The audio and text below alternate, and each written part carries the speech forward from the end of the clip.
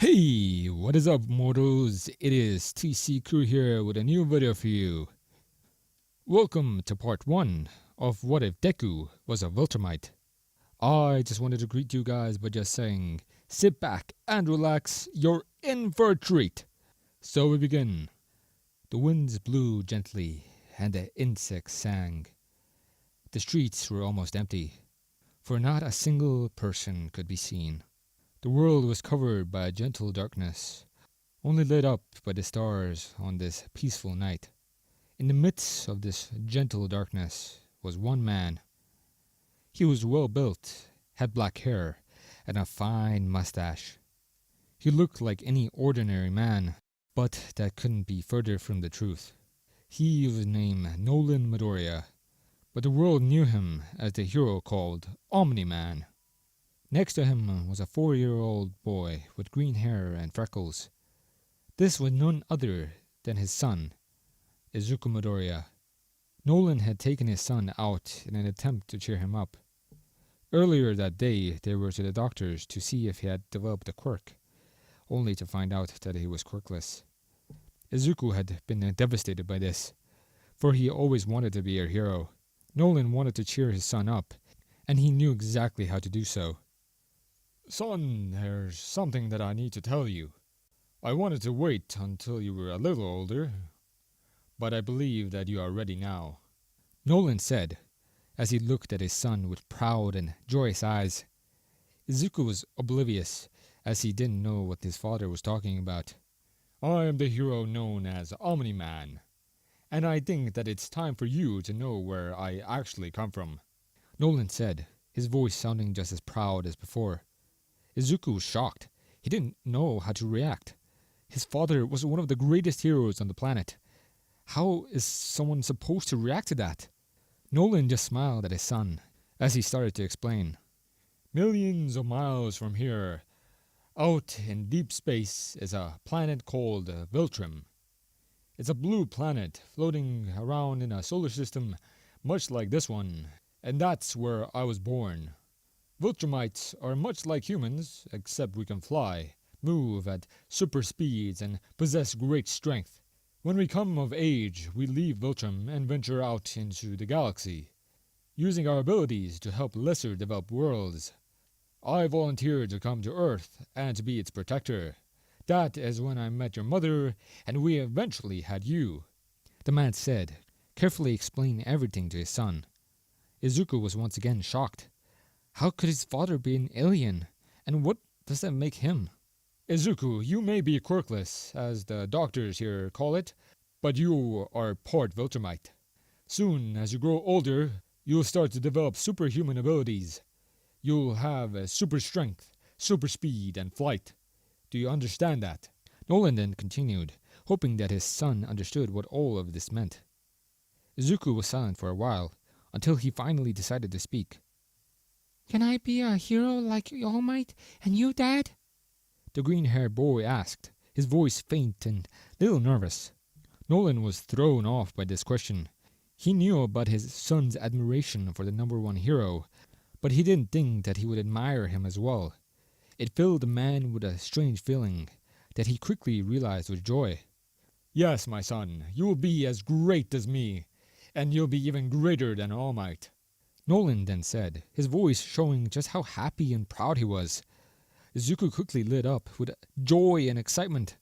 He may be quirkless, but that didn't matter, for he would still have powers. He could still be a hero, just like the people he admired. 10 years passed, but Izuku didn't develop any Viltrumite powers. The green-haired boy was still waiting for them to manifest, but he was getting impatient, so much so that he began losing hope about it altogether. It also didn't help that his childhood friend, Katsuki Bakugo, had been bullying him almost every day for being quirkless. Izuku never told anyone about Viltrumites, or that his father is the unlicensed hero called Omni-Man, for he had been strictly told to keep it a secret.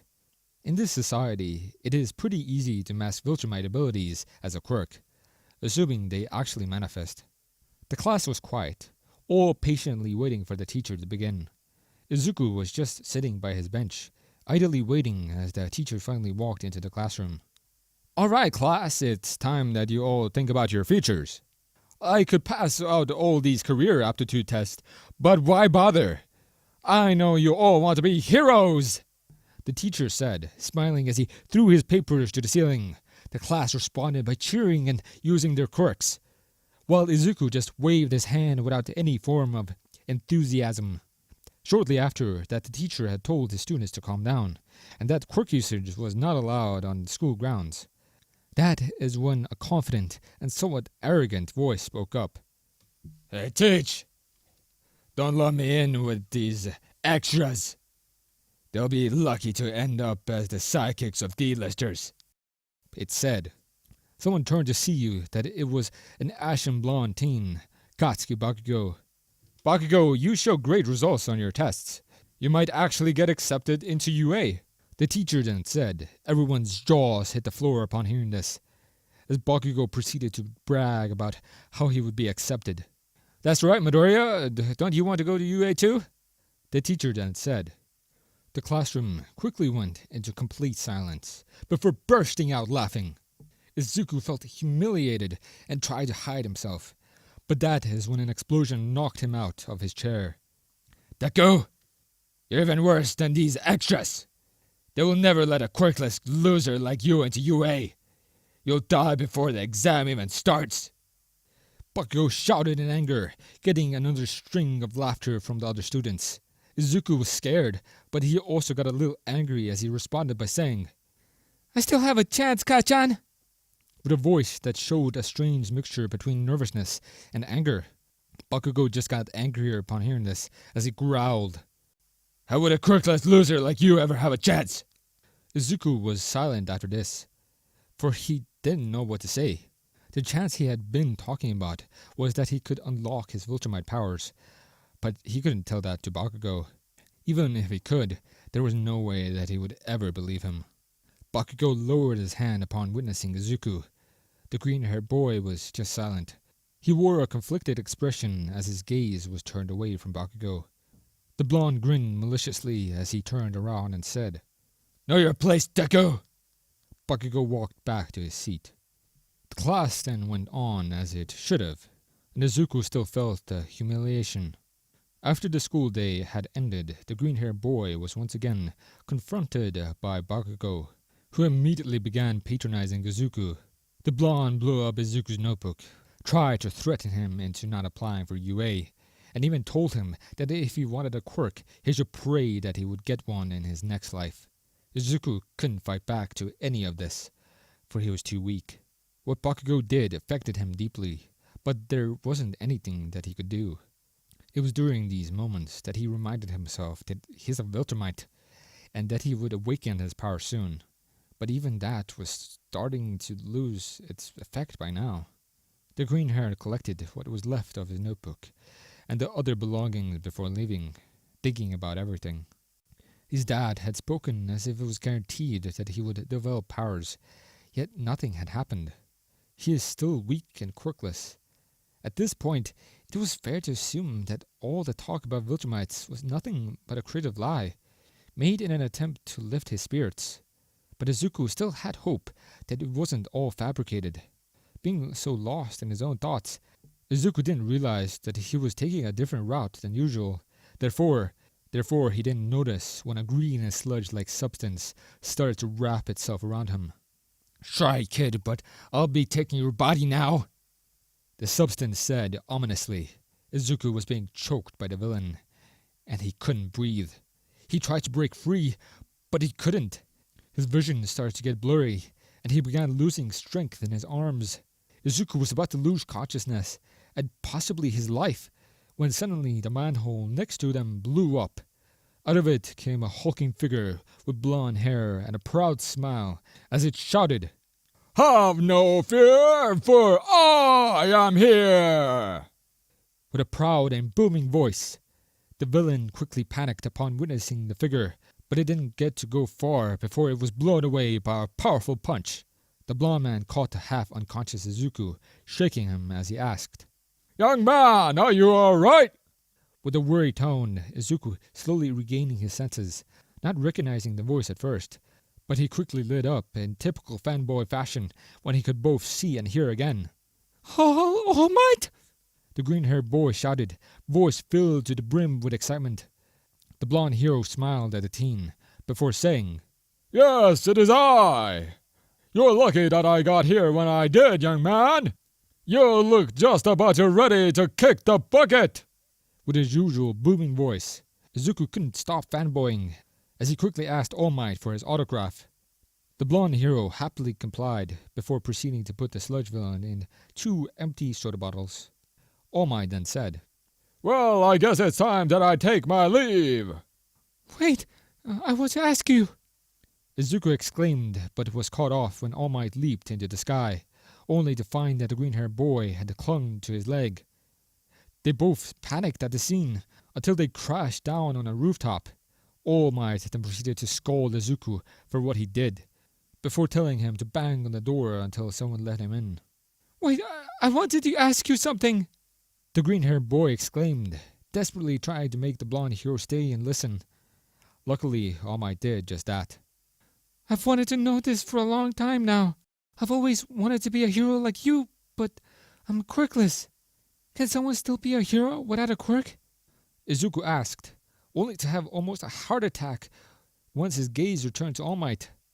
Instead of a blonde and muscular man, he was in front of a man who looked like he had been raised from the dead.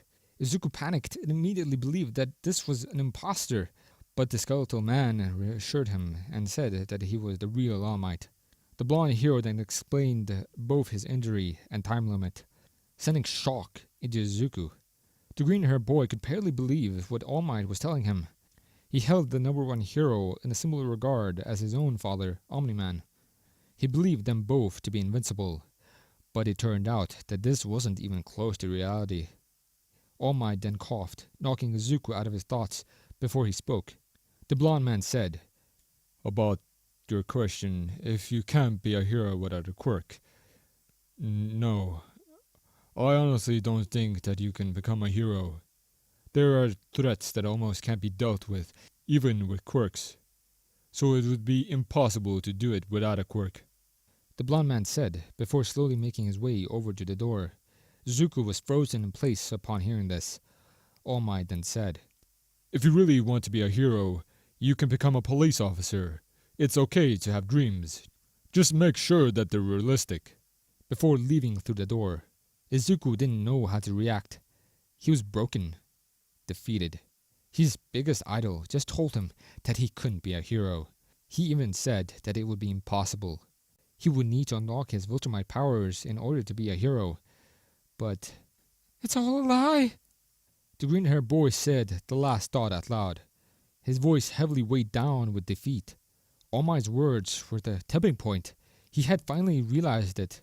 He had finally realized that he was weak, and that his dad had lied to him. Izuku stayed on the rooftop for much longer than he needed to, but he eventually decided to leave. Upon reaching the ground, he could hear some kind of commotion, and thought that it was a villain attack. He walked his way over there with heavy steps, only to be shocked when he got there. It was the sludge villain. It had somehow escaped. Izuku looked around and saw that a deflated All Might was also observing the scene, but he couldn't do anything because he had run out of time. It was at this moment that Izuku realized that this was his fault. The villain must have escaped when he grabbed onto All Might's leg, and now it was wreaking havoc once more. Izuku looked closer, realizing that the villain had a hostage. Shock quickly turned into horror, however, when he saw that the hostage was none other than Bakugo. The blonde teen was desperate, firing his explosion in an effort to break loose, but it didn't work. Izuku looked into Bakugo's eyes and saw true terror that he felt. The blonde may not have been such a nice person, but he didn't deserve any of this. The green-haired boy felt something strange within himself as he sprinted into the scene before even knowing what was happening. The sludge villain saw the green-haired boy approach him as he tried to swat him away with a tendril of sludge. Izuku managed to dodge the attack and made it up to Bakugo. The blonde was being held tightly, and the sludge villain knew that the green-haired boy had no hope of breaking him free. But what happened came as a shock to both the villain and Izuku. With just one pull, he managed to release Bakugo. The sludge villain didn't understand what was happening. For the green-haired boy hadn't been this strong just moments earlier. Izuku was shocked, maybe even baffled, by what was happening. He didn't remember ever being this strong. Just what was happening? Many possibilities went through his head at once, but his eyes widened when he landed at an answer. Both teens flew backwards to the unexpected force until they finally landed with their backs against a brick wall. Izuku's eyes were wide with disbelief as he looked at his hands and muttered, "No way! It's real!" In awe. This awe didn't last for long, however, as the sludge villain approached them both. Izuku acted quickly and threw his backpack towards the villain, using his newfound strength. He missed completely as the backpack embedded itself into the wall behind the villain. The sludge villain slowly approached both Izuku and Bakugo before jumping in for the attack. Both teens closed their eyes and braced for impact, but were met by something else. Instead of being jumped and surrounded by a disgusting mass of sludge, they could hear a loud crash before feeling cold droplets splatter them in the face. The teens opened their eyes, only to be both shocked and overjoyed. In front of them was a man with short hair, a mustache, and a suit that was white with a massive red O on the chest. Everyone, including the onlookers and the pro-heroes, knew who this was. It was the unlicensed hero who did his work in many different countries himself, Omni-Man, but Izuku knew him as his father. The green-haired boy stood up and was relieved to see his father, until he got a look at his face. He was not happy. He was not happy, and Izuku didn't know if he was ready to bear one of his scoldings yet. That didn't matter, however, as Omni-Man instantly walked over to Izuku, grabbed firmly onto him, and said, "We need to talk, now," before taking off with his son in hand. Nolan didn't waste any time. He quickly flew up to a rooftop with Izuku, looking very irritated before saying, "You're in big trouble, young man. Do you have any idea how dangerous that was? You could have hurt yourself, if not worse." Sounding just as angry as he looked, Izuku cowered upon hearing his father's angry tone as he replied by saying, "He was being killed and no one did anything about it. I had to do something." In a desperate attempt to explain himself, Nolan just pinched the bridge of his nose as he sighed before saying, "Izuku, I really hate to say this, but you're quirkless. What do you honestly think that you can do?" With a voice that was a little calmer than before, Izuku scratched the back of his head in an awkward motion as he responded by saying, "Apparently throw a backpack straight through a solid brick wall," with an equally awkward voice. Nolan was both shocked and confused upon hearing this as he uttered, "What?" Izuku looked at his father before explaining, "I threw my backpack so hard that it embedded itself into the brick wall. Either that was hysterical strength, or I just got my powers," he said, still looking a little awkward. Nolan's expression showed one of shock, but that shock quickly turned into joy as he said, "Great! That's just great! It doesn't change the fact that what you did was stupid, but I'm happy for you," with a genuinely joyous tone, before continuing by saying, "We'll start your training early tomorrow, so you'll be ready for the UA entrance exam." With a voice that almost sounded a little excited, Izuku smiled upon hearing this as he said, "You sound like you're even more excited than I am, Dad." Nolan just laughed upon hearing this as he said, "Of course I am. I finally get to show my son what it means to be a Viltrumite," with a proud voice making him sound similar to All Might. Izuku was once again happy and was also getting excited. He was happy to finally have powers and he was excited about learning how to use them. But there was one thing that made him happier above everything else, that it was real. What made him the happiest was knowing that his father had been telling the truth, that what he told him all those years ago wasn't a lie. All Might was in a hurry, for he needed to act quickly. Upon seeing how the green-haired boy had rushed in to save the hostage, he had decided he was going to make him his successor. But he was both shocked and confused by what he saw. The teen had said that he was quirkless, yet he was strong enough to break the hostage tree and almost make a hole through a brick wall. This meant that the kid was either lying or just unlocked his quirk. He would later learn that it was the latter, after telling the kid when Omni-Man had taken him. He was far away enough for them to not notice him, and he couldn't hear their entire conversation, but he heard enough to establish two things. One, The kid just unlocked his quirk during his clash with the sludge villain. 2. He was Omni-Man's son? The second piece of information had both shocked and sent chills down All Might's spine, but at the same time, it made him happy. The green-haired teen, who he heard was called Izuku, definitely didn't need his quirk nor guidance, so he could give one for all to someone else. That way, there would be 2 individuals capable of becoming the next symbol of peace. All Might stood face to face with a teen. He was in his skinny form, but luckily the teen had believed him when he said that he was indeed All Might. The deflated hero had just explained one for all to the teen, so now came the moment of truth. "Well, young man, what do you say? Will you be my successor?" The skeleton man asked, anxiously waiting for an answer. The teen grinned upon hearing all of this, as he responded with both pride and confidence. "Hell yeah!" The next day Izuku woke up extremely early to a loud knocking on his door. It was his father, standing there to announce the beginning of his training. The green-haired boy dragged himself out of bed and got ready, before meeting his father outside. "Well, you look tired," Nolan said, quite comically. Izuku yawned in response before saying, "I barely got a wink last night. I guess I was just too excited for today." Nolan giggled upon hearing this before continuing by saying, "All right, we shouldn't waste any more time then. Let's take to the sky."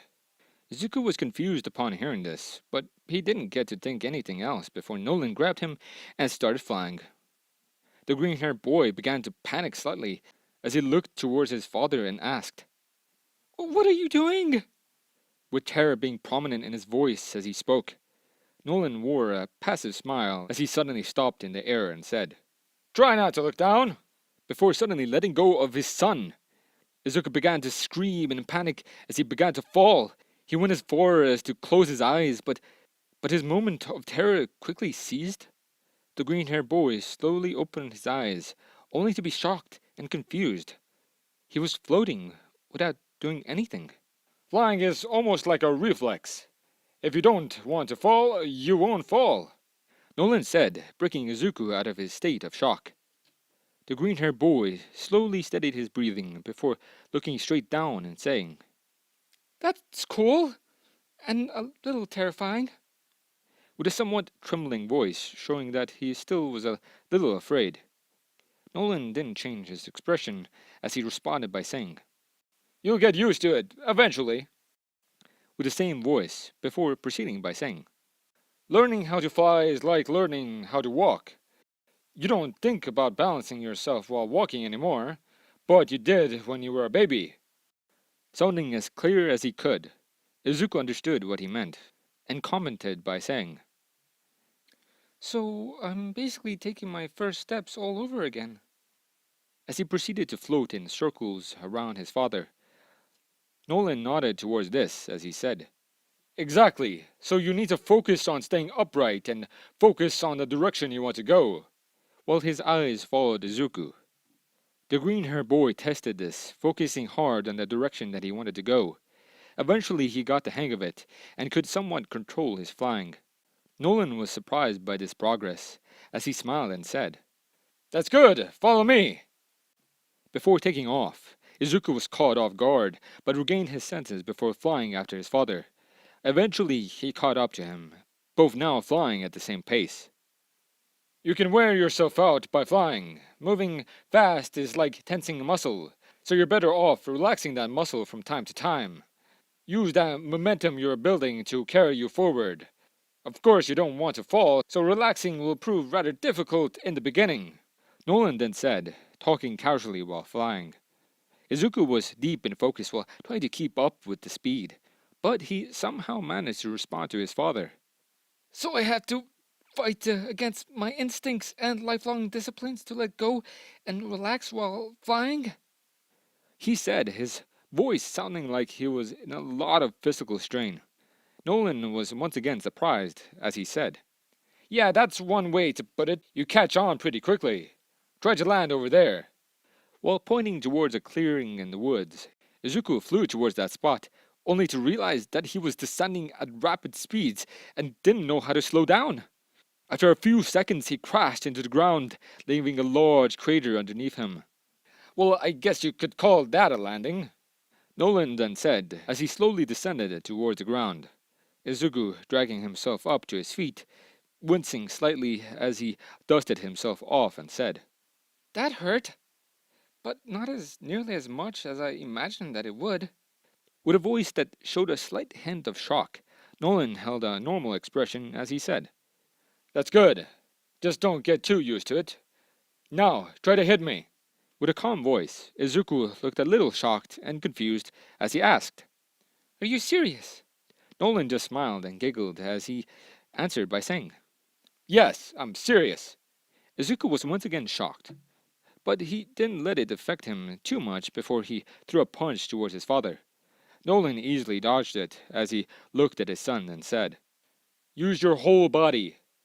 You can punch with your arm, but if you punch with your shoulder, your hips, and your legs as well, it will be more powerful."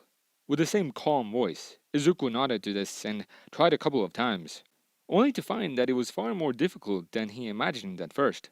"It will take a while to get the hang of it," Nolan then said, getting his son's attention, and listened to what his father said next. "You can freely move yourselves through physical space. That's how we fly. So we don't have to push off the ground. We can push off anything. We can literally create our own leverage," Nolan said, as he demonstrated by floating up and down. Izuku was stunned to hear this. At first, he didn't realize just how useful and flexible flight was, but now he did. If he could create his own leverage so easily, it meant that he could continuously attack or evade regardless of what position he found himself in. The green-haired boy then closed his eyes and started to concentrate. After that, he started to float. That is when he opened his eyes and proceeded to throw another set of punches towards his father. Nolan easily avoiding the punches once again, as he smiled while saying, "That's good, but try a little more like this." With his usual voice, Zuko was once again confused and asked, "Like what?" But it was cut off by Nolan, who threw a powerful blow straight into his chest. Izuku had the wind knocked out of him as he fell to the ground in pain. He wanted to speak, but the punch had hit him so hard that he couldn't bring a single word out of his throat. Nolan's expression suddenly changed into one of concern, watching how his son now struggled to breathe. He made his way down to Izuku before placing his hand on his shoulder and saying, "I'm sorry, Izuku. I didn't mean to hit you so hard, but you have to be prepared for anything. If you really want to do what I do, you have to endure the pain, because no one is going to pull their punches." With a voice that showed concern, Izuku continued to wince and gasp for air. He wanted to say something, comment or complain about how much it hurt, but he couldn't. It wasn't just that he was physically unable to do so. His father was right. If he wanted to be a hero, he has to be able to take a punch, because no one will ever go easy on him. The green-haired boy clenched his teeth, biting through the pain, as he slowly pulled himself up, his legs trembling horribly, but he didn't give in. He kept pulling himself up until he was finally back on his feet again. Izuku exclaimed, "I'm not done yet!" Izuku exclaimed, barely able to speak still. Nolan was more shocked than ever before. He had held back with that punch, but that force was still enough to deal damage. If that wasn't enough, it landed in the center of his chest. The impact would make it difficult to breathe. Despite all of this, Izuku still stood up. It made him happy because it meant that Izuku actually had what it took to do this. Nolan smiled as he walked up to Izuku and said, "All right, take a deep breath, and then we'll continue." With a voice that showed just how proud he was, Izuku did as his father said. He took a deep breath before smiling and saying, "I'm ready," with a more steady voice. Izuku spent the next 10 months training with his father. Eventually, he learned how to fly with barely any problem, and how to use his powers in some creative ways. Nolan was impressed by how much Izuku managed to improve, and had to up the training to what other people would call bizarre levels. It was during one of their flight sessions that Izuku noticed something strange. He noticed a beach that looked like a scrapyard, but there was something else about it. He could see two figures there, both looking to be blonde, and he could hear what sounded like an explosion. The explosion made Izuku realize that one of the blondes had to be Bakugo, and upon closer inspection, he realized that the other was none other than a deflated All Might. The green-haired boy was both shocked and confused. Bakugo looked like he was being trained by All Might, but what did that mean? Did it mean that Bakugo knew his secret? How did they even know each other? And for what purpose was Bakugo being trained? All of these questions pondered inside of Izuku's head, but he didn't get to think too much about it before having to return to his training. Then, before even he knew it, the day of the entrance exam had finally arrived. Izuku walked his way through the gates of UA, only feeling a little nervous about what's to come. He was sure that he could pass with his abilities, but he was mostly thinking about what his father told him before leaving. Nolan had told his son to be careful and try to hold back when using his powers. He could easily pass the test without any trouble, but he could destroy the entire test site just as easily. Not only that, he could accidentally hurt someone if he wasn't cautious enough. This would be Izuku's real test, to use his powers while causing a minimal amount of damage to the surroundings. That includes limiting how fast he flies and how hard he hits. He is a Viltrumite, so it's his responsibility to use his powers sparingly. "Out of my way, Deku!" A loud and aggressive voice shouted. Izuku turned to see that it was Bakugo, walking his way towards him. The green-haired boy sighed before saying, "Hey, Kachan." While waiting for something nasty to come out of Bakugo's mouth. To his surprise, however, that didn't happen. The blonde just looked grumpy as he walked past Izuku without uttering a word. The green-haired boy was confused, as his eyes followed the back of Bakugo. The blonde had for some odd reason been less aggressive towards him recently. He didn't know why Bakugo suddenly changed his behavior, but he could guess that it had something to do with the sludge villain incident. Maybe it had something to do with All Might. Izuku stopped thinking about it at the second that it came to his mind, because he knew that it would only serve to distract him. He shoved all those thoughts out of his head before proceeding towards the auditorium. The exam's explanation was simple. In order to earn points, you had to destroy robots. Different robots give different amount of points. Then there was a robot worth 0 points, but it was practically impossible to beat. One part of Izuku wanted to make President Mike eat his words about the zero-pointer, but decided against it when remembering what his father had told him. The green-haired boy stood outside the gates to the fake city, preparing himself mentally. To everyone else, he looked calm and stoic, but on the inside he was desperately trying to calm himself down. That is when he finally cleared his head, and stood ready by floating ever so slightly. Then, without warning, the gates flung open. Izuku didn't waste any time and immediately flew off at high speed. The other examinees looked confused until President Mike shouted that the test had already started and that there were no countdowns in real battles. They all took haste, but they were all slightly distracted. It was the fact that the green-haired boy, who previously had been in the far back, had flown over their heads at super speeds. Even a certain blue-haired teen had been impressed by the speed, feeling like himself was outclassed. Izuku wasted no time and immediately went for his first set of robots. He immediately flew up to them and started to dismantle them, making sure to keep surrounding damage to a minimum before heading for a new batch. The green-haired boy continued flying like this, flying around and destroying as many robots as he could see. At some point, he even started to help other examinees that he thought were in danger. Meanwhile, in the monitor room, the many teachers were observing the exam. They carefully inspected the examinees, and even began picking favorites. Then their gazes landed on the monitor that showed a certain green-haired boy. They watched him fly around, destroying robots in this way, but they felt something strange from him. He looked careful without any reason, and he didn't look that impressive. Other than the fact that he was strong and could fly, he didn't look that special. Many of the teachers had this mutual feeling, except for a select few.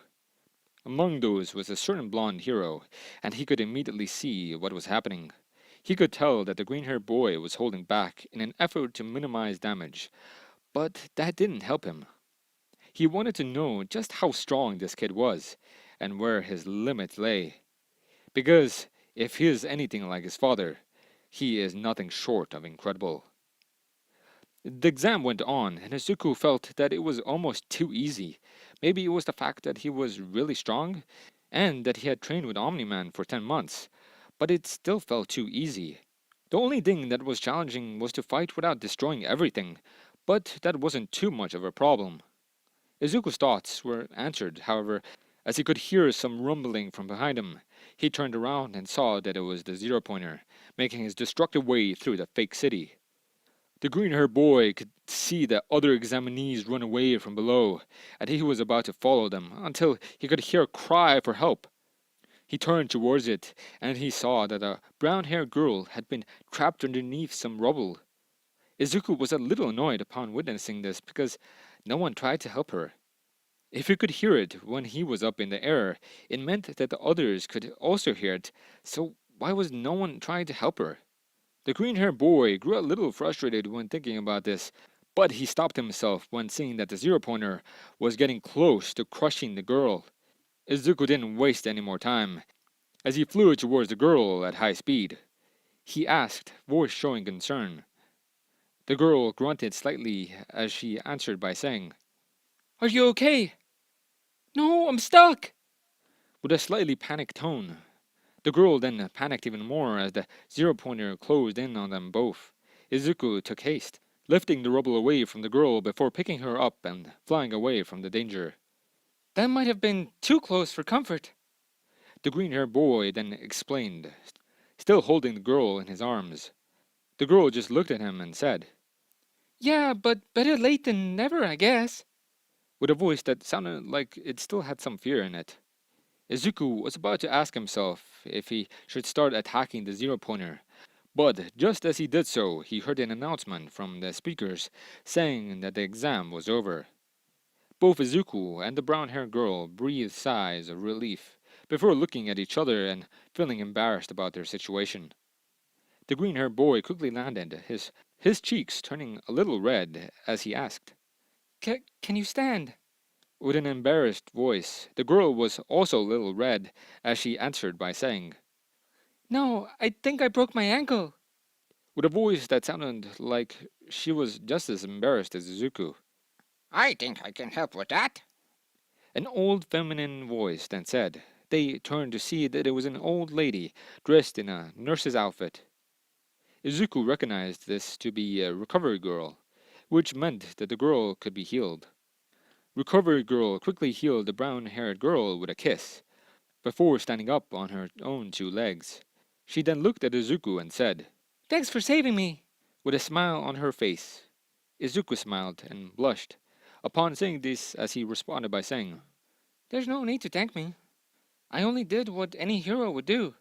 With a somewhat calm voice, the girl just smiled more, making Izuku blush even more as he said, "I guess I'll see you around," before leaving. Unbeknownst to Izuku, someone was watching the exam from far away. It was none other than his father, flying high enough to be unnoticed. He watched Izuku's performance throughout the exam, and he was pleased. He could tell that Izuku thought of just destroying the zero-pointer, but he was glad to see him decide against it. He did as he was told and kept the damage to a minimum, and Nolan was more than satisfied with the results. A week passed after the entrance exam, and Izuku finally got his letter from UA. Without wasting any time, he tore it open, revealing a metal disc. The disc then lit up, showing a hologram of All Might. It told him that he passed the exam, and that he got first place. The green-haired boy celebrated with both his parents, receiving a lot of praise from his father. Then, just a week later, the day finally came. Izuku prepared himself properly before heading off to UA. Upon arriving, he looked for the door that read 1A, floating through the hallway as he did, until he finally found it. The green-haired boy stopped in front of the door, intimidated by how massive it was. He wondered just what type of people would be in his class, but he pushed that aside before steeling his nerves and sliding the door open. What he was met by On the other side was an argument between Bakugo and a blue-haired boy. Their argument quickly stopped, however, when they noticed that Izuku was standing in the doorway. Bakugo grunted and proceeded to ignore the green-haired boy, while the blue-haired boy walked up and introduced himself. "I'm Tenya Ida. It's nice to meet you," he said as he reached out for a handshake.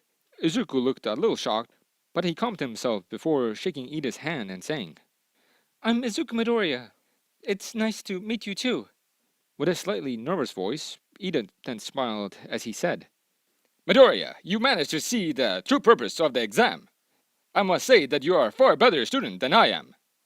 With a calm voice, Izuku was embarrassed after hearing this, but he didn't get the chance to explain himself before a familiar and feminine voice spoke up from behind him. "I know that green and messy hair," it said. Izuku turned around to see that it was the girl that he had saved during the entrance exam, which prompted him to turn a little red. "I'm Ochaka Uraraka. Thank you for saving me," she then said. Izuku was still a little red, but he managed to calm himself down before saying, "I'm Izuku Midoriya, and you don't need to thank me," with a nervous tone. Uraka didn't seem to notice how nervous Izuku was, as she proceeded to ramble with excitement. "So, what do you think we'll be doing today besides orientation? I wonder what the teachers are like. I can't wait to meet everyone." If you're here to make friends, I suggest you pack your bags and leave. A tired and dull voice then said. Everyone looked behind Uraraka, only to be terrified when they saw a grumpy-looking man inside of a caterpillar-like sleeping bag. My name is Shota Aizawa, your homeroom teacher. The man then said as he proceeded to stand up and get out of his sleeping bag. Everyone was stunned upon hearing this. They just couldn't believe that this tired and worn-down looking man was their teacher. Aizawa was unamused by everyone's reaction as he pulled what looked to be a sports uniform out of his sleeping bag while saying, Put these on and meet me in the training field. With a tired voice, everyone was confused as Uraraka said, "But sir, won't we miss orientation?" With what sounded like concern in her voice, the tired man looked just as unamused as before as he answered by saying, You all want to be heroes, right? Then we don't have time for orientation. Now do as I said, and don't make me wait. Without changing his voice in the slightest. Everyone was once again stunned. Some were even intimidated, but they all listened this time. Everyone left their classroom to do what their teacher told them, unaware of what was in store for them all. Class 1A did as their teacher had told them and gathered in the training field. They didn't know what was going to happen, but they could tell that Aizawa wasn't messing around. The sleep-deprived teacher scanned every single one of his students until he spoke. We're going to have a physical test, like the ones you had in middle school. The only difference now is that you'll be able to use your quirks, he said, sounding just as tired as he looked. The class was surprised to hear this, as Aizawa proceeded by saying, Midoriya, you got first place in the entrance exam. What was your farthest distance throw with a softball in junior high? With the same tired voice as before, Izuku thought for a second and was going to answer Aizawa, but something stopped him. It was Aizawa's eyes. He could see something strange in them. It was as if the teacher was carefully analyzing him. The look he gave showed that he was curious, as if he wanted to know just how strong Izuku was. So, what is it? Aizawa then said, knocking Izuku out of his thoughts. The green-haired boy gathered himself before answering by saying, About 60 meters, I think. Sounding as calm as he could. Aizawa was unamused by this as he tossed a softball over to Izuku and said, Try doing it with your quirk this time. Anything goes so long as you stay within that circle.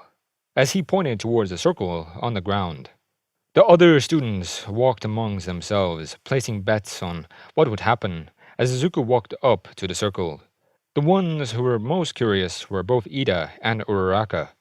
From what they saw Izuku doing during the entrance exam, they knew that he was strong, But they didn't know how strong. They saw himself fly, move at great speeds, show great strength and durability, but he didn't show that much during the exam. This was an opportunity to see what he could do. What does that quirkless loser think he can accomplish? Bakugo scoffed, not believing for a second that Izuku actually robbed him of the #1 spot in the entrance exam. Ida heard the blonde and was about to speak against him, but he was beaten to it by Uraraka. What are you talking about? Midoriya isn't quirkless? The brown-haired girl said, sounding confused as to what Bakugo meant. The blonde narrowed his eyes at Uraraka as he said, I've had the displeasure of knowing that nerd for most of my life now, and he has been quirkless during that entire time. With a more aggressive tone. Uraraka jumped a little upon hearing this, for it sounded like Bakugo was ready to attack, but his words intrigued both her and Ida. Had Izuku been really quirkless, like Bakugo said? Was he just lying? Or could it have been that the green-haired boy had kept his quirk hidden up until now? Izuku stood in the ring and prepared himself, thinking on how to go about this. That is when he reeled back, before throwing the ball. A bang could be heard as a ball flew through the skies, tearing through the wind as it did. The green-haired boy had applied the same theory about punching that he had learned from his father. He used his entire body and even used his flight to apply more power. A few seconds passed until Aizawa finally got a notification on his phone. The tired teacher looked as unamused as always before showing it to the class. Everyone had their jaws hit the floor as Uraraka exclaimed, 970 meters! Sounded very shocked. No way! It was just shy of 1,000 meters! Ida then exclaimed, sounding equally shocked. Aizawa had no reaction to this, but there was one thing that piqued his interest. He had used Erasure on the green-haired boy, but nothing had happened. He didn't even get the usual effect when using it on mutation types. This was a strange phenomenon, and it meant one out of two things. Either Izuku was immune to Eraser, or his powers didn't come from a quirk. Deku, you bastard! Tell me how you did that, or else you're dead! A loud and a very angry voice bellowed. It was none other than Bakugo, as he charged in towards the green-haired boy. Aizawa moved and began to ready his scarf, but he wasn't fast enough. Bakugo made it to Izuku and blasted him. A massive cloud of smoke covered the circle, so that no one could see who was standing there. Everyone got worried, thinking that Izuku had gotten hurt, but that worry was quickly replaced by shock when the smoke cleared. The green-haired boy wasn't there anymore. They couldn't see him anywhere, in fact. That was close! A voice then said. Everyone was shocked, as they followed the voice to its source. It was Izuku, and he had somehow managed to fly a few meters up in the sky before Bakugo's explosion landed. I'd rather not destroy my PE uniform on the first day. So, could you please not do that, Kachan? The green-haired boy then said, almost a little comically. Bakugo was in disbelief. He had seen Izuku's softball throw, but he still convinced himself that it was a trick of some sort. This, however, could not be explained by some trick. The green-haired boy was actually floating in the air. You can't do that without a quirk. Bakugo, if you value your place here in the hero course, I strongly suggest that you stand down. Aizawa then said, quite menacingly. Bakugo was knocked out of his shock as he grunted and walked back to his classmates. Izuku then descended to the ground, next to his classmates, as Aizawa spoke again. These tests are meant to measure your potential. Therefore, whoever comes in last place has none, and will be expelled immediately. The tired teacher said, quite bluntly. The students all went wild upon hearing this, as Uraraka spoke up. You can't expel us. We just got here. It's not fair.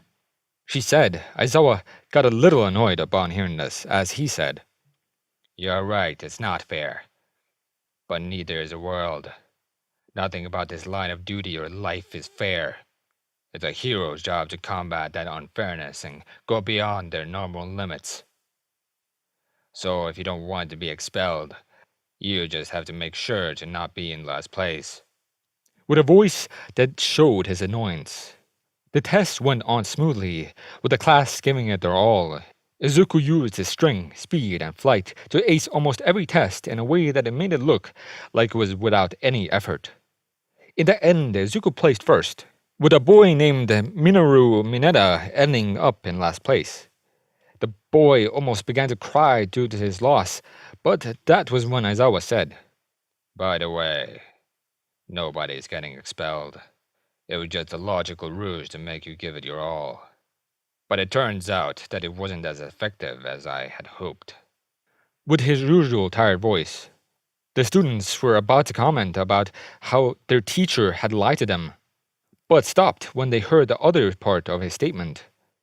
Aizawa was silent for a long while, until his gaze landed on Izuku. Midoriya, if you don't take the test seriously next time, I will expel you regardless of how good your results were. The tired teacher then said, once again, sounding like he was annoyed. The class was stunned upon hearing this. Izuku had performed the best out of all of them, without a doubt, but he's been holding back while doing it? Just how strong is he? How did he get so far?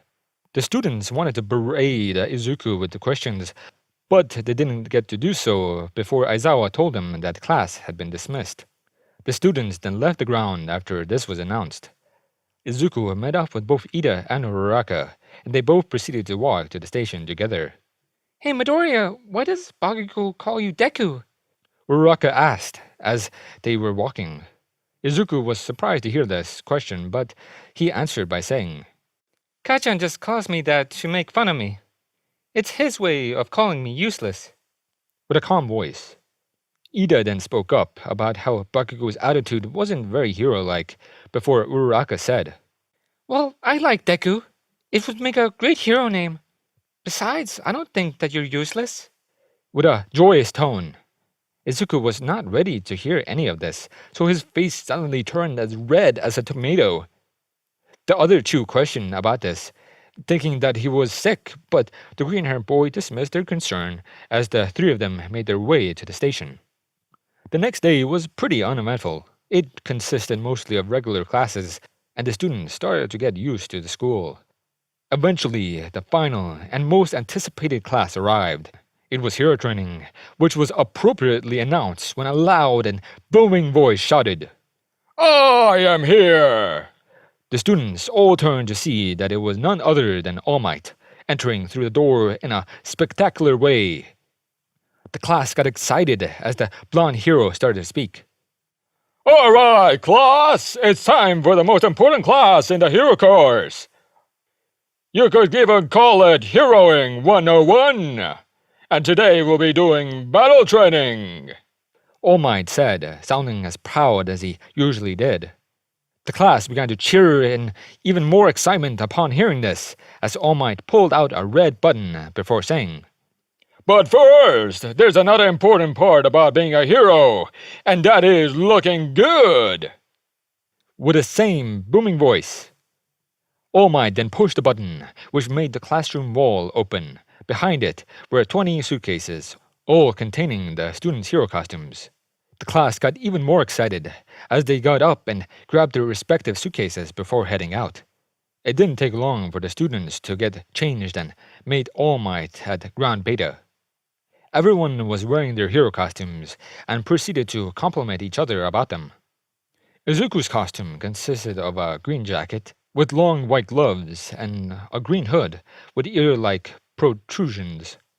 This costume was custom made by a tailor that was good friends with his father. It was designed to handle extreme situations such as entering and leaving the atmosphere, and Izuku's father had commented about how much it was inspired by All Might a little too much. The students' chatter then quietened down as All Might proceeded to explain the exercise. There would be two teams, one hero team and one villain team. The villain's job is to protect the weapon, while the heroes are supposed to capture it. The heroes win if they secure the weapon or capture the villains. The villains win if they capture the heroes or protect the weapon until time runs out. After the exercise was fully explained, the teams were made and drawn.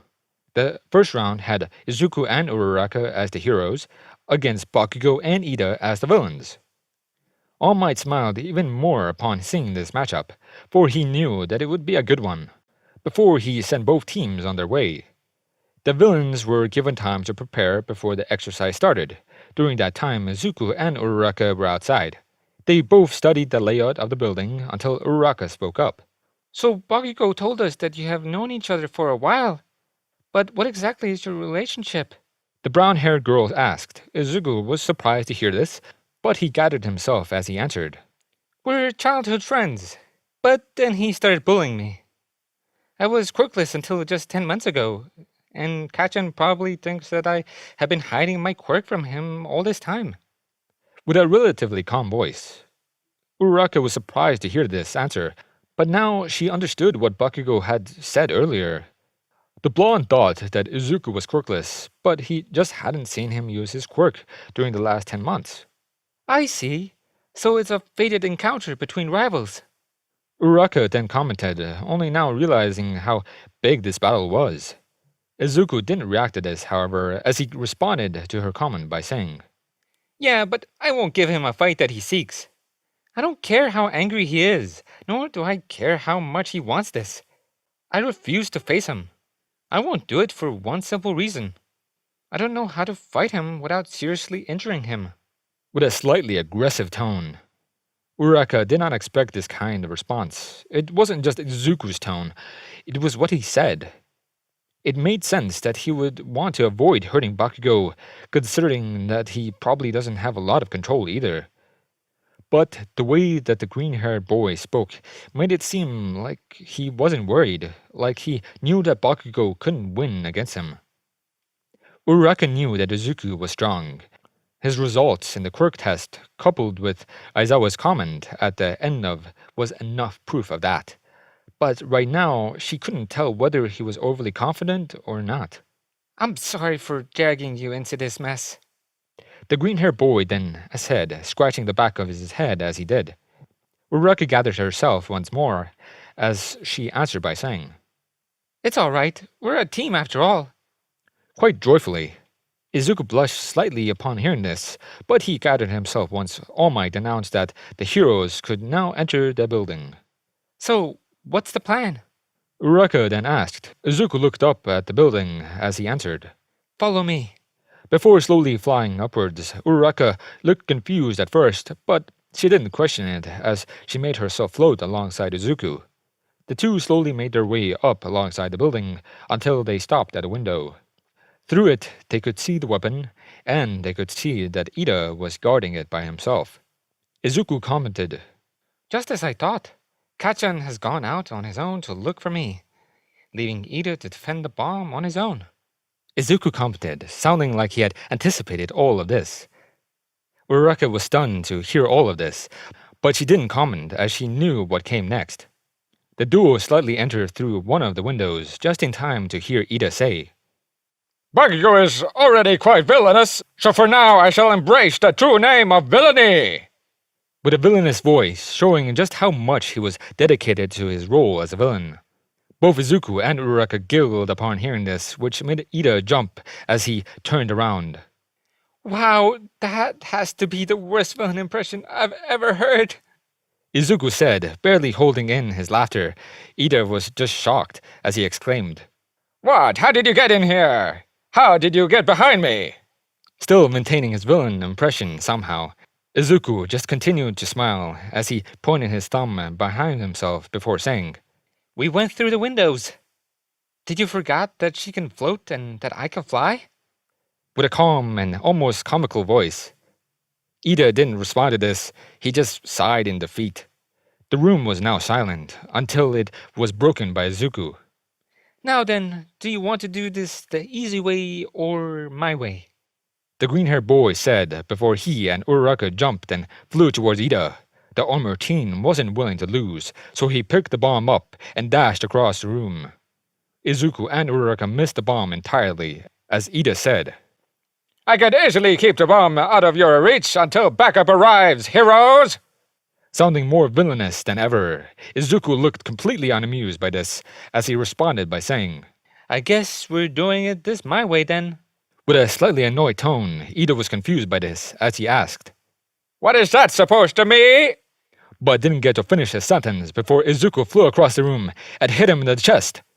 The force from the impact was so great that it completely shattered Ida's chest plate, knocking the breath out of him. As he launched himself into a wall, the blue-haired boy curled up on the floor, shivering in pain, as he was gasping for air. Izuku shivered and felt bad upon witnessing the scene as he said, Just when I thought I had gotten over that. I'm so sorry, Ida. I know how much that hurts. sounding like he was genuinely sorry. Uraraka was frozen upon saying this, for she now understood Izuku. The green-haired boy was serious when he said that he could hurt someone too easily, and this was enough proof. Ida had taken just one punch, and he was completely defeated. What made things worse is that Izuku clearly didn't want to hit Ida this hard, and she could somehow sense that he could do a lot worse than this. Uraraka, would you like to do the honors? Izuku then asked, as he pointed towards the bomb. The brown-haired girl was knocked out of her thoughts as she walked up and touched the bomb. Hero team wins! All Might then shouted through the speakers, marking the end of the exercise. Izuku was quick to help Ida stand up, which prompted Uraraka to do the same before they all walked out together. After everyone had gathered in the monitor room, All Might declared that both Ida and Izuku were the MVPs. This led to Yaoyorozu explaining that Ida had, unlike his teammate, taken the exercise seriously and actually tried to defend the weapon. Meanwhile, Izuku had made a plan that would involve a minimal amount of combat, which in turn would involve a minimal amount of property damage. The only forms of criticism that were given to them were that Ida needed to be more aware of his surroundings and the opponent's possibilities, and that Izuku could try to hold back more. The green-haired boy was being praised for his performance, but he couldn't bring himself to accept it. He had hurt Ida. Had it not been for the armor, he could have possibly shattered his ribcage. He needed to get better at controlling his powers, so that this could never happen again. The other matches went on smoothly, with different sides winning. One match, however, caught Izuku's attention more than the others.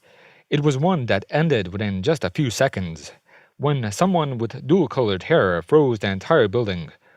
Izuku made a mental note to keep an eye out for this ice user, for he was quite strong. The day then went on as it should have, with the students finishing whatever needed to be finished before heading home. Izuku met up with both Ida and Uraraka after everything had ended, and the green-haired boy apologized to Ida so many times that it was starting to get annoying. Shortly after they left, Bakugo walked out of the building. He watched the trio walk off, and he was getting angry. His anger was aimed at Izuku, and it was because what happened during the exercise. The green-haired boy had avoided combat with him, and it wasn't the first time either. He had almost done it when the blonde tried to attack him during the quirk test. Bakugo was getting more and more furious. Izuku had been hiding his quirk all this time, and now he was stronger than him? The blonde had more than just his explosions now, and he even had All Might on his side, yet he still couldn't see if he faced up to Izuku. The blonde clenched his fist in anger until he felt a hand on his shoulder. Is everything alright, young Bakugo? The booming voice of All Might asked, wondering what was happening. Bakugo just grunted as he looked towards the far-distant Izuku, before shouting, Damn it, Deku! When did you get so damn strong? With a very angry tone. All Might was surprised to hear this. He knew that Bakugo was talking about Izuku, and he knew why. Bakugo is obsessed with being the strongest, and seeing that the green-haired boy showed off his power like that had probably triggered something in him.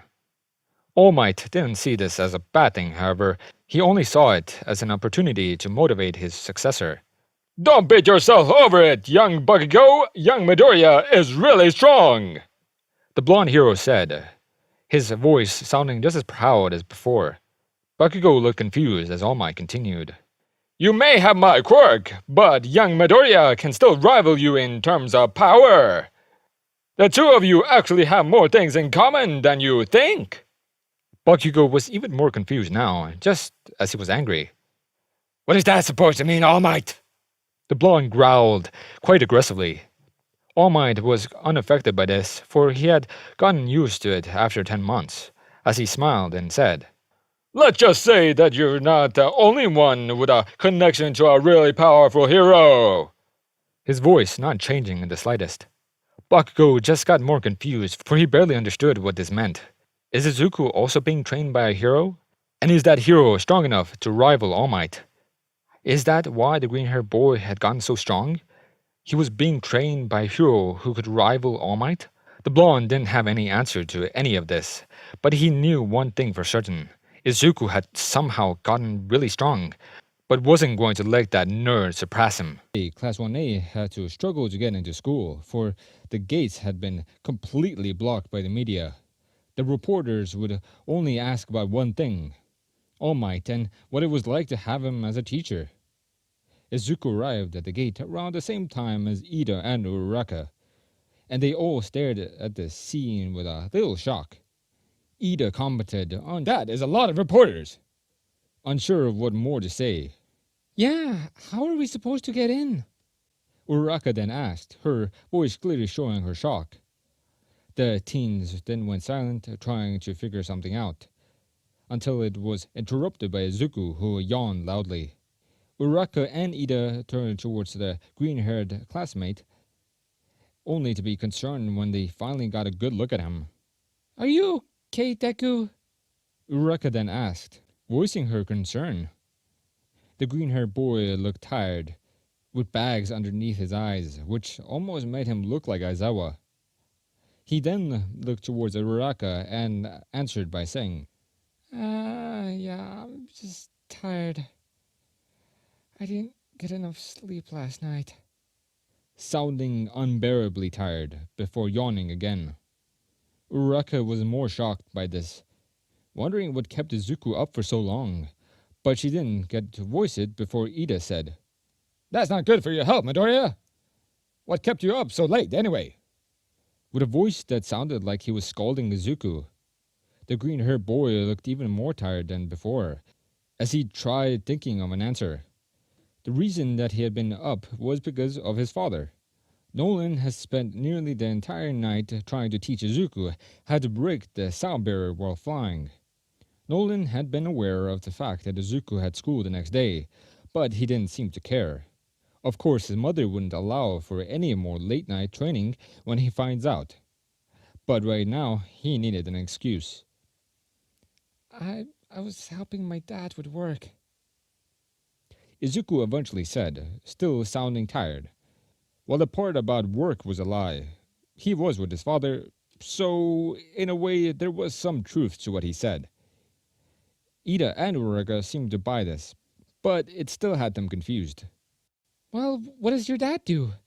And what does he need your help with?" Uraraka then asked, sounding a little curious. Izuku's eyes went wide upon hearing this, as if he was finally awake. He hadn't expected this question, and it wasn't good for him. His father didn't work as a pro hero, for he didn't care to get a license after coming to Earth. He was a writer, so for what reason would he need Izuku's help for almost the entire night? Izuku desperately tried to come up with an answer, but it turned out that he didn't need to. His save and grace was the media, who came rushing at them when realizing that there were UA students. The teens almost began to panic upon seeing this, for they had hoped to avoid the media. They tried to think of a means to escape, and that is when Izuku spoke up. "Grab on!" he shouted. The other two looked confused, but they decided to do as he said. Next thing they knew, they were flying. Ida and Uraraka almost began to panic, for Izuku had taken off from the ground without any warning. They carefully floated over the sea of reporters over the gates of UA before finally landing. "Thanks, but could you maybe give us a heads up next time you decide to do that?" Uraraka then asked, sounding a little jarred still. Izuku gave an awkward smile as he scratched the back of his head, but he didn't get to say anything before someone else spoke up. "I'd advise you to refrain from doing that next time." A tired voice said. The teens turned around to see that it was none other than Aizawa, looking as tired as ever. Midoriya, I understand that you would want to avoid talking to the media, but what you did could have been dangerous. Just try to bear it in next time. The teacher then said, sounding even more tired than before. Izuku only nodded at this as he said, "Yes, sir," while sounding a little nervous. Aizawa's expression didn't change in the slightest as he said, "Get to class, you three, and let me know if you need to borrow my sleeping bag, Midoriya." With the same tired voice, Uraraka and Ida giggled upon hearing what Aizawa said, for even he noticed how tired Izuku was. The green-haired boy just looked grumpy upon hearing this, as he then proceeded to float his way over to the classroom, the other following suit, continuing to giggle as they did. What happened next was just regular school stuff. Class 1A elected their class representative, which somehow ended up being Izuku, but after some bizarre events, Izuku passed that role on to Ida. The next day, everyone anxiously waited for Heroic's class to begin. That is when Aizawa walked up to the podium. "Alright, class. Today we'll be doing rescue training at an off-campus facility," the sleep-deprived teacher said. The students cheered in excitement upon hearing this, while Izuku began thinking about the idea of rescuing. Aizawa then silenced everyone as he sighed and said, "I know you guys are excited about costumes, but keep in mind that you haven't gotten used to them and they might hinder your abilities," before pressing a button, revealing everyone's hero costumes. It didn't take long for the class to change into their hero costumes again, thus they quickly boarded the bus that would take them to the facility afterwards. During the bus ride, everyone began talking about their quirks. That is when they eventually got to Izuku. Midoriya, how does your Sue quirk asked. work? Izuku did not expect this question, but what was more unexpected was how everyone responded to this. It turned out that everyone wanted to know the answer to this question, for Izuku had almost too many powers. "Well, I have super strength, super speed, flight, and super durability," the green-haired boy answered, remaining as calm as possible. Everyone was surprised to hear this. They imagined that Izuku had some cool abilities, but to describe almost all of them as super almost felt like it was too much.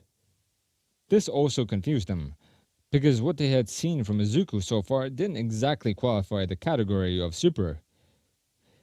"That is a lot of super for just one person," Kaminari commented, sounding a little comedic as he did. Izuku cringed a little upon hearing this, as he responded by saying, "I didn't come up with it. My dad did," with an awkward voice. Everyone got intrigued upon hearing this, as Uraraka asked, "Now that you mention it, you never told me what your dad does. And is your quirk similar to his?" With a curious voice. Izuku didn't know what to say. He couldn't tell them that his dad is Omni-Man. That would just cause too much chaos. But what should he say? If he just said that his father was a writer, while also saying that they had the same powers as him, the others would definitely ask too many questions, if they even bought it in the first place. The green-haired boy thought for a second, until he decided that he just needed to say something and hoped that they all would buy it. "My dad is a travel writer. He's pretty successful too. And yes, our quirks are almost identical to one another," he said, avoiding eye contact and trying to remain as calm as possible.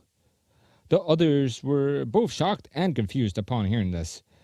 It wasn't that Izuku's father was a writer, it was that he had a strong quirk, but chose to be a writer. "I hope it's not rude to ask, but why did he choose to become a writer? Why didn't he try to become a hero with that quirk of his?" Ida then asked, which seemed to be what everyone else was wondering. Izuku didn't have an answer to this, because he didn't know. When his father came to Earth, he just began helping people like a hero. Even after becoming famous as Omni-Man, he didn't get a license.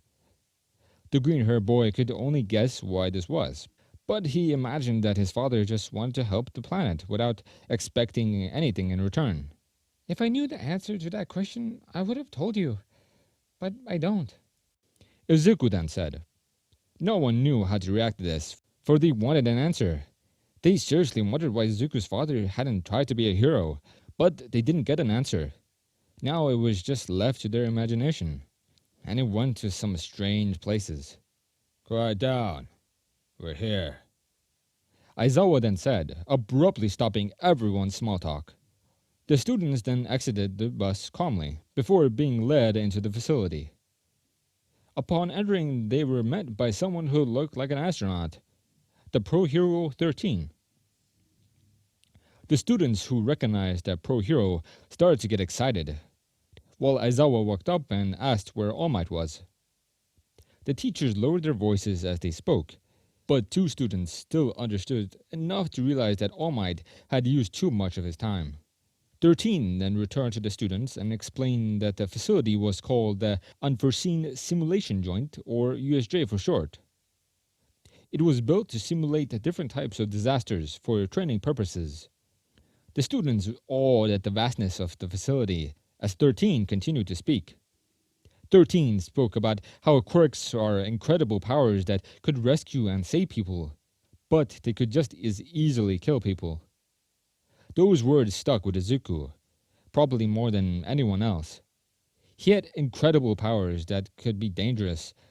He demonstrated that during Heroes vs. Villains simulation. He wanted to be a hero that can save people, but to do that, he first had to learn how to fight someone without injuring them. Izuku listened carefully to 13's words until they were interrupted by Kirishima, who said, "Sweet, we even get to have fake villains!" While looking towards the center of the facility. Everyone got confused upon hearing this as they turned their attention towards where he was looking. What they saw was a massive group of menacing figures exiting what looked to be a black portal. Izuku did not know what was going on. All he knew was that he got a really bad feeling from those individuals. It wasn't until Aizawa spoke up that he realized that this feeling was for a good reason. 13, get everyone to safety. Those are real villains. The tired teacher shouted, his voice showing the urgency of the situation. The students began to panic upon hearing this, but 13 managed to keep everyone relatively calm. That is when Aizawa pulled out his goggles and prepared himself to fight. Will you be all right? You're outnumbered and in the wrong element, Izuku then asked.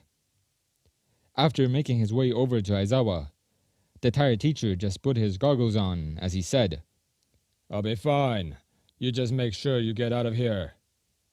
Before charging in, Izuku wanted to help, but at the same time he understood what his teacher was trying to say.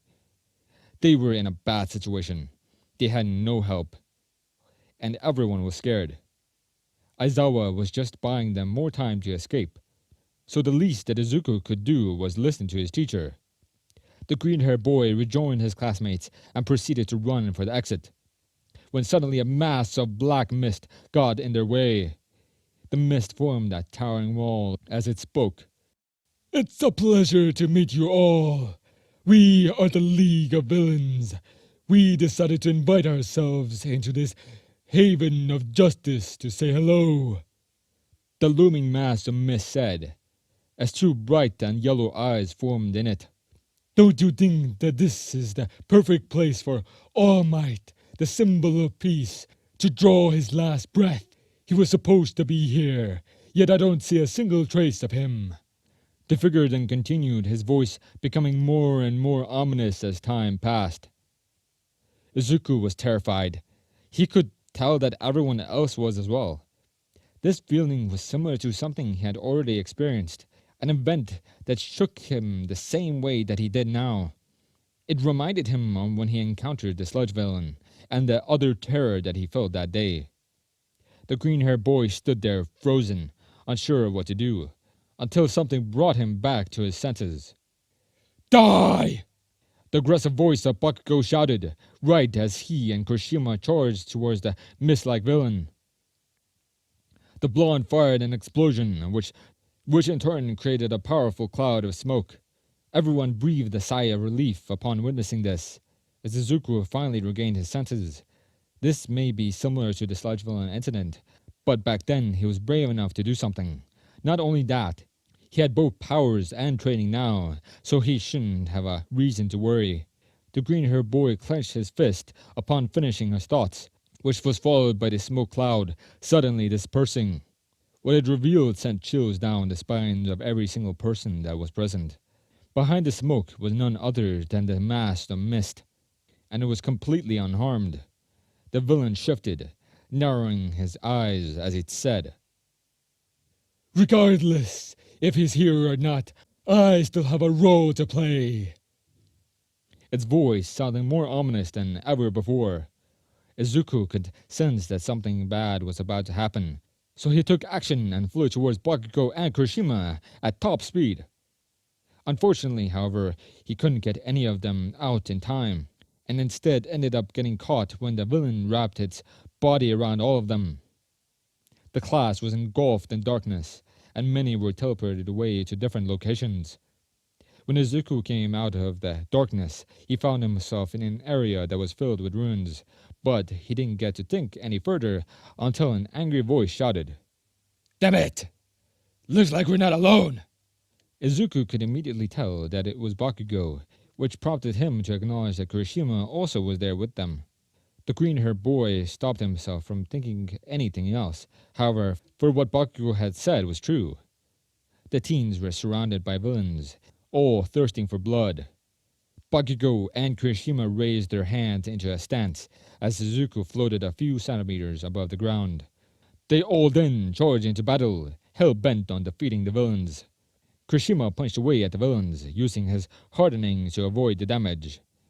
Bakugo was using his explosions and incredible mobility to defeat another bunch. The most impressive thing, however, was Izuku. The green-haired boy was basically untouchable, floating around without taking a single hit, as he knocked the villains out with no more than a punch each. But the punches looked so harmless that it could hardly be described as an attack.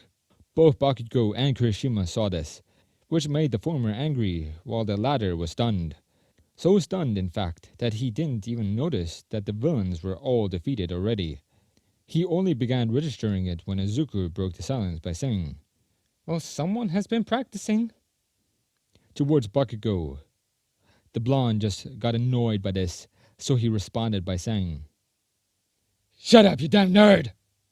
with an aggressive tone. Izuku giggled a little upon hearing Bakugo's reaction and was about to say something, but was cut off by Kurishima, who shouted, "Midoriya, look out!" In a panic, Izuku looked confused as he turned around. What he was met by was another villain he hadn't noticed, trying to sink a blade into his skin. The blade stopped upon making contact, unable to get through Izuku's skin. The villain looked dumbfounded upon witnessing this, which quickly turned into terror as he looked at the very unamused Izuku. The green-haired boy just looked at the villain, looking very bored as he said, "You know it's rude to cut into someone's conversation like that," before hitting the villain in the chest, sending him flying straight through a stone wall. Everyone, including Izuku, were wide-eyed upon seeing this. Bakugo and Kurishima were shocked because they had forgotten that Izuku had claimed to be super durable, but now they knew that it wasn't just some bold claim. Izuku was shocked because he had hit the villain way harder than he had intended initially. It made him uncertain of what to apologize for, the excessive force or the terrible pun he made beforehand. "Anyway, we should try and help our classmates. They may have been teleported around the facility like us," Kurishima then said, being the first to snap out of his shock. The other two came to their senses upon hearing this, as Izuku responded by saying, "I agree, but perhaps I should fly and get help from the outside," while scratching his chin. Kurishima nodded in agreement to this, but Bakugo did not agree with any of them. "You go and do that. I'm going straight for that warp gate. I'm guessing that he's the reason they got in here in the first place. So we take him out, they can't escape," the blonde said, sounding more passive than usual. Both Izuku and Kurishima were surprised by this, as Bakugo continued, "You can go and help, But if anyone is still by the entrance, I'm sure that they've already sent out their fastest runner to do so. As for the others across the facility, Deku just showed how weak these villains are, so they won't have any issues with them. With a voice that was too calm to be Bakugo's. The other two looked surprised because they realized that he was right. Somebody was probably already out to get help. If they find out that it wasn't the case, Izuku can just take off at top speed. And the villains were relatively weak and unprepared. The other teens grinned upon this realization as Kirishima spoke for both of them. I'm going with you then! Let's make those bastards regret coming here! With a voice that sounded fired up. Izuku just giggled a little, which didn't go unnoticed by Bakugo. What's so funny, Deku? The blonde asked, sounding a little aggressive again. Izuku continued to giggle as he answered by saying, Nothing. I've never heard you so calm before. I'm also amused by the fact that you actually believe in our classmates, despite the attempts you make at proving otherwise. With a grin. Bakugo got even more infuriated by this as he shouted, Shut up! With an aggressive tone. Both Kirishima and Izuku giggled upon hearing this, for Bakugo's reaction proved Izuku's statement to be true. The trio then gathered themselves before moving towards the center of the facility. The trio made their way towards the center plaza on foot. The reason that they didn't fly was because they could possibly give their position away if they did. Then there was also the fact that Bakugo would rather die than let Izuku carry him anywhere. It took some time, but eventually they got to their destination. What they saw was nothing short of a battlefield, with Aizawa fighting to the bitter end. The teacher was clearly reaching his limit, and he could barely keep his eyes open anymore. Despite all of this, Aizawa was actually winning. This was a relief, for it meant that the teens could focus on taking out the warp gate. Izuku was about to move out when something on the battlefield stopped him. A villain covered in hands had charged onto Aizawa, grabbing hold of his elbow. Aizawa's elbow then started to crack and decay, revealing his bleeding muscle fibers underneath. Izuku was horrified by this scene, but what came next would be even worse than before. The teacher was suddenly pinned by a massive bird-like creature, breaking almost every bone in his body. Izuku, Bakugo, and Kirishima were all horrified upon witnessing this, for this creature was killing Aizawa in the most gruesome way. The creature then raised one of his fists, ready to deliver the finishing blow, and looked to be aiming for the head. Bakugo had enough upon witnessing this and was about to charge in, but stopped when he saw what happened next. The creature was suddenly blown away, as if something had hit it at an incredible speeds. What the blonde saw next made his jaw hit the floor. Standing where the giant creature had previously been was Izuku, who he just noticed had left his side. Both Bakugo and Kirishima were baffled by this. So was anyone that saw it. Izuku had moved so quickly they hadn't noticed. It was like he teleported. If that was your strongest guy, I strongly suggest that you surrender. The green-haired boy had previously claimed that he was super fast, and now they knew that he wasn't overestimating himself. Izuku stood in the field, looking as if he had just thrown a punch. He then steadied himself as he turned his gaze towards the hand-covered villain. The green-haired boy said, trying his best to stay as calm as possible. The hand-covered villain just scratched his neck, until he stopped before saying, I don't think so. If you think that will be enough to defeat Nomu, then you're terribly mistaken. with a sadistic voice. Izuku was a little confused by this, until he turned his gaze towards the so-called Nomu. The creature had only been thrown back. Other than that, it was completely unharmed. Izuku was shocked by this, and tried to think quickly until the hand-covered villain spoke. Nomu, kill this brat. The villain said, to which the mindless creature obliged. Izuku didn't have enough time to react, as he braced himself for impact. The Nomu collided with him with just a few seconds, sending him back. Izuku grunted in pain after this, for the Nomu was really strong. He was durable enough to be able to take most hits without a scratch, but this creature had managed to make him bleed. The green-haired boy quickly steadied himself, biting through the pain, before charging in once more.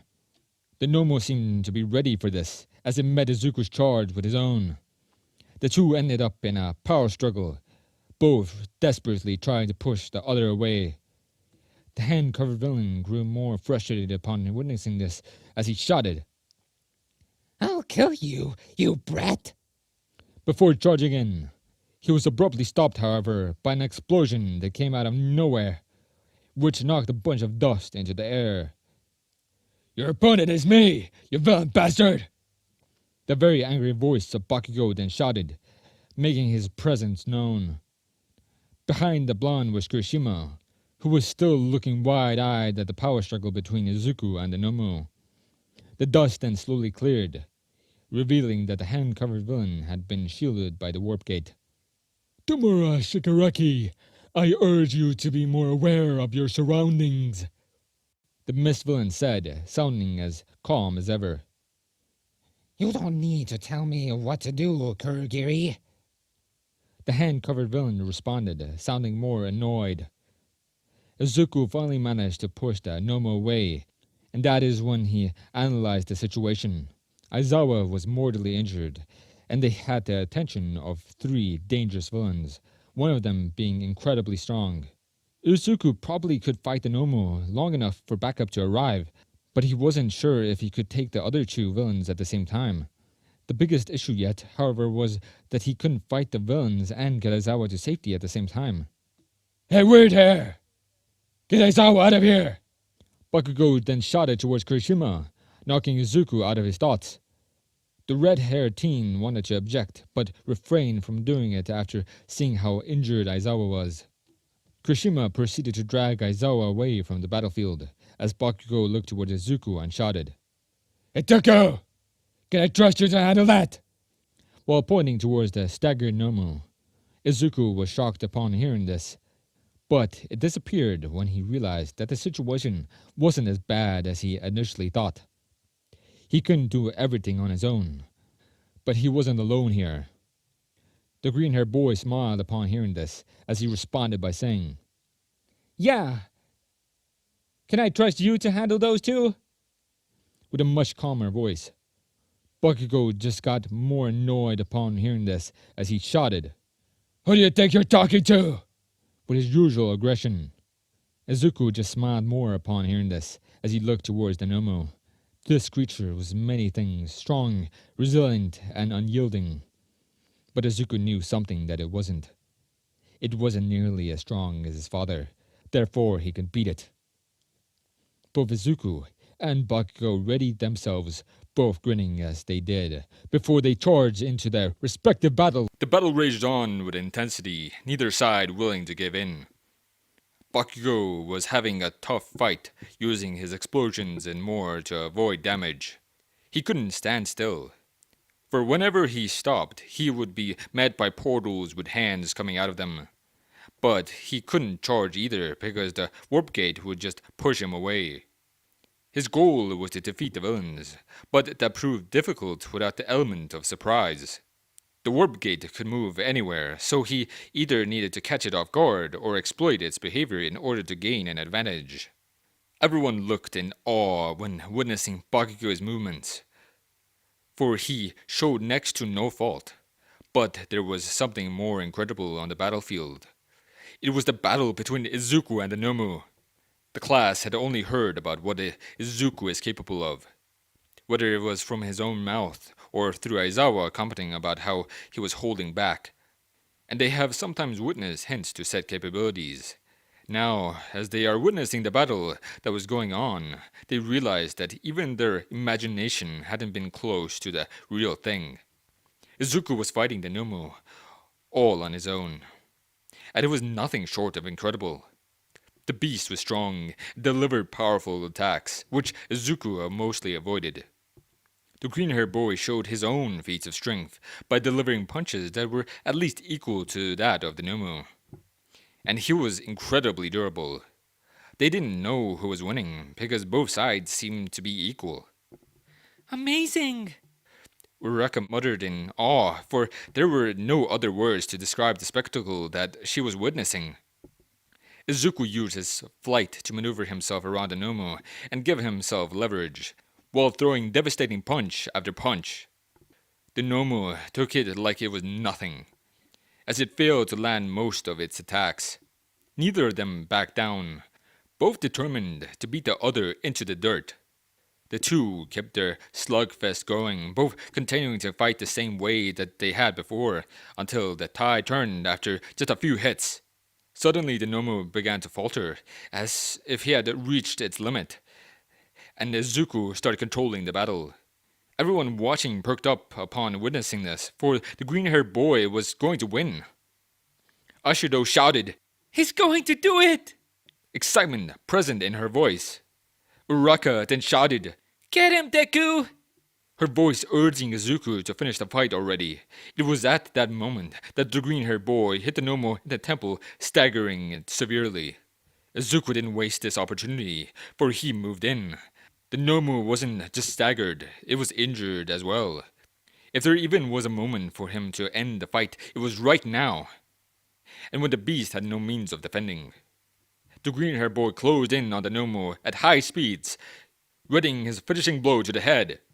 Then a loud crash was heard, which was followed by a loud crack and spray of red. The onlookers were now silent and wide-eyed. Normally, they would be on a higher note and like they had done just a few seconds ago, but all of that quickly turned into horror when they saw what happened next. Izuku's finishing blow hadn't landed at all. The Nomu had somehow been able to catch his punch before slamming him into the ground. The cracking and spraying had come from Izuku, and some of his bones broke, and he coughed up blood. As the green-haired boy laid on the ground, the beast showed no mercy.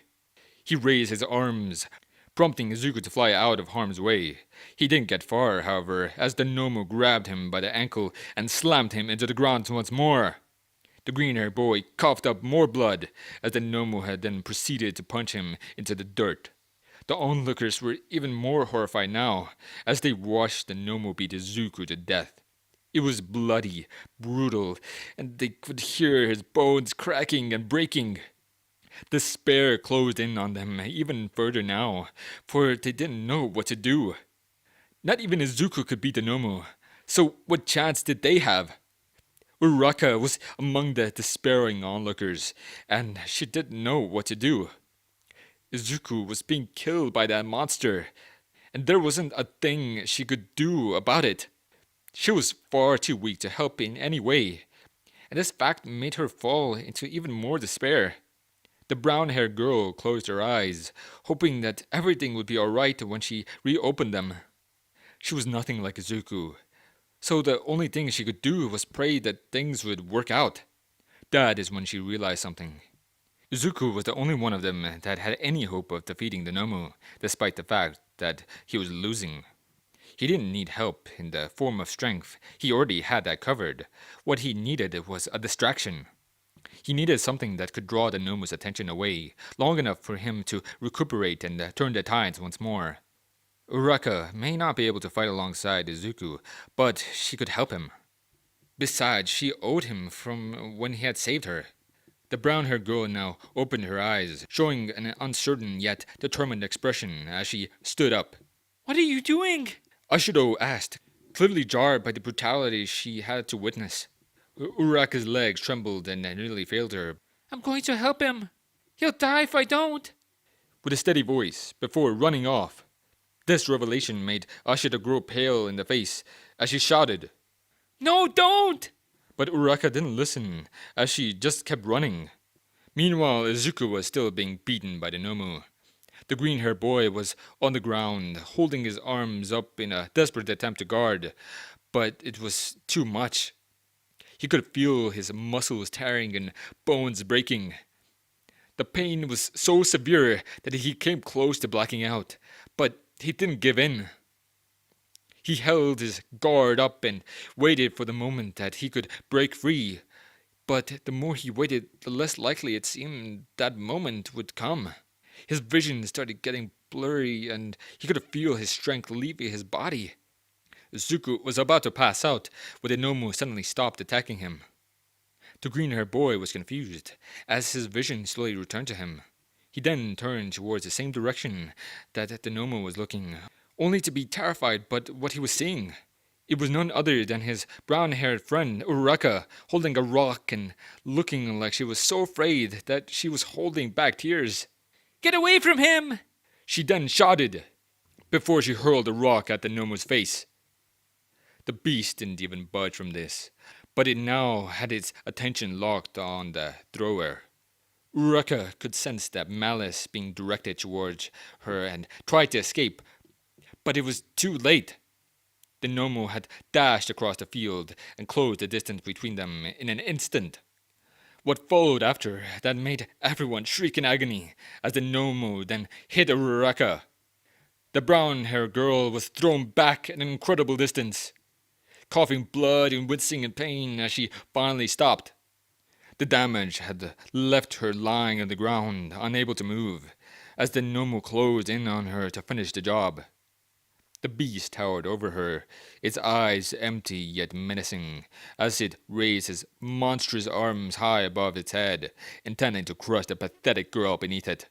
Then it proceeded to throw its attack, which was followed by a loud crash. At first everyone was horrified, thinking that Uraraka had been killed, but when they looked they were proven otherwise. The Nomu had been slammed into the ground in a bizarre position, as if it had been suplexed from behind. They were even more shocked to see that the person who had performed the suplex was none other than Izuku, and he did not look happy. The Nomu quickly got back to its feet, as its gaze was locked onto Izuku. The green-haired boy wheezed and panted heavily, but no one could tell whether it was from exhaustion or rage. His body was trembling, and his eyes were that of a furious berserker. "You pay for that!" Izuku bellowed as he charged towards the Nomu. The beast was ready to block the attack, but that was thrown back immediately. It wasn't prepared for what happened, and neither was anyone who was watching. Izuku's rage had fueled him even more than anyone could have imagined, for he was now way stronger than before. Each blow threw the Nomu off balance, as it sent a shockwave across the facility. Everyone was affected by this. Even those who were fighting stopped to see what was going on. The battle had officially become completely one-sided, with Izuku on the winning side. Eventually, the Nomu was knocked onto the ground, where the green-haired boy began pounding it the same way that it had done to him. Everyone's expression quickly turned into one of horror once more, for Izuku didn't stop attacking. Even after bones started breaking, even after blood began spewing everywhere, even after it stopped moving, Izuku didn't stop wailing his blows into its head. They didn't know what to think of it. He defeated the Nomu, but he did it in one of the most brutal ways. Eventually the rush ended and the pain came back to the green-haired boy. It was at this moment that he stopped attacking and looked at what he had done. What was left of the Nomu's head was a red ocean of blood, with pink and gory islands floating in the middle of it. Izuku was disgusted by the sight, but that was the last thing that he felt before pain and exhaustion finally took him over as he fell onto the ground, unconscious. Everyone had been observing this final burst of rage, including the remaining villains. Both Shigaraki and Kurogiri were among those, which didn't go unnoticed by Bakugo. The blonde took advantage of this as he charged towards the villains with full force. They didn't notice him until he was almost at point-blank range, and by that time it was too late. Bakugo grinned maniacally as he raised one of his grenade gauntlets and bellowed, "Die!" Before pulling the pin, a massive fireball shot out from the gauntlet, engulfing both villains as it did. The blonde grinned in satisfaction upon witnessing this, but that grin vanished when he realized that Kurogiri had blocked most of the attack. This revelation also made Bakugo cold sweat, for if the warp gate had blocked it, it could only mean... The blonde didn't get to finish his thoughts, as a fury explosion suddenly engulfed his entire body. Kurogiri hadn't just blocked most of the explosion, he had opened a portal to redirect towards Bakugo. The blonde winced in pain as he was thrown back, struggling to get back up once he finally stopped.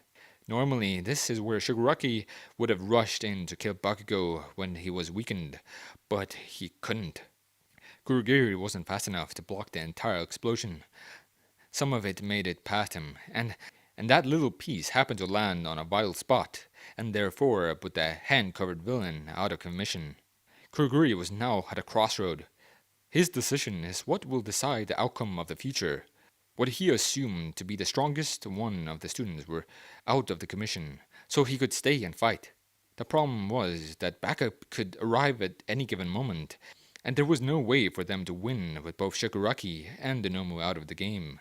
When all of the factors were fully considered, the choice seemed obvious. The battle was lost, so the best they could do was retreat. The Black Gate grabbed onto the hand-covered villain before teleporting away from the area. Just a few minutes after he vanished, the gates of the USJ flew open, revealing none other than All Might. The blonde hero was immediately confused by what he saw, for it seemed like the battle was already over. It wasn't until he walked in and got a better look at his confusion quickly turned into worry. What he saw on the battlefield were the injured bodies of Bakugo, Izuku, and Uraraka. The hero was gripped by horror, but also by self-hatred.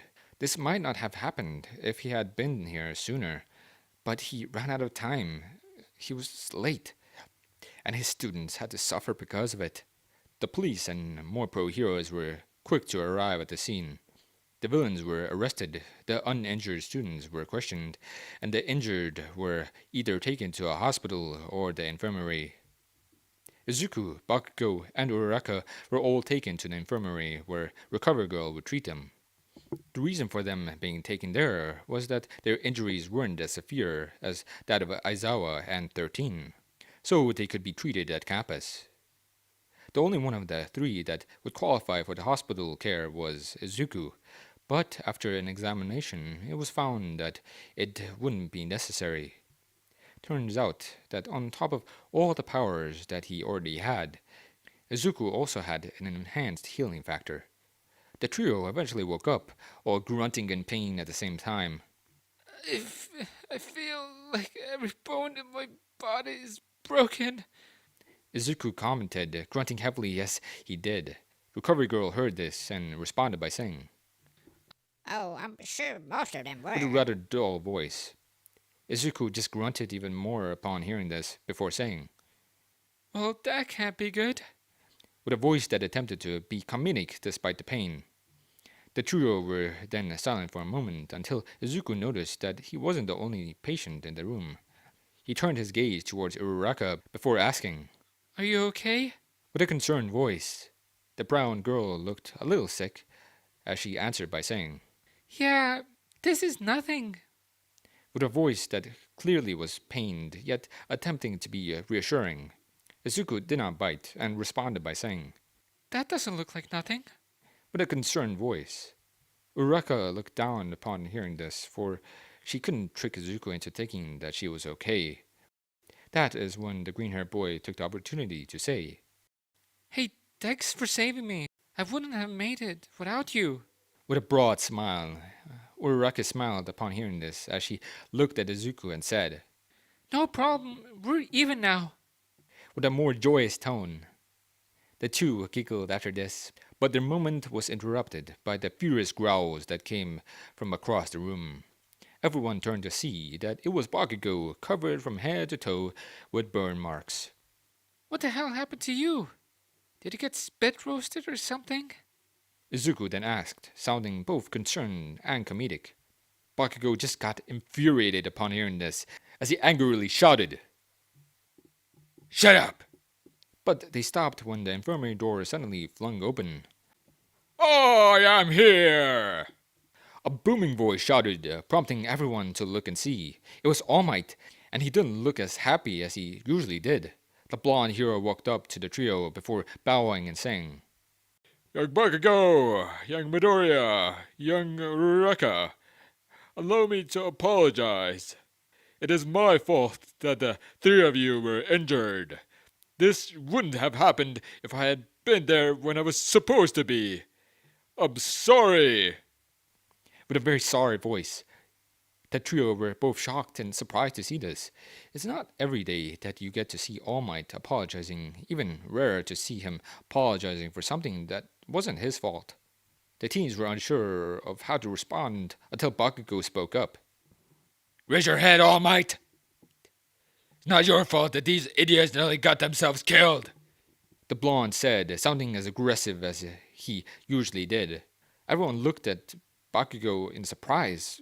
What he said matched up with something that he would say, but at the same time, they were surprised to hear him tell this to All Might. Everyone remained silent for a long while, until it was broken by Recover Girl, who cleared her throat before saying, You have visitors. as she slid the infirmary door open to reveal the remainder of Class 1A. The trio were surprised to see this, as their classmates swarmed them with worry and questions. Everyone was worried for all three of them, and they all praised them for how heroic they were. Izuku smiled awkwardly while scratching the back of his head, due to the embarrassment that he was feeling. Can't take a little praise, can you? A voice then said, which prompted everyone to go quiet. The majority of the people in the room did not recognize this voice, but a few did. One of those few was Izuku. That's why he looked surprised long before anyone turned to see that the person who had spoken was Omni-Man! Ashido exclaimed in shock, which perfectly mirrored what everyone else was feeling. Omni-Man? The unlicensed hero who helped many countries at once? Was right here in front of them? Who wouldn't be shocked? The silence, however, was broken by Zuko, who instinctively exclaimed, Dad? Without thinking. Now the room was dead silent, so silent that you could possibly hear a pin drop on the ground. Everyone turned their wide eyes towards Izuku, all thinking that they had misheard him. His reaction would only prove otherwise. Everyone was silent for a long while, until it was finally broken when Ashido shouted, What? They were frozen with shock, both unable and unsure of how to process what they had just heard. Some of them went as far as to believe that there was something wrong with their hearing, because there was no way that they just heard this right. They all stared wide-eyed at Izuku, unsure what to say, until the silence was broken by Ida. Omni-Man is your father? The blue-haired boy shouted, almost refusing to believe that it was true. Izuku didn't give a verbal response to this. He just looked away in embarrassment, but everyone else took it as a yes. Actually, that explains a lot. Uraraka then commented, sounding as if she had a sudden realization. Everyone else caught on to this soon afterwards, realizing that it did make sense. All Might and Izuku had almost the same quirk, which would make sense if they were father and son. Izuku had almost claimed that his father's profession wasn't that of a hero, which also made sense since Omni-Man doesn't have a license. Another thing that both Uraraka and Ida realized was that the reason why Izuku had been sleep-deprived the other day. The green-haired boy had claimed that he was helping his father with work, but it could have just been a lie to hide the fact that they were training. Well, now the cat's out of the bag. I heard you fought some strong villains. So how did it go? The joyous and proud voice of Omni-Man then asked. Everyone jumped a little from this sudden speech, as they realized that the unlicensed hero was talking to his son. Izuku looked a little conflicted upon hearing this, as he answered by saying, I defeated a really strong villain, but I had help. While looking towards Uraraka, Nolan noticed this, thinking that the brown-haired girl must have saved Izuku's life, before giggling and saying, That's fine. Soon enough you'll be so strong that you won't need any help. with a joyous tone. That is great to hear, but isn't he strong enough already? The proud and booming voice of All Might then asked, and no one could tell if he was serious or joking. Omni-Man just laughed upon hearing this, as he, Oh please, you can never be too strong. You better watch your back. He'll surpass you pretty soon. with a tone that was clearly joking, Izuku giggling awkwardly after hearing all of this, before he said, I think you're exaggerating, but Thanks. With a voice that showed how awkward he was, both All Might and Omni-Man laughed upon hearing his voice, both thinking that he sounded ridiculous. Class 1A was once again stunned. Finding out that their classmate was related to Omni-Man was shocking enough, but watching the unlicensed hero have such a friendly chat with All Might was even more stunning. What made it even worse was that they were talking about it. They were casually talking and joking about how Izuku would possibly grow stronger than all of them, and they were almost implying that it could happen at any given moment. They all had their first dose of Izuku's true strength when they saw him fight Inomu, so it wasn't out of this world to think that he would be stronger than All Might one day. Some of them couldn't accept the difference in power between themselves and Izuku, but they all decided that this was a good enough reason to train much harder. Everyone then proceeded to ask both Omni-Man and Izuku a bunch of questions, overwhelming them both in the process. There was one student, however, who was completely silent. It was Bakugo, and he seemed to be both angry and in denial. The blonde was angry enough when Izuku and Omni-Man spoke about what happened at the USJ, but only bothered to acknowledge that Uraraka had been helping. He was also fighting there. He was also injured, and he had risked his life just as much as the other two.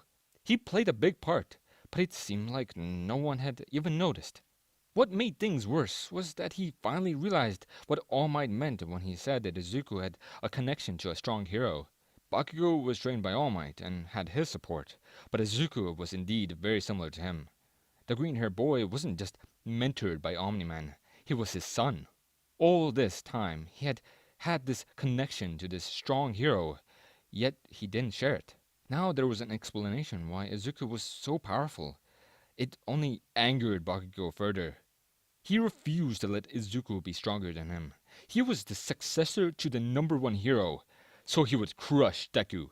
After the incident, the students got some time off so that the school could conduct a proper investigation. That time was short, however, as the students returned to school after just a few days. Class 1A was once again gathered in the classroom, mingling with each other before the teacher arrived. Izuku was sitting at his desk in silence, looking very tired again.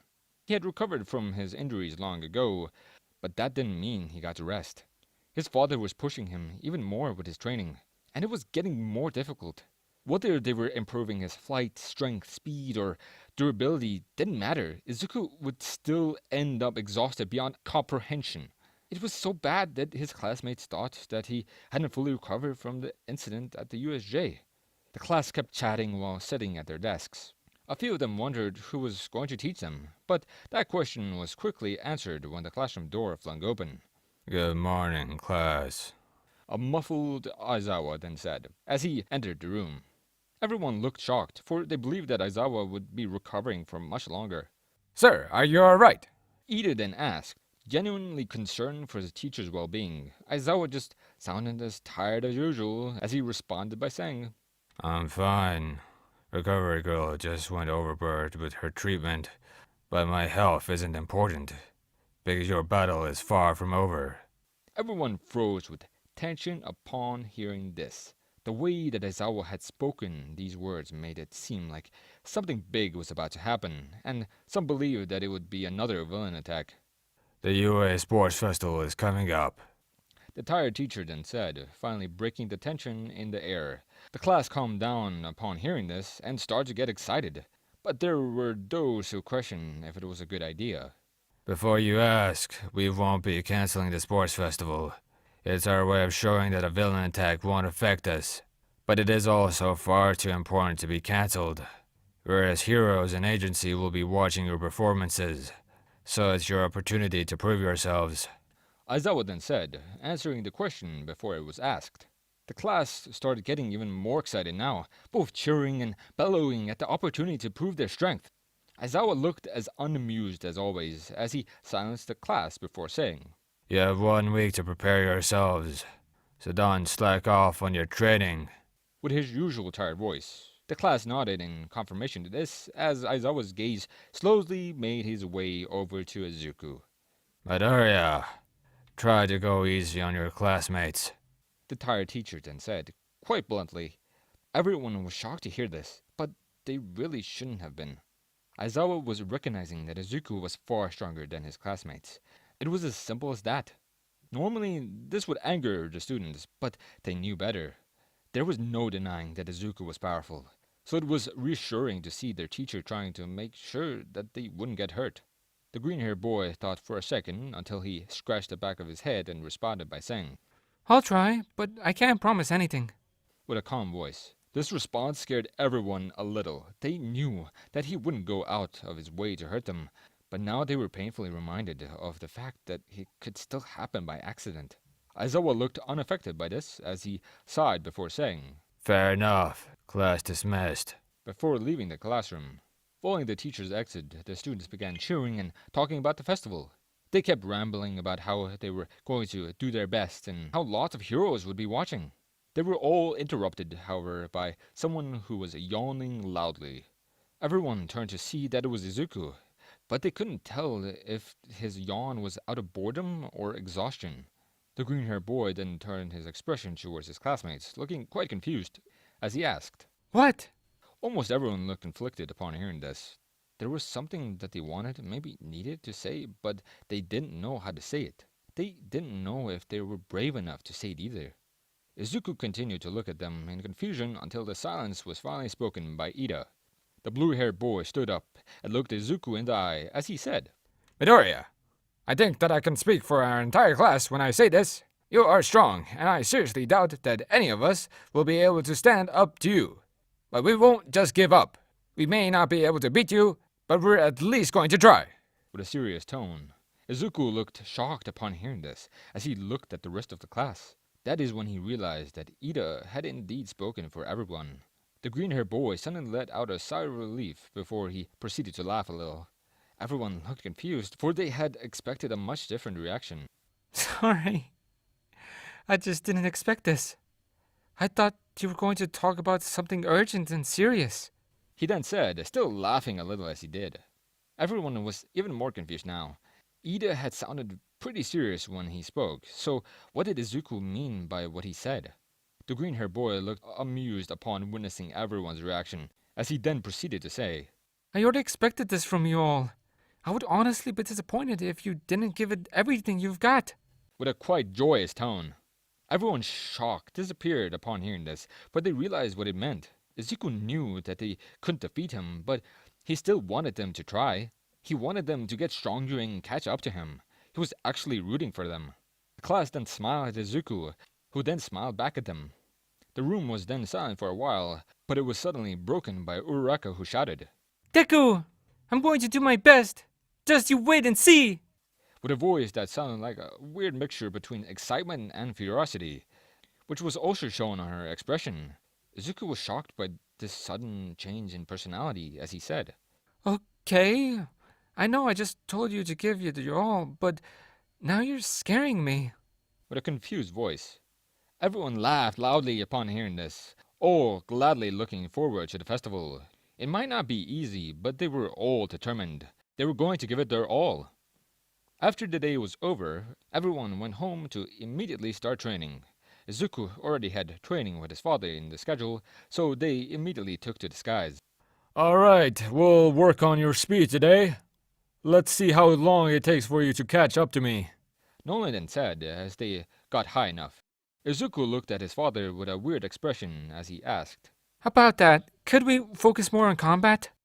Nolan looked both confused and intrigued upon hearing this, as he responded by saying, Not saying that I'm against it, but for what reason do you need to train in combat? with a curious voice. Izuku smiled awkwardly as he answered by saying, The UA Sports Festival is coming up, and I wanted to prepare until then. with an equally awkward tone.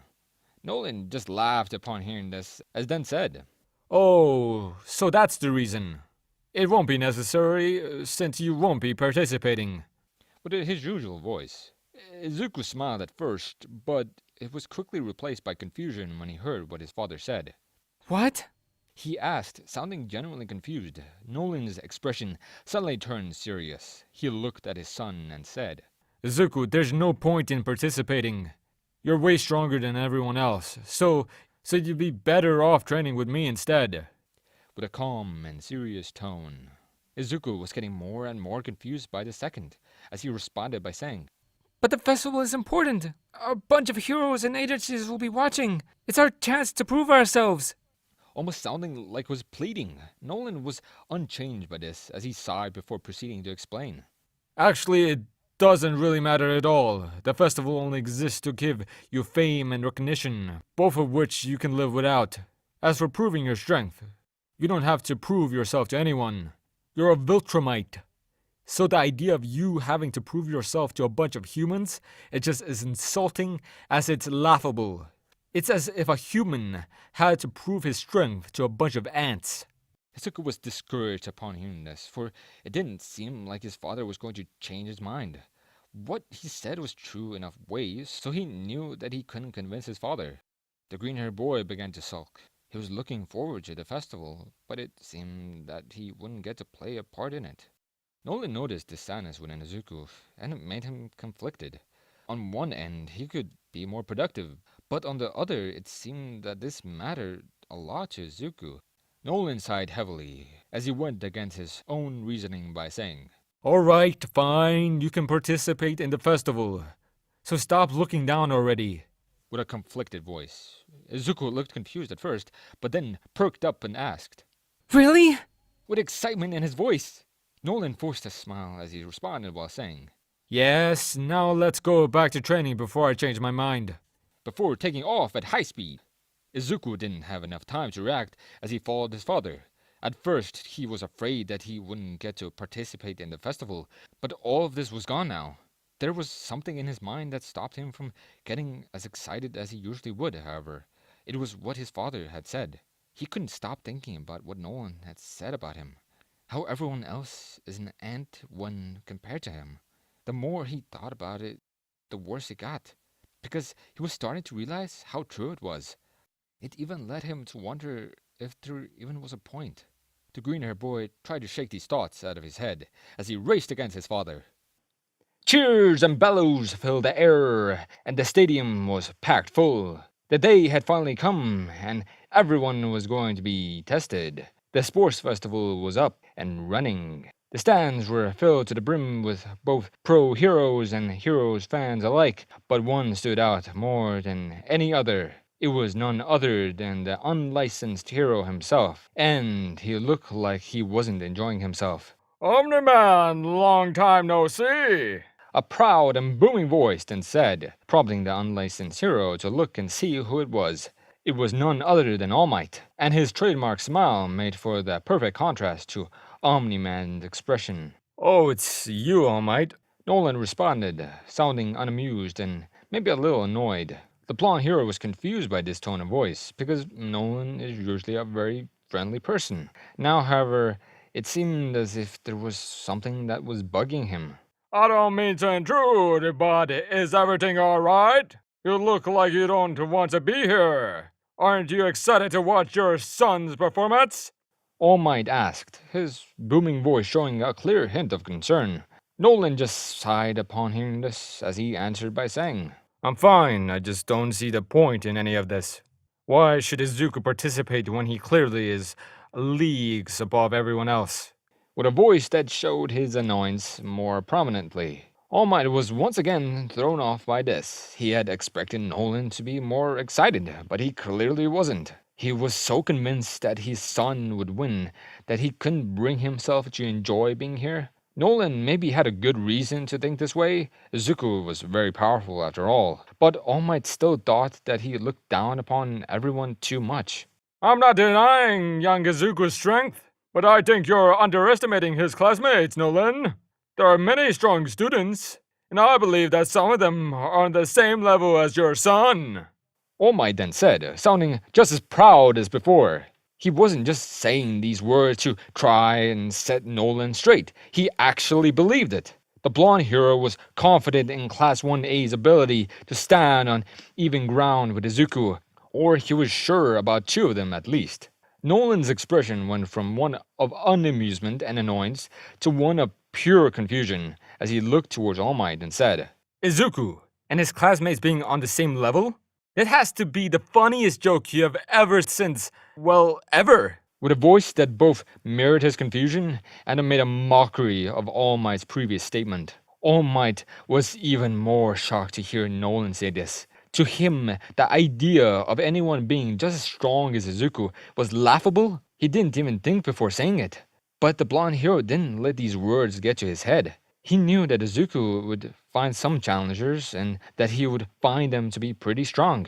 He was pretty sure that someone could match the green-haired boy unless it turned out that None's arrogance had been for a good reason. Meanwhile, the students of Class 1A were in the locker rooms. Some were happily conversing, some were preparing themselves, and some were just being completely silent. Among those silent ones were Izuku, sitting on a chair next to a table by himself. It wasn't that he was nervous or he needed any preparation, he was just trying to abide his time in peace. Hey, Midoriya. A voice then called out, disturbing the so-called peace that the green-haired boy was enjoying. Izuku turned towards the speaker, seeing who it was. Need something, Todoroki? The green-haired boy asked, his voice and expression being neutral as he remained in his seat. These words brought the attention of everyone in the room as Todoroki stared Izuku down. I acknowledge your strength. Only a fool wouldn't do that after seeing what you did at the USJ. You're also Omni-Man's son, so you are indeed a formidable foe. But that is just another reason for me to defeat you. The bi-colored teen said, his voice being as cold as ice. Most reacted to this in a strange way because it sounded like Todoroki was challenging Izuku. Sure, the entirety of class had more or less already done so, but that was more like a friendly challenge between comrades and sportsmen. This, however, wasn't a friendly challenge. It was an outright declaration of war.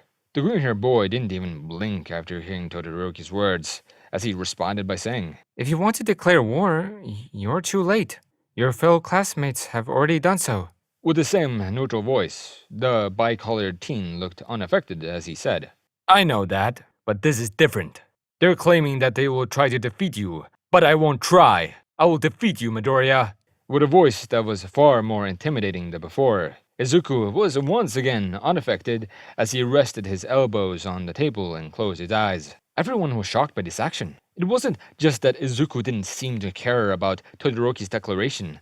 It looked like he was trying to sleep. The bi-colored teen was shocked by this as he said, What? Don't you have anything to say? with a voice that was a mixture between the shock and the previous cold. Izuku clearly heard Todoroki, but he didn't give an answer. He just remained silent and his eyes were still closed. This action just made Todoroki furious as he shouted, Answer me, you! but that was immediately caught off by the sound of a loud slam. Everyone turned their heads only to be both shocked and horrified when they saw what it was. It was the table. It had been broken completely. They all wondered what had caused it, but they already knew the answer to that question.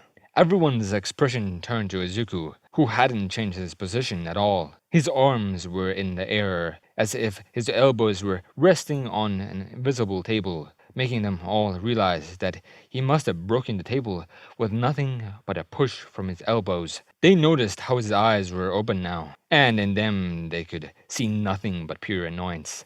Todoroki was speechless by this sudden turn of events, as his eyes were locked onto Izuku. He then watched as the green-haired boy got up from his seat for the first time since they got here, before he began floating towards him. Izuku was just mere centimeters away from Todoroki now, his expression being cold as he hovered just 1 centimeter over the ground. Then he said, Keep babbling your nonsense, you multicolored ant. It'll just make it more satisfying to crush you. with a voice that showed clear disdain for the person in front of him. Everyone hearing this was once again stunned, for it was not like the Izuku they knew. He's usually very friendly, but now he was different. He was cold and arrogant, looking down on his opponent. Class 1A were very confused by this situation, but some of them came to a horrifying conclusion. They haven't known each other for that long, so they wouldn't tell if someone was behaving as they always do or not. This left them with an equally horrifying probability. Since they don't actually know how Izuku normally behaves, they can't fully say that they know him. The friendly side of him could just be a mask that he puts on, while behind him lies his real and arrogant behavior. This, coupled with how strong he is, makes him even more terrifying, maybe even comparable to a villain. The class was then told to enter the arena for the opening ceremony, which was followed by a short speech from Izuku. After that, the first game was announced, and it was an obstacle race. Nolan kept his eyes on his son, watching his every move without showing any expression. Well, I wish the best luck to your son! All Might then said, breaking the silence between them. Nolan barely reacted to this as he turned to look at the blonde hero, only to be caught off guard. All Might was holding his hand out for a handshake, his smile being just as bright as before. Nolan was surprised by this, and for a second he didn't know how to react. But eventually he gave in by shaking the blonde hero's hand and saying, Luck won't affect the results. He wouldn't need it even if he did. Izuku's victory is set in stone, with or without luck. with a voice that was a little more friendly than before. All Might had gotten used to Nolan's behavior by now, as he smiled even more while saying, We'll just have to wait and see what happens. with his usual proud voice. Nolan didn't respond to this, he just took it. He still firmly believed that Izuku would win, but he also knew that All Might would never admit that Izuku had no way of losing. The two then turned their attention back to the students, watching them all prepare themselves. Nolan's eyes were still locked onto Izuku, trying to see what he would do. The green-haired boy was calm and neutral, to what was almost an alarming degree. He stood there with his eyes closed, looking like he didn't care to prepare himself, and waited for the race to start already. The arena was filled with a thick and deafening silence, so dense that it felt like it lasted for hours, until it was suddenly broken when President Mike shouted, Start! The students didn't stop to think after hearing this, as they all rushed ahead in a wild hurry. They all ran through a corridor, only to realize that it was too cramped. As everyone got stuck and struggled to break themselves free, Izuku remained still without reaction. All Might wondered what the green-haired boy was doing, for it looked like he wasn't even going to compete. Nolan, on the other hand, knew exactly what Izuku was doing. It may have looked like he wasn't paying any attention, but that couldn't be further from the truth. The green-haired boy was fully aware of his surroundings, and he had even foreseen this. He knew that this was going to happen, so he decided to wait instead of getting trapped by the mass of students. That way he could pass through the gate without any form of hassle. Todoroki was one of those who got trapped in the corridor and struggled to get out. He wasn't making any progress. No one was, and it started getting on his nerves. Eventually he had enough and froze the entirety of the hallway, making everyone unable to move. The bi-colored team then managed to get through everyone and start to run, until he was suddenly knocked over by a powerful gust of wind. It wasn't just him who was knocked over, so was everyone else, even though they were frozen. They didn't know what caused it, but they had an idea when they thought they could see something flying past them at super speeds. Todoroki dragged himself up to his feet before observing his surroundings. Everyone was on the ground, and a thick cloud of dust filled the area. The dust made it hard to see anything that was further away than just a few meters. But despite this, the bicolored teen thought that he could see the cause of this chaos in the distance. It was no more than a speck, but it was enough for him to identify what had caused it. In the distance, he could see a faint green speck, so far away that no one would be able to identify it. He, on the other hand, knew who it was. And that is what frustrated him. He knew who it was, and he just realized that he had just lost to that person by a wide margin. The obstacle race ended by being a battle for second place. For first place had been taken by none other than Izuku. Todoroki clawed his way up to second place, with Bakugo hot on his trail in third place. The remainder of the students dropped in one after another until it had finally ended. Izuku was patiently waiting that entire time, sitting cross-legged while hovering in the air. Well done, Izuku! You finished the course in just a few seconds! Uraraka exclaimed, showing her praise on the green-haired boy. Izuku remained cold upon hearing this, but his voice still showed some hint of gratitude as he responded by saying, It was no big deal. Uraraka didn't know how to feel about his response. On one side, he showed a hint of the same kind of joy she recognized him for, but on the other end, he was still cold and arrogant. The brown-haired girl felt conflicted, but her thoughts were interrupted when midnight was ready to announce the second round. The R-rated hero spun a massive wheel until it finally landed on a section that read Cavalry Battle. The explanation was short and simple. The students would make up teams, with a minimum of 2 and a maximum of 4 members. Each team would be given a headband that corresponded to the amount of points that the team was worth, and the game itself centered around taking the headbands from various other teams. The teams with the most points by the end would advance to the third round. Everyone understood the game and began making various different plans until it was announced that the person who got first place in the obstacle race was worth 10 million points. Izuku could feel how everyone stared him down with malicious intent, but he didn't care. To him, they were just another obstacle to overcome. The students were then given time to build their teams, and a lot of people started to swarm over Izuku. This came as a surprise to him, considering that he was the biggest target, but it also made sense when considering the fact that he had shown how powerful he was. Deku, wanna be in the same team? Uraraka asked with a friendly tone. Izuku didn't get to respond until another spoke up. Hi, can I join your team? An energetic voice asked. Izuku turned to see that it was a girl with pink hair, holding some strange gadget in her hands. Midoriya, may I join your team? A third voice then said, not letting the green-haired boy speak between each of them. It was Tokiyami, and he sounded stoic as usual. Yeah, sure. You guys can join my team. Izuku then said, sounding incredibly unamused. The other three were more confused and shocked as Uraraka spoke once more. You didn't even need to think about it. The brown-haired girl asked, voicing everyone's confusion over the matter. Izuku was still hovering with his legs crossed, as he boldly answered. Honestly, with what I'm planning on doing, it doesn't really matter who's on my team. With the same calm voice as before, the others were confused once again. For to them, it sounded like Izuku had a plan that didn't involve any form of teamwork. Uraraka wanted to question him about it more, but she then decided against it. Whenever it was that he had planned, she had faith in Izuku. She trusted that he had a well-thought-out plan. Some more time passed, and everyone had their teams built. Izuku stood with his team looking as unamused as before, while everyone was staring him down. Silence filled the air once more until it was broken by President Mike. Start!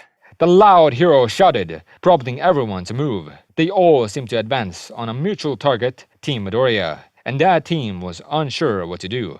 I'm not trying to be pushy, but now would be a good time to fill us in on your plan. Tokiyami exclaimed, sounding incredibly worried about the horde that was approaching them. Izuku remained calm as he answered Tokiyami. You guys won't need to do anything. Just sit and wait until time runs out. The green-haired boy said. Everyone was confused by his words and were about to shout in anger, but they all stopped upon seeing what he did next. Before any other team could get close enough to pose a danger, Izuku began hovering into the air. They all watched as he went higher and higher up, eventually getting to the point where no one had the slightest bit of hope to reach him.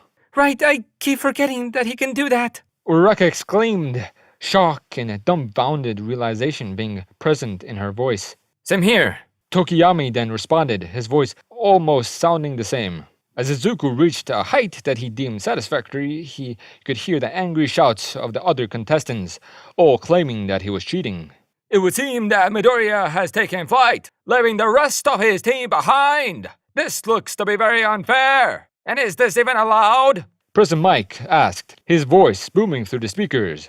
The complaints kept raging on from below as Aizawa grabbed the mic and said, As long as it doesn't touch the ground, it is allowed. And yes, this is very unfair to the others. But that's just the way it is. With his usual tired voice, the contestants shut their complaints upon hearing this, as they turned their pleading expressions towards Aizawa. Sorry, we didn't think of adding a height limit to this game. The tired teacher then added, showing no mercy to the students. Everyone gave up on their attempts to defeat Izuku, realizing that he could just wait the time out and get first place. As such, the cavalry battle became a contest for second place again. Nolan observed the entire event in silence, not showing any hint of emotion. He still thought that this entire ordeal was pointless, but based on the circumstances, he was pleased with Izuku's approach. It would seem that young Izuku intends to take the path of pacifism. All Might then said, once again disturbing the silence between them. Nolan didn't let his eyes off Izuku as he responded by saying, He's taking my lessons to heart and avoids combat if possible. With a calm voice. All Might was surprised to hear this. He didn't expect Nolan to teach this to his son, but he quickly realized that it was a good idea. Izuku is strong enough to kill someone if not careful, so having refrained from using said strength unless necessary would reduce the chance of causing needless destruction. The blonde hero also realized something else. This wasn't the first time that Izuku had done this. He had done the same during the battle simulation, by avoiding confrontation with Bakugo. All Might was deep in thought, leading him to respect Izuku even more, until he was broken out of said thoughts. It was the sound of a loud bang, an explosion. The blonde knew what was the cause of these explosions, but he was still shocked when he turned his gaze towards it. What he saw was a long chain of explosions that grew vertically, and atop of that chain was an angry, ashen blonde teen. Deku! The voice of Bakugo bellowed as he finally reached up to the unsuspecting brunette.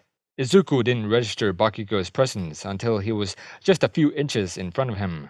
But even then, he didn't move. He knew that nothing Bakugo did could hurt or affect him, so there was no need to do anything. But this exact thought is what could bring upon his downfall. The blonde grabbed onto the green-haired boy with a firm grip, aiming to take the latter's headband. Izuku looked amused until something odd happened.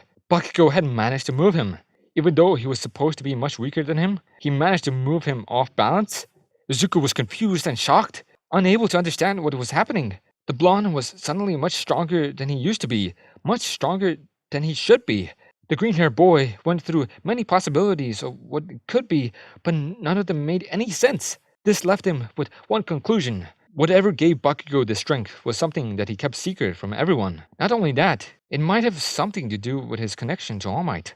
Izuku was off balance and began stalling towards the ground. Bakugo saw this as his opportunity as he reached for the headband while shouting, I've got you!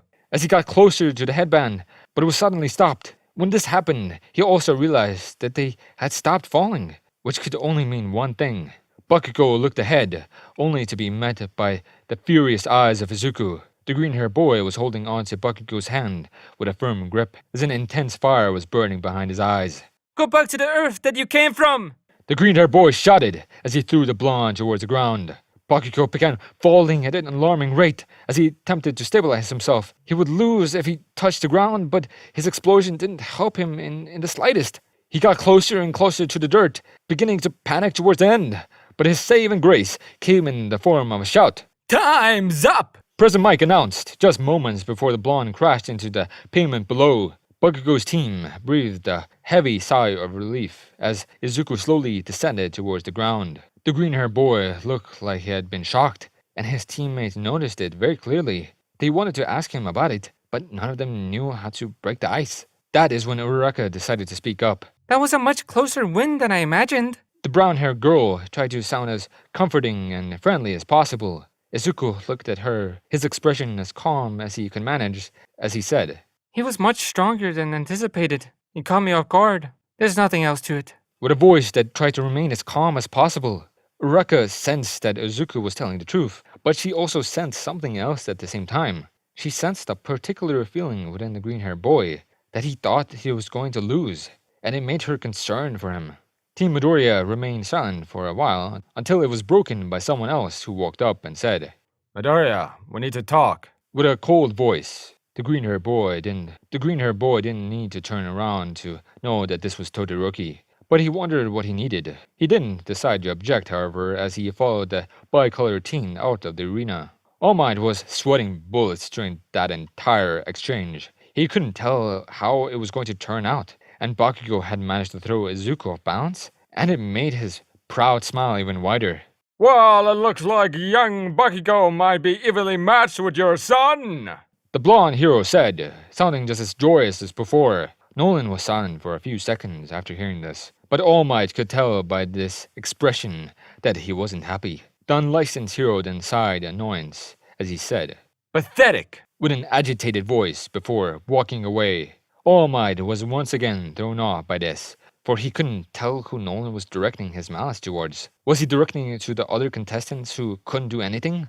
To Bakugo, who ended up being saved by what could be described as divine intervention? Or did he direct it towards his own son for struggling against Bakugo? He really couldn't tell. Well, you've brought me here.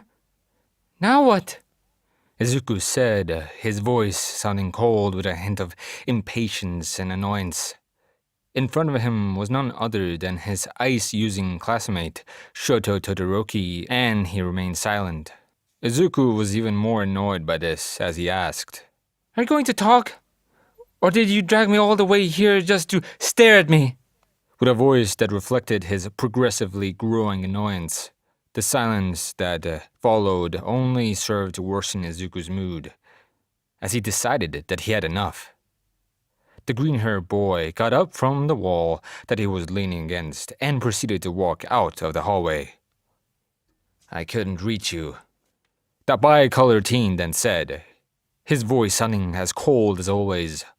Izuku stopped upon hearing this, before he slowly turned towards Todoroki. Even when I did my best, even when I did everything right, I didn't even come close to beating you. You were so overwhelming that I could do nothing but compete for second place. The ice user continued, sounding like he was more heated now. Izuku looked like he was unaffected by this, as he leaned back against the wall and responded by saying, I made you a promise, didn't I? I said that I was going to crush you, and you're contradicting yourself already. You claim that you did your best, but I don't recall seeing you using your flames at any point. With a cold voice once more. Todoroki reacted weirdly to this, as if he had hoped that it went unnoticed, as he looked away from Izuku and said, I made a promise. I vowed to myself that I wouldn't use my father's quirk no matter what. With a voice that sounded like he was in pain, Izuku was just confused by this, as he raised an eyebrow and said, You vow to always hold back? It's pretty bold of you to say that in front of me, out of all people. Also, you speak as if you're doing this just to spite your dad. With a voice that reflected his confusion. Todoroki turned back to Izuku upon hearing this, almost looking a little offended, as he took a breath to calm down before asking, Tell me, have you heard of quirk marriages? With a voice that tried to keep his cool aura, Izuku was even more intrigued now, but he was a little worried at the same time. He could feel that this conversation would not end up in a good place. Todoroki then spoke and explained everything, and the green-haired boy realized that his worry was for a good reason. The bi-colored teen told Izuku about his past, about how he was abused by his father, how his mother was driven to the brink of insanity, and how his father was obsessed with All Might. Izuku didn't know how to feel about this, as it both answered and raised questions. It answered the question of why ending up in second place with such a huge gap ahead of you was something that affected Todoroki negatively. His father had the same struggle with All Might. A question that it raised was why Todoroki felt the need to compete against him. It could be because of Omni-Man, but why? Izuku's father doesn't have a license. Your father doesn't have a license, so he shouldn't be an obstacle, but I'm sure that you've seen the debate by now. The bi-colored teen then said, his voice back in its usual cool. Izuku followed everything that Todoroki said, knowing exactly what he was talking about. His father really shouldn't be an obstacle for him without a license, but apparently there was a debate that changed things. With that in mind, said debate could only be one thing. Ever since your father made his debut, people have been trying to figure out where he belongs. They've been comparing him to licensed heroes in an attempt to figure out his ranking. It is still unclear of where he should be precisely, but one thing has been clear amongst everyone. Omni-Man compares to All Might in many ways. Todoroki then continued. Izuku frowned upon hearing this, for he knew what Todoroki was talking about. His father did compare to All Might, and part of him was sure that he would be the number one hero if he had a license. He agreed with what was said, but he also didn't like where Todoroki was going with this. I was created to surpass All Might, that includes Omni-Man, considering how he compares to him. Your strength is a good enough reason for me to defeat you, but since you're the son of the unlicensed hero, it becomes more of a duty and obligation. I will defeat you, Midoriya, and I'll do it with nothing but my ice. I refuse to use that bastard's power. I'd rather die than do so. The ice user finished, sounding ironically heated with his last declaration. Izuku could feel his annoyance rise even more upon hearing this. Todoroki didn't just tell him that he was going to defeat him, he said he was going to hold back. He felt himself heat up, and he was ready to go off at the ice user. But he stopped himself. He stopped because he decided that it didn't matter. The green-haired boy took a deep breath before exhaling heavily. After that, he just straightened himself once more before turning to leave. Whether you use your flames or not doesn't matter to me. In the end, it will only amount to the same result. That is, with you losing, Izuku said, having his back turned towards his ice-cold classmate. The hallway was filled with a silence, one that usually would only be heard in the vacuum of space. No words were spoken during this time, but one thing was clear. Nothing else needed to be said. The silence was broken by the sound of faint footsteps against the ground as Izuku slowly made his way out. "You know, I've thought about it for a while," a cold voice then said, prompting the green-haired boy to stop and listen. Todoroki giggled a little before he continued. "For a while I wondered why you didn't try and fight me during the cavalry battle. You didn't fight anyone not until Bakugo managed to reach you, and I wondered why. But now, having thought about it for a while, I think I know the answer. You didn't want to face me."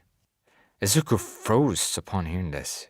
He didn't understand his own reaction at this. It was as if Todoroki's words had struck a nerve in some way, and he didn't know how to react. Todoroki, if I was afraid of you, I wouldn't be here, the green-haired boy responded, his voice remaining calm. Todoroki just looked at him with his usual cold glare as he straightened himself while saying, "That's funny. I never said that you were afraid." With his usual cold voice, Izuku just remained frozen without any form of reaction as Todoroki slowly walked up to him. Eventually, he walked past the green-haired boy. That is when he stopped to say, "I know that you losing is virtually impossible, but make sure that you don't get eliminated before facing me." Before walking out of the hallway, Izuku remained in the exact same position and posture as before. He still hadn't reacted. He probably didn't hear Todoroki's last words either. He just stood there, face completely devoid of any type of emotion, as he clenched his fist with a bone-shattering grip. Some time passed, and the festival was once again back in action. The third round was going to be a classic tournament fashion, with every match being drawn at random. Both Ochiro and a student from Class 1B decided to drop out, but their spots were quickly filled before the matches were officially made. Izuku's first opponent was a student from the journal course called Hitoshi Shinso, and people had already decided how it was going to play out. Izuku had shown off his strength on multiple occasions, so the idea of him losing to someone like Shinso was just laughable. "Alright, it's time for the first match to begin!" Prism Mike announced, his voice being as loud and excited as always. The crowds cheered and bellowed in response to this, eagerly waiting for what's about to happen. Both fighters were then introduced, sending even more excitement across the stadium. This match might as well be a joke. There's no way that Midoriya will lose against that guy, Kaminari commented, almost laughing at the horrendous difference in power between the competitors. Yeah, Midoriya can end this fight with just a flick of his finger, Kurishima then added, somehow hoping for an awesome fight. A few other students joined in on this chatter about the fight, most talking about how Izuku was the stronger one. But there was one who was completely silent. It was Ojiro, and he seemed to be deep into a concerned thought. He had tried to warn Izuku about Shinso's quirk before the match, but he couldn't. The second that he tried to speak to the green-haired boy, his words got stuck in his throat, and he ended up not saying anything in the end. He was trying to figure out why this happened, but his mind could only come to one answer, one concerning answer. Is something wrong, Gojiro? A female voice then asked. The tail boy turned his expression towards the speaker, only to see that it was Uraraka. The brown-haired girl looked both confused and concerned, but Ojiro could sense the part of that concern wasn't for him. It's Midoriya. I tried to warn him about Shinso's quirk earlier. I think he can brainwash people and force them to do his bidding. But I ended up not saying anything. His eyes, when I looked into them, it felt as if I was standing in a blizzard. I was cold, but there was something else. The tail boy said, trying to figure out what the other thing was. He's angry, and I think I know why. Uraraka then said, snapping Ojiro back to attention. Everyone turned towards the brown-haired girl, all wanting to hear what she thought. She took a deep breath before she said, I think he's afraid. with a voice that showed her concern. The other students were confused, wondering where this came from. They could accept that Izuku was angry, but afraid? He might as well be the strongest person in the hero course. What does he have to be afraid of? Kaminari then asked, not believing what Uraraka had just said. The brown-haired girl didn't have an answer to this question, or she didn't know how to phrase it. She had seen Izuku's reaction after Bakugo nearly took his headband in the cavalry battle, and it made her concerned for him. In that moment, she saw something that she had never seen in Izuku's eyes before. Fear. But she didn't know why. The pressure of answering the question was relieved by Midnight, who shouted, Begin! to announce the beginning of the first match. Everyone's attention was turned to the ring and the two competitors standing in it, waiting to see what would happen. Shinso was saying many things, asking many questions, all in an attempt to make Izuku talk. The green-haired boy didn't know what Shinso's quirk was, or how it was triggered. But it didn't matter since he had no intention to speak anyway. Shinso became more desperate and started to throw nasty insults towards Izuku, with no response. The green-haired boy just stood there, eyes towards the ground, without moving an inch. No one knew what he was doing, for he wasn't even trying to fight. His opponent didn't really pose that much of a threat, but this was a match. One of them needed to be defeated for things to progress, and Izuku knew that. He clenched his fist tightly, gritting his teeth, before he began to float up in the air. Everyone saw this and started getting excited, for things were about to go down. The green-haired boy floated in the air without disruption, before he suddenly sped up and crashed into the ground with a bellow. The collision sent a web of cracks all over the concrete, and it created a massive shockwave. Shinso had lost his footing after being hit by the wave, and was sent flying out of the ring. Now everyone was shocked. As they looked at the ferocious expression of Izuku, they knew that he would end the match quickly, but they didn't think that he would cause so much destruction in the process. The green-haired boy panted heavily, calming himself down, before he looked at the now terrified Shinso and said, Sorry, I didn't mean to be so rough. I'm just in a bad mood at the moment. with a calm voice, before walking away. These words had knocked Midnight out of her frozen shock as she announced Izuku to be the winner. The green-haired boy then turned to look at Shinso, but he still knew that he had been terrified by what he did. This was a more horrifying way of winning, but deep down Shinso knew that this would happen. He knew that he had lost upon realizing that Izuku wouldn't talk. The other matches played out in an orderly fashion, but Izuku only paid attention to a few of them. Todoroki fought against Sero, ending the fight nearly instantly by freezing nearly half the stadium. The last fight had Uraraka going up against Bakugo, but she ended up losing after a huge struggle. Now it was time for the second round, and the audience were in deep anticipation for this next bout. It was between Izuku and Todoroki, and the anticipation came from their similarities. They both ended up their first fight in an extreme and destructive way, so they couldn't wait to see what would happen. Izuku made his way through the halls, while thinking about his up-and-coming fight. He kept thinking of how it was going to play out, and what he was going to do. He knew that Todoroki was strong, but surely there was no way that he would lose against him. The green-haired boy kept contemplating while he was walking, until he was interrupted. From around the corner came a massive figure, clad in an armor of orange flames. Izuku stopped at the sight of this man. He stood right in front of him and asked, "You're Midoriya, right?"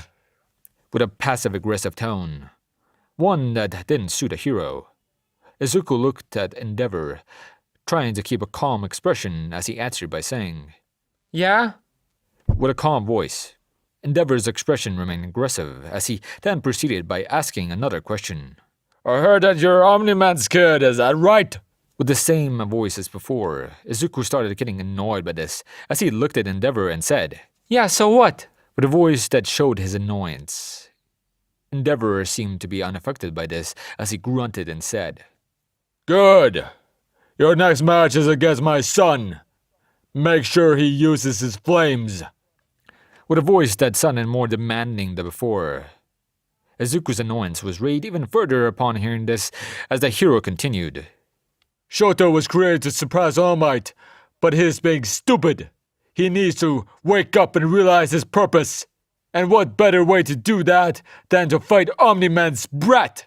His voice sounding more and more aggressive as it was demanding. Izuku's anger skyrocketed after hearing this.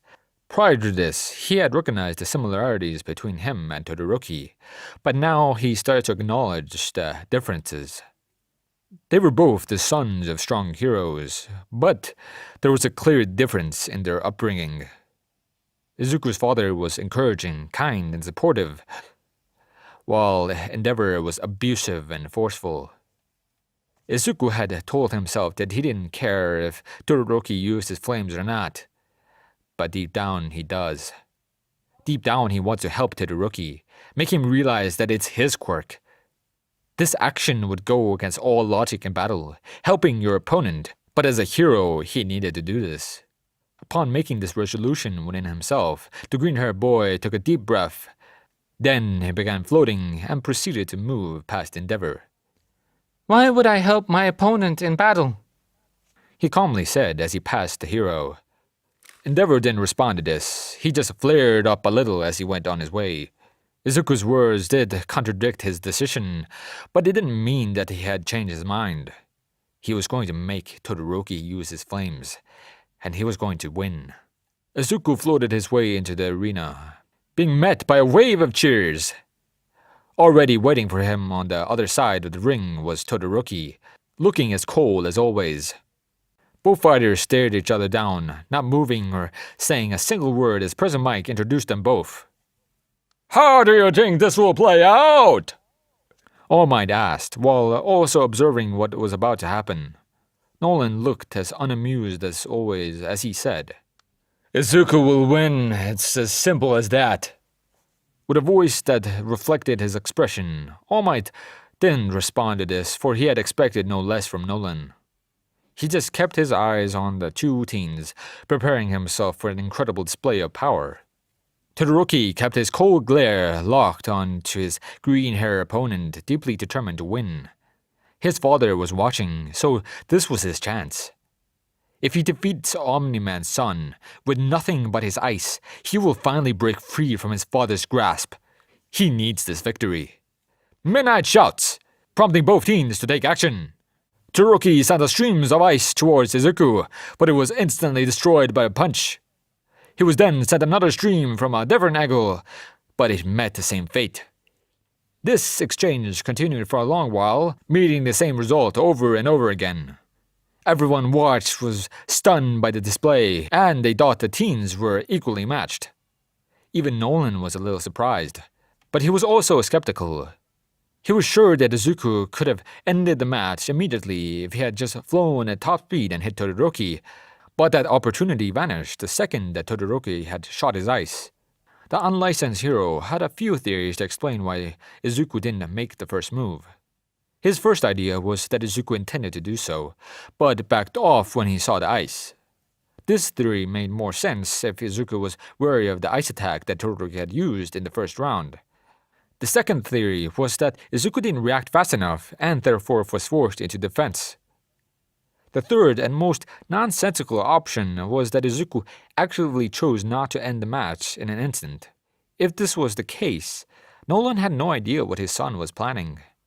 The two teens continued to dance around each other, with Izuku being forced to keep his distance. Eventually, he managed to use his flight to get past Todoroki's ice, catching him wide open. The green-haired boy approached the bicolored teen with an intent of striking him down. But after getting close enough, he realized that it was a mistake.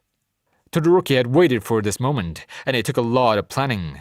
He knew that Izuku would be wary of his previous attack, so he needed to lure him into a position where he couldn't avoid it. That is where the smaller streams were for, and they had served their purpose well. Izuku didn't have enough time to react, as he saw the ice forming around him. Before anyone even knew it, the arena was once again covered in a massive pillar of ice. Midnight was shocked, as she didn't move a muscle. Izuku was deeply embedded into the ice pillar, so there was no way that he could continue.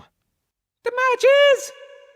She shouted, but was immediately interrupted by a loud noise. She couldn't really identify what it was, but sounded like some weird pounding. Not only that, it was coming from the ice pillar. Everyone's expression turned towards the ice, right as it was blasted to pieces. This was enough to shock all of them. But what made it even more baffling was what happened afterwards. Right as the ice broke, Todoroki was flung backwards.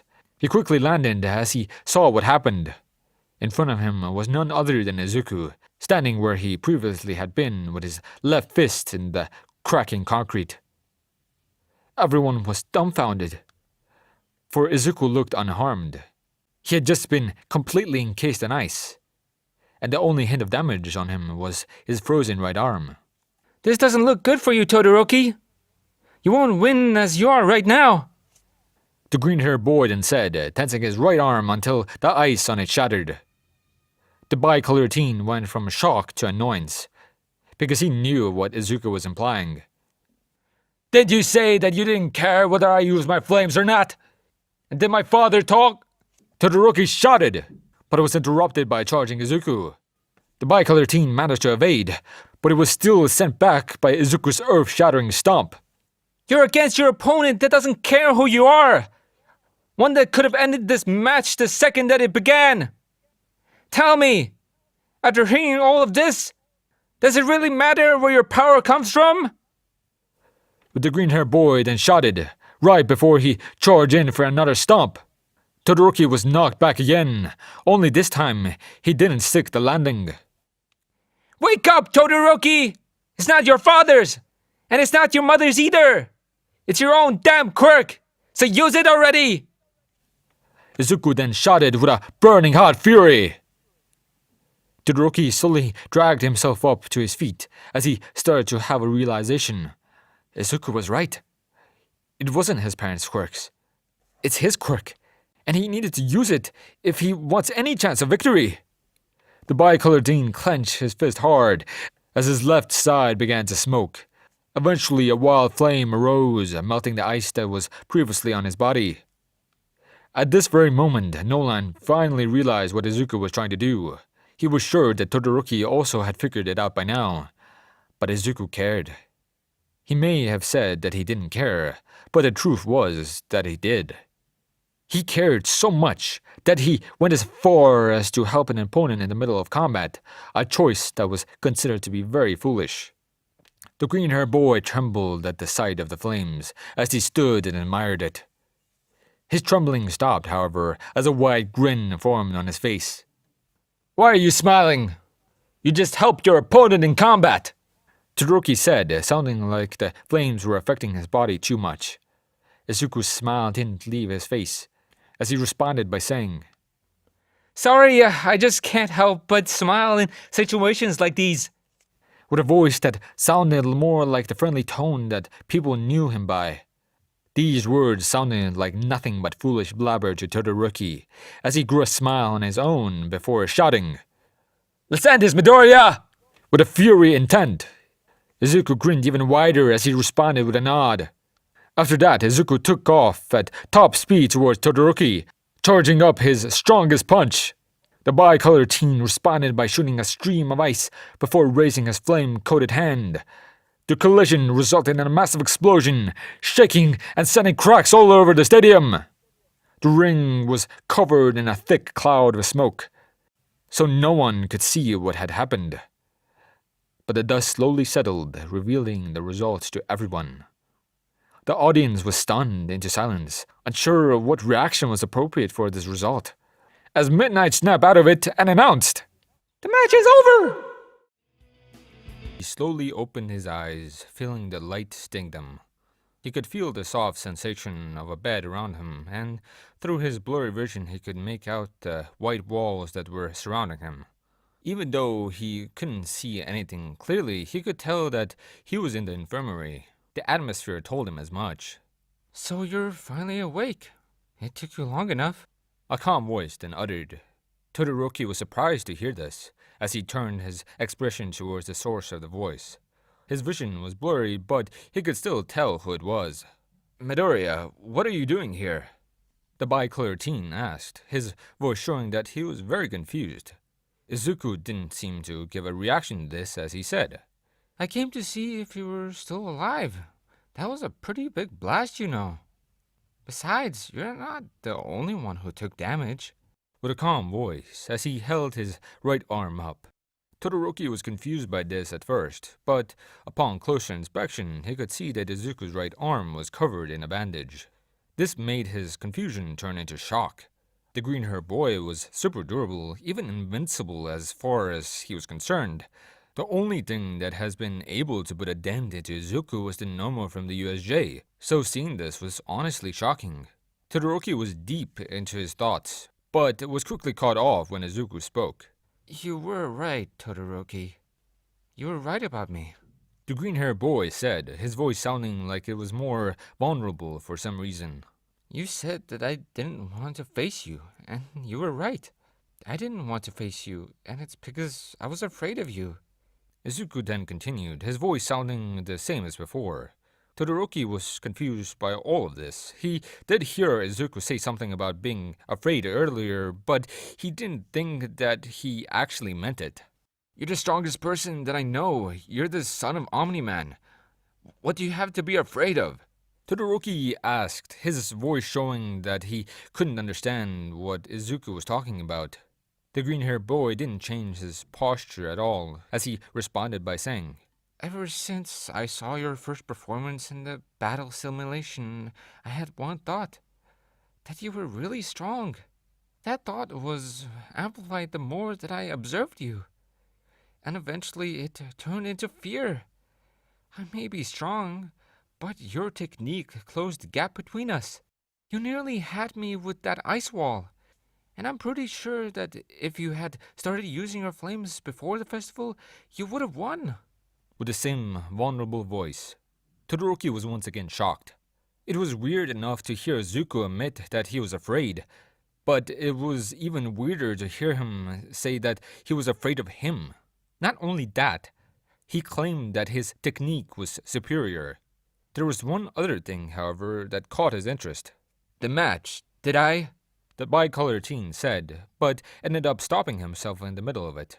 Izuku immediately knew what Todoroki was about to ask, so he continued. Lose? Yes, you did. That blast launched you out of the ring. I only managed to remain because I used my flight to fight against it. The green-haired boy said, his voice being much calmer now. Todoroki turned his blurry vision towards his feet upon hearing this, lowering his head in shame. He had spoken with such confidence, such arrogance about the fact that he would defeat Izuku, but it was all for naught. In the end, his efforts amounted to nothing, for he could do nothing more than scratch the green-haired boy. You claimed that I was the strongest person that you knew, and I feel something similar towards you. When I said that you would have won if you had used your flames, I really meant it. You had me on the ropes for the majority of our match. One wrong move and I would have lost. You really are easily the toughest opponent that I have faced so far. Izuku then said, his voice sounding as calm as it did before. Todoroki was confused by this, as he turned his blurry vision towards the green-haired boy. Izuku stood up from his seat, looking straight at the bicolored teen, until he raised his hand towards him. Todoroki was confused, for he couldn't tell what Izuku was trying to do until he spoke up. I'm not saying that we need to be friends, but I will happily accept it if you're okay with it. This is my way of showing respect to you. I respect between two teens with strong fathers. The green-haired boy said, his voice being back to its usual joyous tone. Todoroki was once again shocked, but not nearly as much as when his vision finally became clear. What he saw was that Izuku was holding his hand out for a handshake, with a smile plastered onto his face. This action was alien to Todoroki, for he hadn't experienced anything like this before.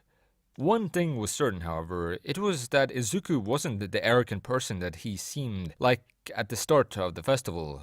He was someone that cared for his friends, and had his own kinds of issues. The bicolored shook his classmate's hand after a few seconds, more or less showing that they were friends. The green-haired boy smiled even more upon seeing this, before he began walking towards the infirmary door. "Midoriya," Todoroki then said, stopping Izuku dead in his tracks. "You have my respect too." The bicolored teen then finished, his usually cold voice showing a hint of joy for the first time. Izuku was happy to hear this, as he nodded in affirmation before leaving through the door. The matches went one way or the other. Izuku faced off against Ida, but there wasn't much that the blue-haired teen could do. Izuku did give Ida some credit, for he had managed to get in a good hit thanks to his new move, but he still ended up losing to the green-haired boy. Bakugo also went on a streak of victories, eventually leading to the fated battle in the final match. It had been pushed back for too long, but it was finally time.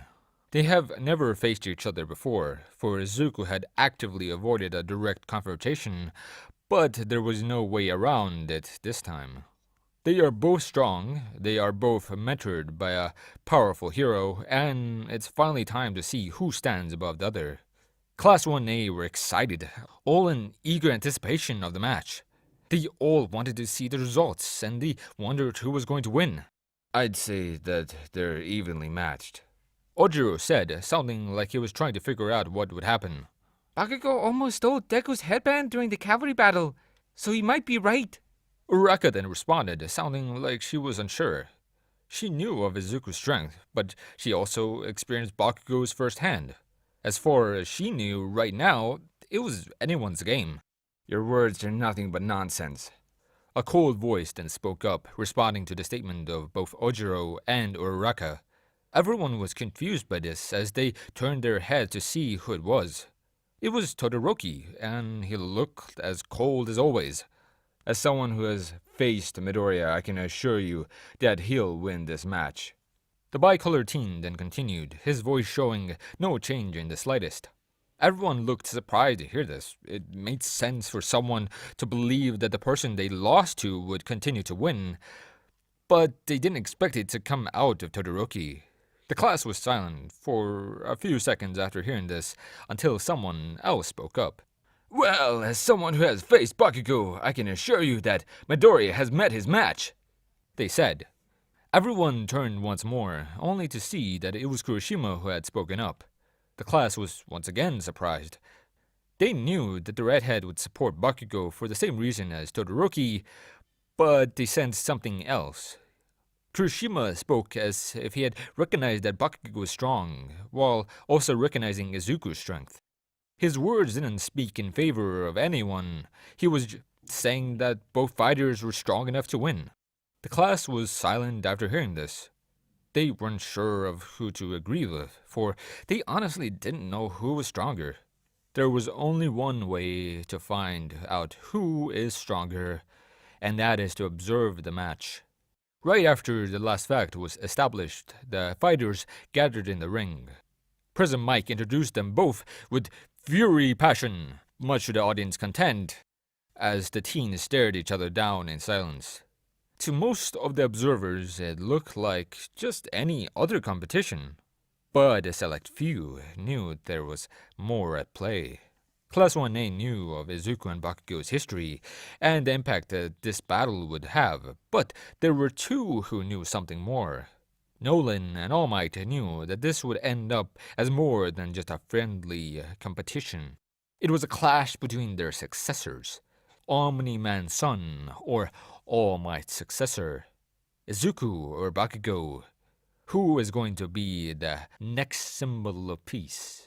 A deep silence followed the introductions, one that made the air seem thick, until the starting flare was fired. Begin! Midnight shouted, and the teens didn't hesitate for a second.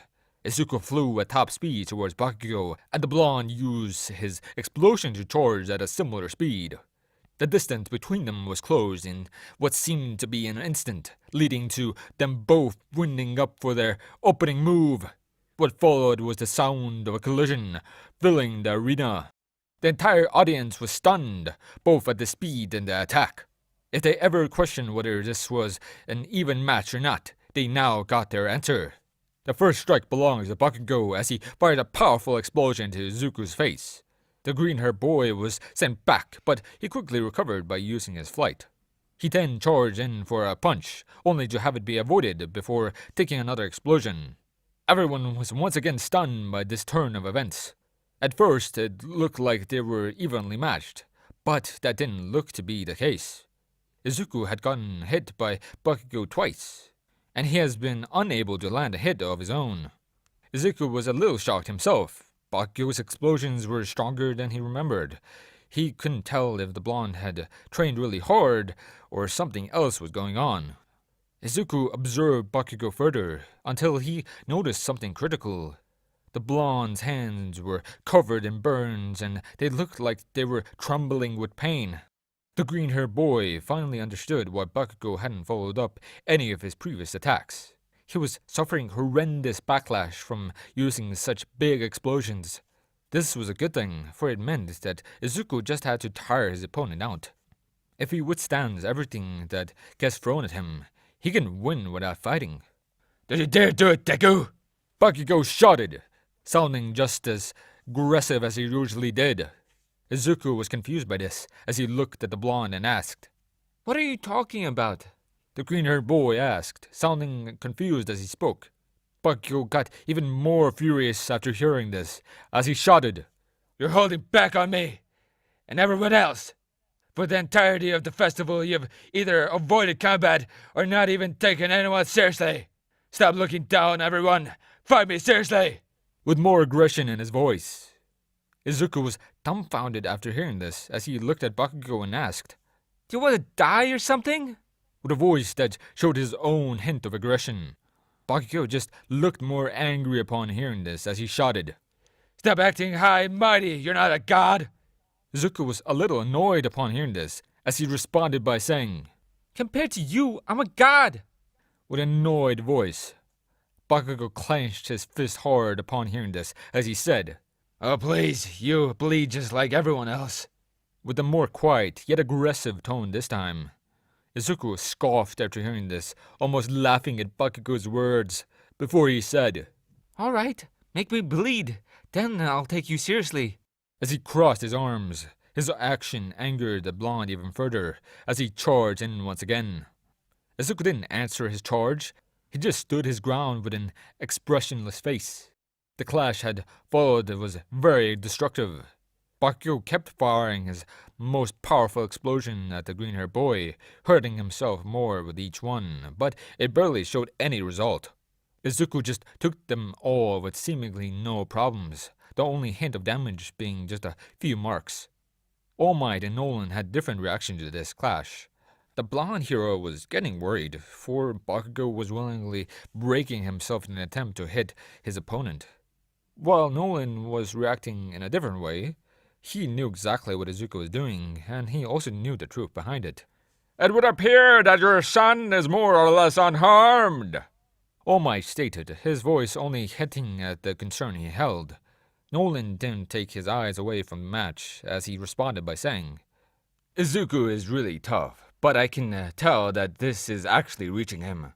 Bakugo is far stronger than I imagined, but he will incapacitate himself long before Izuku. with a calm voice. All Might was surprised to hear Nolan give praise to Bakugo, but that was quickly shot down when he heard the other part. It was true, the blonde was harming himself far more than his opponent. At this rate, he will lose the match. The fight raged on, with Bakugo throwing one earth-shattering explosion after the other. Izuku still hadn't fought back against it, but he was starting to get worried. He could tell that the blonde was slowly reaching his limit, but he felt that his body was getting there too. It was still a long way to go, and it was certainly enough to win, but he couldn't afford to take any chances. All it took was one slightly stronger explosion, then he could be in trouble. Bakugo threw another explosion, but it stopped before he could land. The smoke cleared to reveal that Izuku had caught the blonde by the wrist, his expression showing that he's had enough of this. The green-haired boy didn't say a word. His expression said it all, as he wound back for the finishing blow. However, right before he could launch it, Bakugo bellowed, "Damn it, fight me seriously!" Before doing the most unexpected thing, a loud bang was heard, sending a shockwave across the arena as Izuku was launched back. "That human? How did he?" Nolan muttered, his voice showing nothing but pure shock. This shock was something that everyone watching felt, for Bakugo had done something that they first thought to be impossible. The blonde didn't use an explosion against Izuku. He punched him. He punched him in the face with enough force to both break his own arm and send the green-haired boy flying. The blonde clenched his teeth and trembled from the pain of his broken arm as Izuku was pulling himself back. He had managed to stop himself from flying out of the ring, but he ended up mere centimeters away from the edge. The spot where Bakugo had hit him, his cheek, was swelling and searing with pain. Izuku slightly touched the bruise before spitting some blood onto the ground. "There, I made you bleed. You get it now? You're no different than the rest of us. You're no god. You're not invincible. So fight me already." Bakugo then shouted, his voice showing how much pain he was in. Izuku was in shock. Bakugo hadn't just made him bleed. He had done it with his own fist. He had harmed him with nothing but his own strength, which could only mean one thing. Bakugo could be considered an equal, and who's to say that there aren't a lot more out there? Izuku grinned widely upon realizing this as he spoke up. I made you a promise, and you made me bleed. I'll get serious with you, but prepare to lose, Kachan! The green-haired boy shouted, his voice beaming with excitement. Bakugo responded to this with a grin of his own as he bellowed, "In your dreams, Deku!"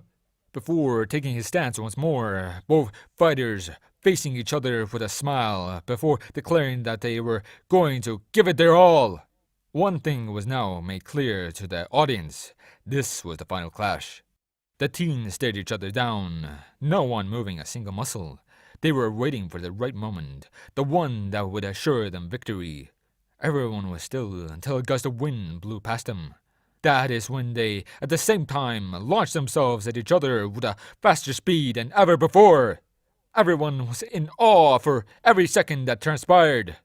The teens were smiling during the entirety of the clash.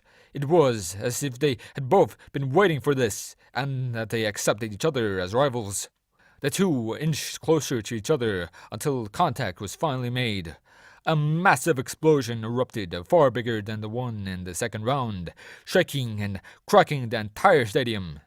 Many audience members began to duck and take cover, fearing that destruction was caused by the combined power of the teens. The rumbling slowly subsided, however, and everyone proceeded to get back up. The ring was covered in a thick layer of smoke, masking both contenders with it. Midnight managed to get back on her feet before straining her eyes to see the results. What she saw shocked her deeply, so much so that she froze. Eventually, she regained her composure before announcing, Both students are out of bounds. It's a draw. To a stunned audience. Normally, a draw would be settled with a rematch of sorts, but that didn't happen this time. Out of fear that their clash would lead to another display of destruction, and out of consideration for the students' injuries, the teachers decided that the festival would end with both Bakugo and Izuku as its joint winners. Both teams were taken to the infirmary after the match to treat their injuries. Izuku only needed some bandages, while Bakugo had to put his broken arm in a sling. After that, they had the award ceremony, which ended up being very awkward with 2 people standing on the first place podium. The teens were then all swarmed by their classmates, all praising them for their accomplishments. Bakugo and Izuku ended up being friendly to each other, and people noticed that the green-haired boy had returned to his usual friendly self. The students happily bickered with each other until it was broken by Bakugo. Hey, Deku! We need to talk. The blonde said, his voice being very serious. Izuku was confused by this, but he followed Bakugo after hearing how serious he was. The green-haired boy followed the blonde to a locker room, a place where they would be alone. What is it that you wanted, Kachan? Izuku asked, almost sounding a little concerned. Bakugo looked much calmer than he usually did as he said, What's up? What the hell is going on with you? with a tone befitting to that of an interrogation. Izuku was confused by this as he asked, What are you talking about? with a calm voice, Izuku could tell that Bakugo was getting annoyed, but his voice didn't show it as he said, The months before you were both weak and quirkless. And now you're strong enough to take out an all-might killing weapon on your own? You may be Omni-Man's son, but I still don't buy how strong you've gotten in such a short amount of time. with the same voice as before. Izuku was once again shocked to hear this, for he never thought that he would end up in this situation. Bakugo's suspicions were justified, and he only had them because he had happened to know Izuku before UA. The blonde probably suspected that Izuku has had his quirk for much longer but kept it hidden, or it didn't work as Izuku explained, or there could even be some sort of foul play. The green-haired boy remained calm despite the situation because he knew that he wasn't the only one who had something to answer for. I could say the exact same thing about you, Kachan. I can accept that your explosions have gotten stronger than they used to be, but no amount of training will ever make you strong enough to do this. Izuku said as he pointed to the bruise on his cheek. Bakugo's reaction told Izuku that something was going on, for the blonde was suddenly getting nervous. What is going on with you? And does it have something to do with All Might? The green-haired boy asked, his voice being as calm as ever. Bakugo gave off another weird reaction, which Izuku took as a confirmation about his connection to All Might. The teens were at a silent stalemate, and they both knew it. They both had secrets about their powers, ones that they couldn't share with the other. Whoever speaks first loses, for they have to expose themselves and trust that the other won't betray them. The silence went on for a long while, until one of them decided that they had enough. All Might gave me this quirk. It's called One for All. It stockpiles power that I have access to. It enhances the power of my quirk drastically. Bakugo said, his voice showing a hint of vulnerability. Izuku was shocked. Not only was Bakugo the first one to speak, he had All Might's quirk? Izuku didn't know what he was expecting. Maybe that All Might was training him in some weird way, but this was definitely something he didn't expect. Wow, that was unexpected. But I guess it explains your situation. Izuku then said, his voice sounding like he was baffled. Bakugo was once again annoyed, only this time it showed in his voice. Now it's your turn to share. The blonde said, his voice slowly returning to its usual aggression. Izuku scratched the back of his head with an awkward motion. He had to tell the truth, but how can he say it without sounding ridiculous? Eventually he sighed, deciding that the existence of aliens shouldn't be too far-fetched if there exists a quirk that could be passed on between different people. I'm not human. The green-haired boy said, still unsure of how to properly phrase it. Bakugo's expression quickly turned baffled, unsure of how to process this information, as he exclaimed, What? After the sports festival, all of the students got some time off to rest. Some of them needed it more than others. That time passed fairly quickly, and it didn't take long before they had to return to UA. Class 1A all gathered in the classroom and began to mingle. Many of them talked about how people recognized them from the festival, while others talked about their performance. Izuku, however, was sitting silently at his own desk. He looked unbearably tired, and it made some of his classmates worried for him. But he would disregard their concern every time it came up. The green-haired boy had noticed how it wasn't just he who had changed his behavior during the sports festival. His father had also acted differently than usual. Nolan had, much like Izuku, behaved in a more arrogant manner during the festival, only to return to his usual joyous behavior afterwards. This also meant that they had to return to their usual training schedule, which had the consequence of Izuku not getting much sleep. Hey! Wake up, you extraterrestrial idiot! A loud voice then shouted, snapping Izuku back to attention. The green-haired boy looked like he had just woken up as he turned his gaze towards the speaker. Good morning, Junior. How are your hands?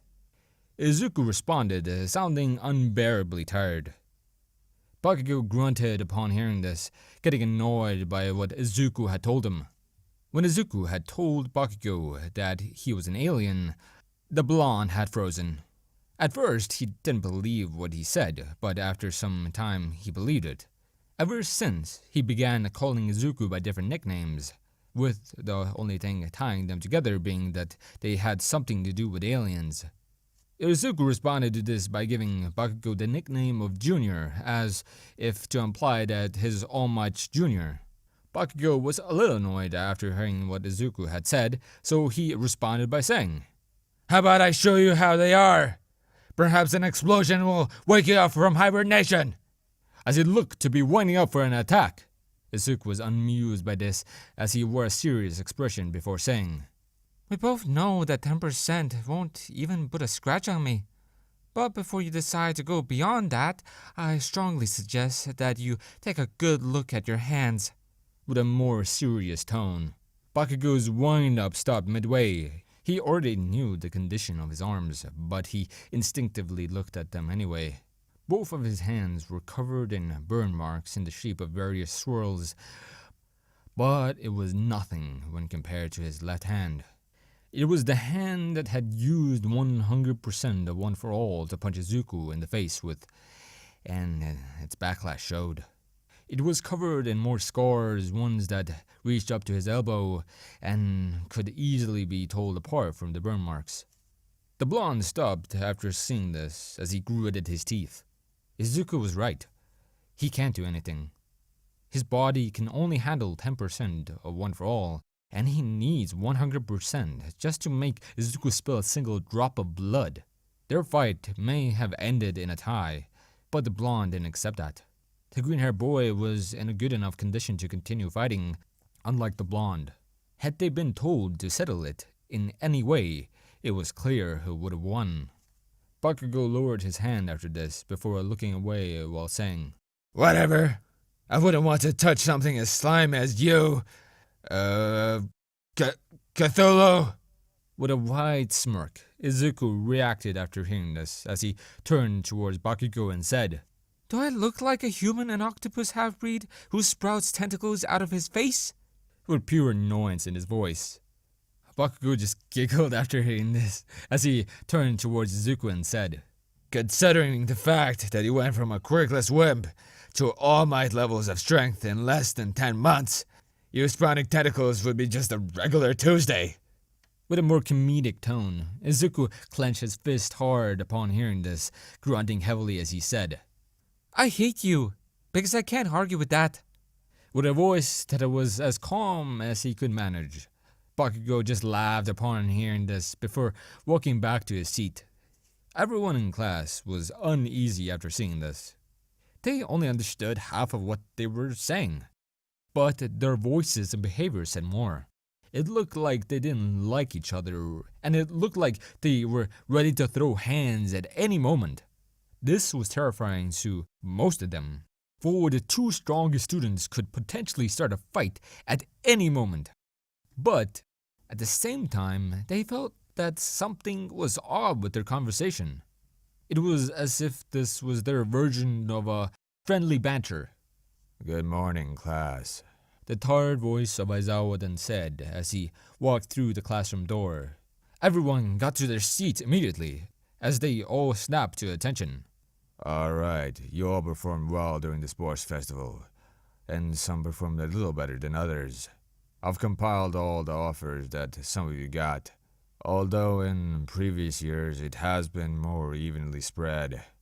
The tired teacher then said before pressing a button.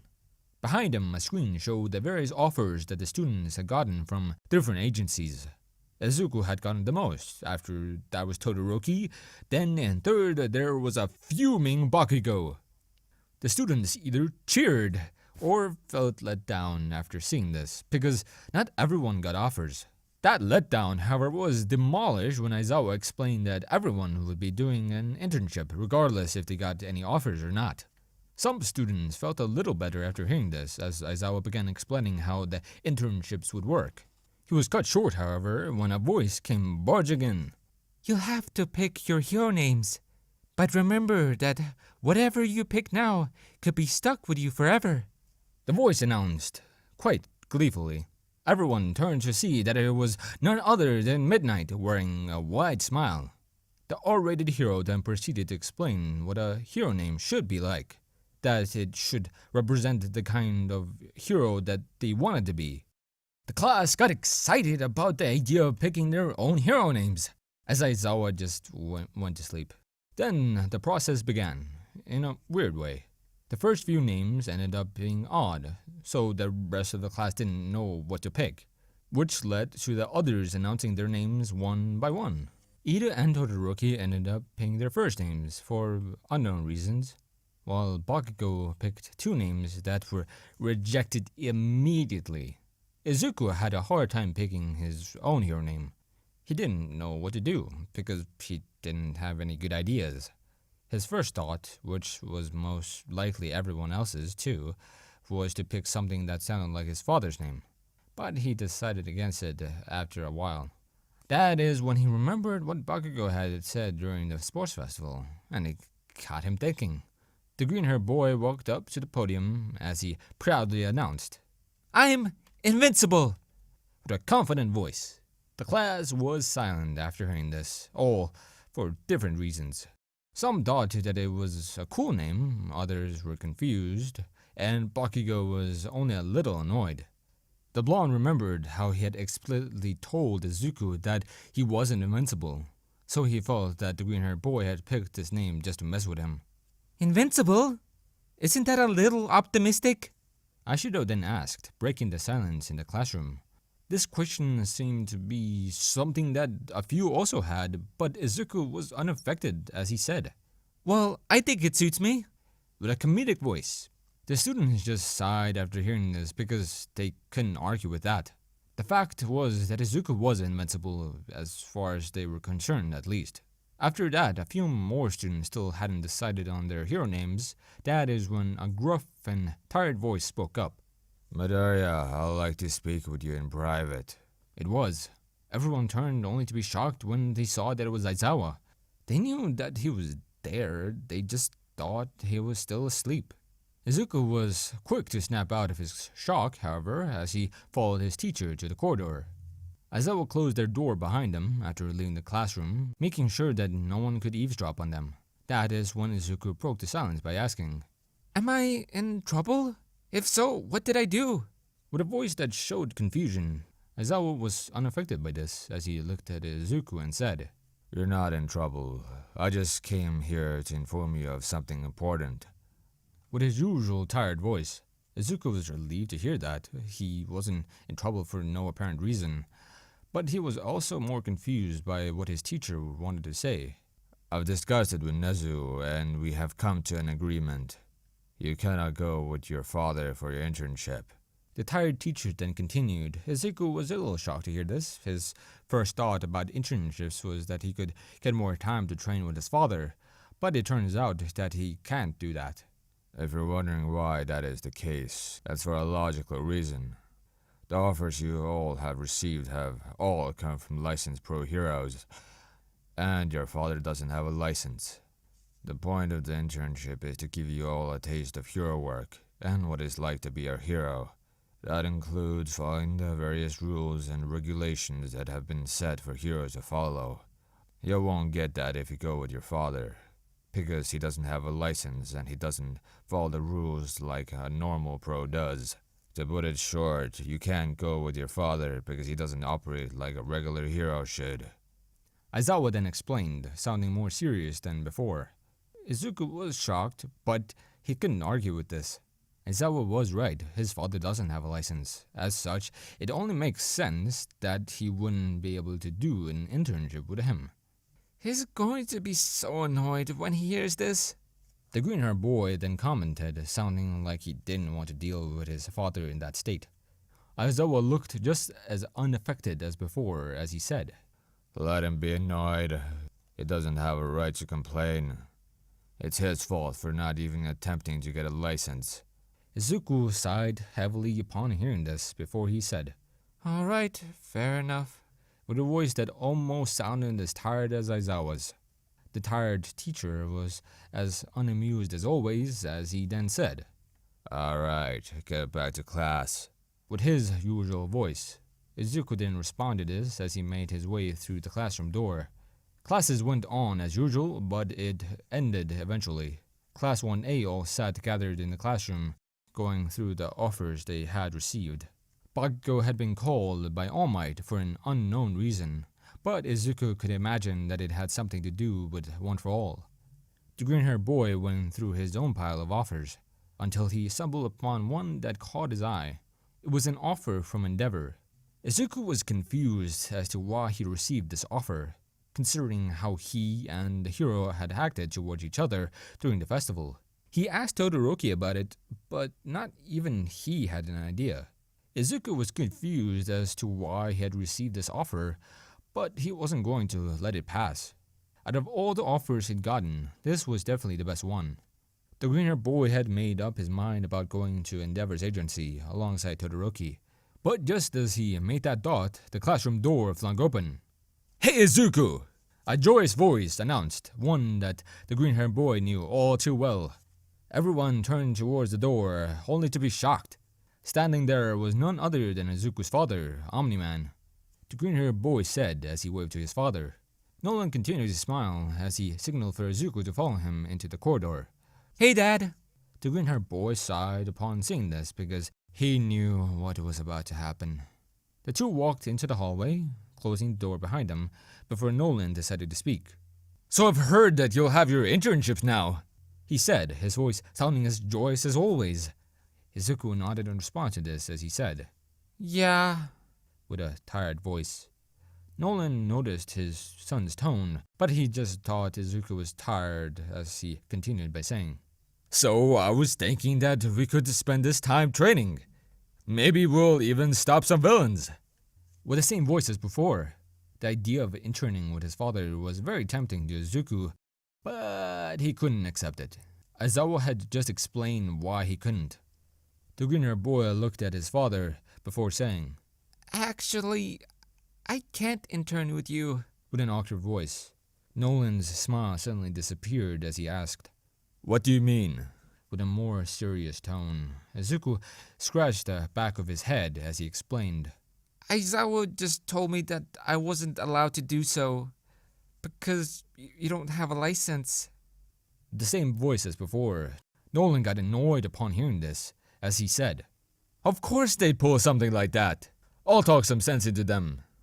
With a slightly agitated voice. Nolan was just about to make his way over to the principal's office until Izuku stopped him by saying, No, Dad, I think this is for the better. with a rather calm voice. Nolan suddenly stopped as he turned his annoyed expression towards Izuku. The green-haired boy gulped as he began to explain. The internships exist so that we can see what hero work is like. But you... With a voice that was a little calm until he stopped himself. Nolan just crossed his arms as he urged Izuku to finish his sentence. The green-haired boy sighed heavily as he continued. You don't operate like a normal hero. You don't follow the rules and regulations that normal heroes have to obey. You just do your own thing. With a much calmer voice, Nolan was still annoyed as he looked at his son and said, "We don't need to follow the regulations, Izuku. We operate more efficiently if we do our own thing. If you play by the rules, You will soon realize that they are hindering your abilities. With a voice that perfectly reflected his annoyance, Izuku scratched the back of his head once again, showing how awkward he was, as he said, That may be the case, but I still want to see what it's like. I want to experience it before I figure it out for myself. with a rather calm voice. Nolan was both shocked and annoyed. He knew from experience that it would be better for Izuku to do what he was doing, but his son had a point. There are some things that he won't understand unless he figured it out on his own, and this may very well be one of those things. Nolan pinched his frown after thinking, then he asked, What's the best offer that you've been given? with a voice that still showed hints of annoyance. Izuku was thrown off by this question as he answered, I got one from Endeavor. I think that's where I'll be going. with a voice that tried to remain calm. Nolan looked up after hearing this as he said, You better pick that one, otherwise you're grounded. I'll also double your training when you get back. with a much calmer voice. Izuku was once again shocked after hearing this, but he didn't get to say anything before Nolan said, You better enjoy yourself, okay? with his usual joyous tone. Izuku smiled at his father, happy that things worked out. Nolan smiled back as he said, Anyway, duty calls. Before leaving, Izuku watched his father float through the hallway with a wide grin on his face, happy that he would be able to do a proper internship. Wow! I never thought your dad could be so scary. A feminine voice then said, sounding like it was a little terrified. Izuku jumped upon hearing this as he turned to see who it was. Uraraka? How much of that did you hear? The green-haired boy asked, his voice showing that he had been scared. The brown-haired girl looked at him with an awkward expression as she looked away while saying, Nothing. the voice that clearly showed that she was lying. Izuku quickly caught on as he responded by saying, Right. Okay. with a voice that showed some understanding. Uraraka still looked a little awkward for some reason as she asked, Anyway, do you want to walk to the station together? with a slight blush on her face. Izuku was caught off guard by this once again as he blushed while saying, Sure, I'll get into trouble if I fly home. While desperately trying to hide his blush, Uraraka just nodded towards us as they both began walking together. Some more time passed, and it was time for the internships. Everyone had gotten their hero costumes as they gathered at the train station. Izuku tried to talk to Ida before leaving, since he had heard about what happened to his brother. But the blue-haired boy had dismissed his concern, leaving Izuku and Todoroki to head for Endeavor's agency. During their trip, the teens talked about possible reasons for Endeavor to giving Izuku an internship. But in the end, they could never come to a definite answer. Eventually, they had made it to the agency, where they were immediately greeted by Endeavor's sidekicks. This was a bizarre scene for them both, but the thing that was even more bizarre was that apparently Endeavor wanted to see them both immediately. The teens were brought to Number Flame Hero's office, where he immediately said, So, you both accepted my offer.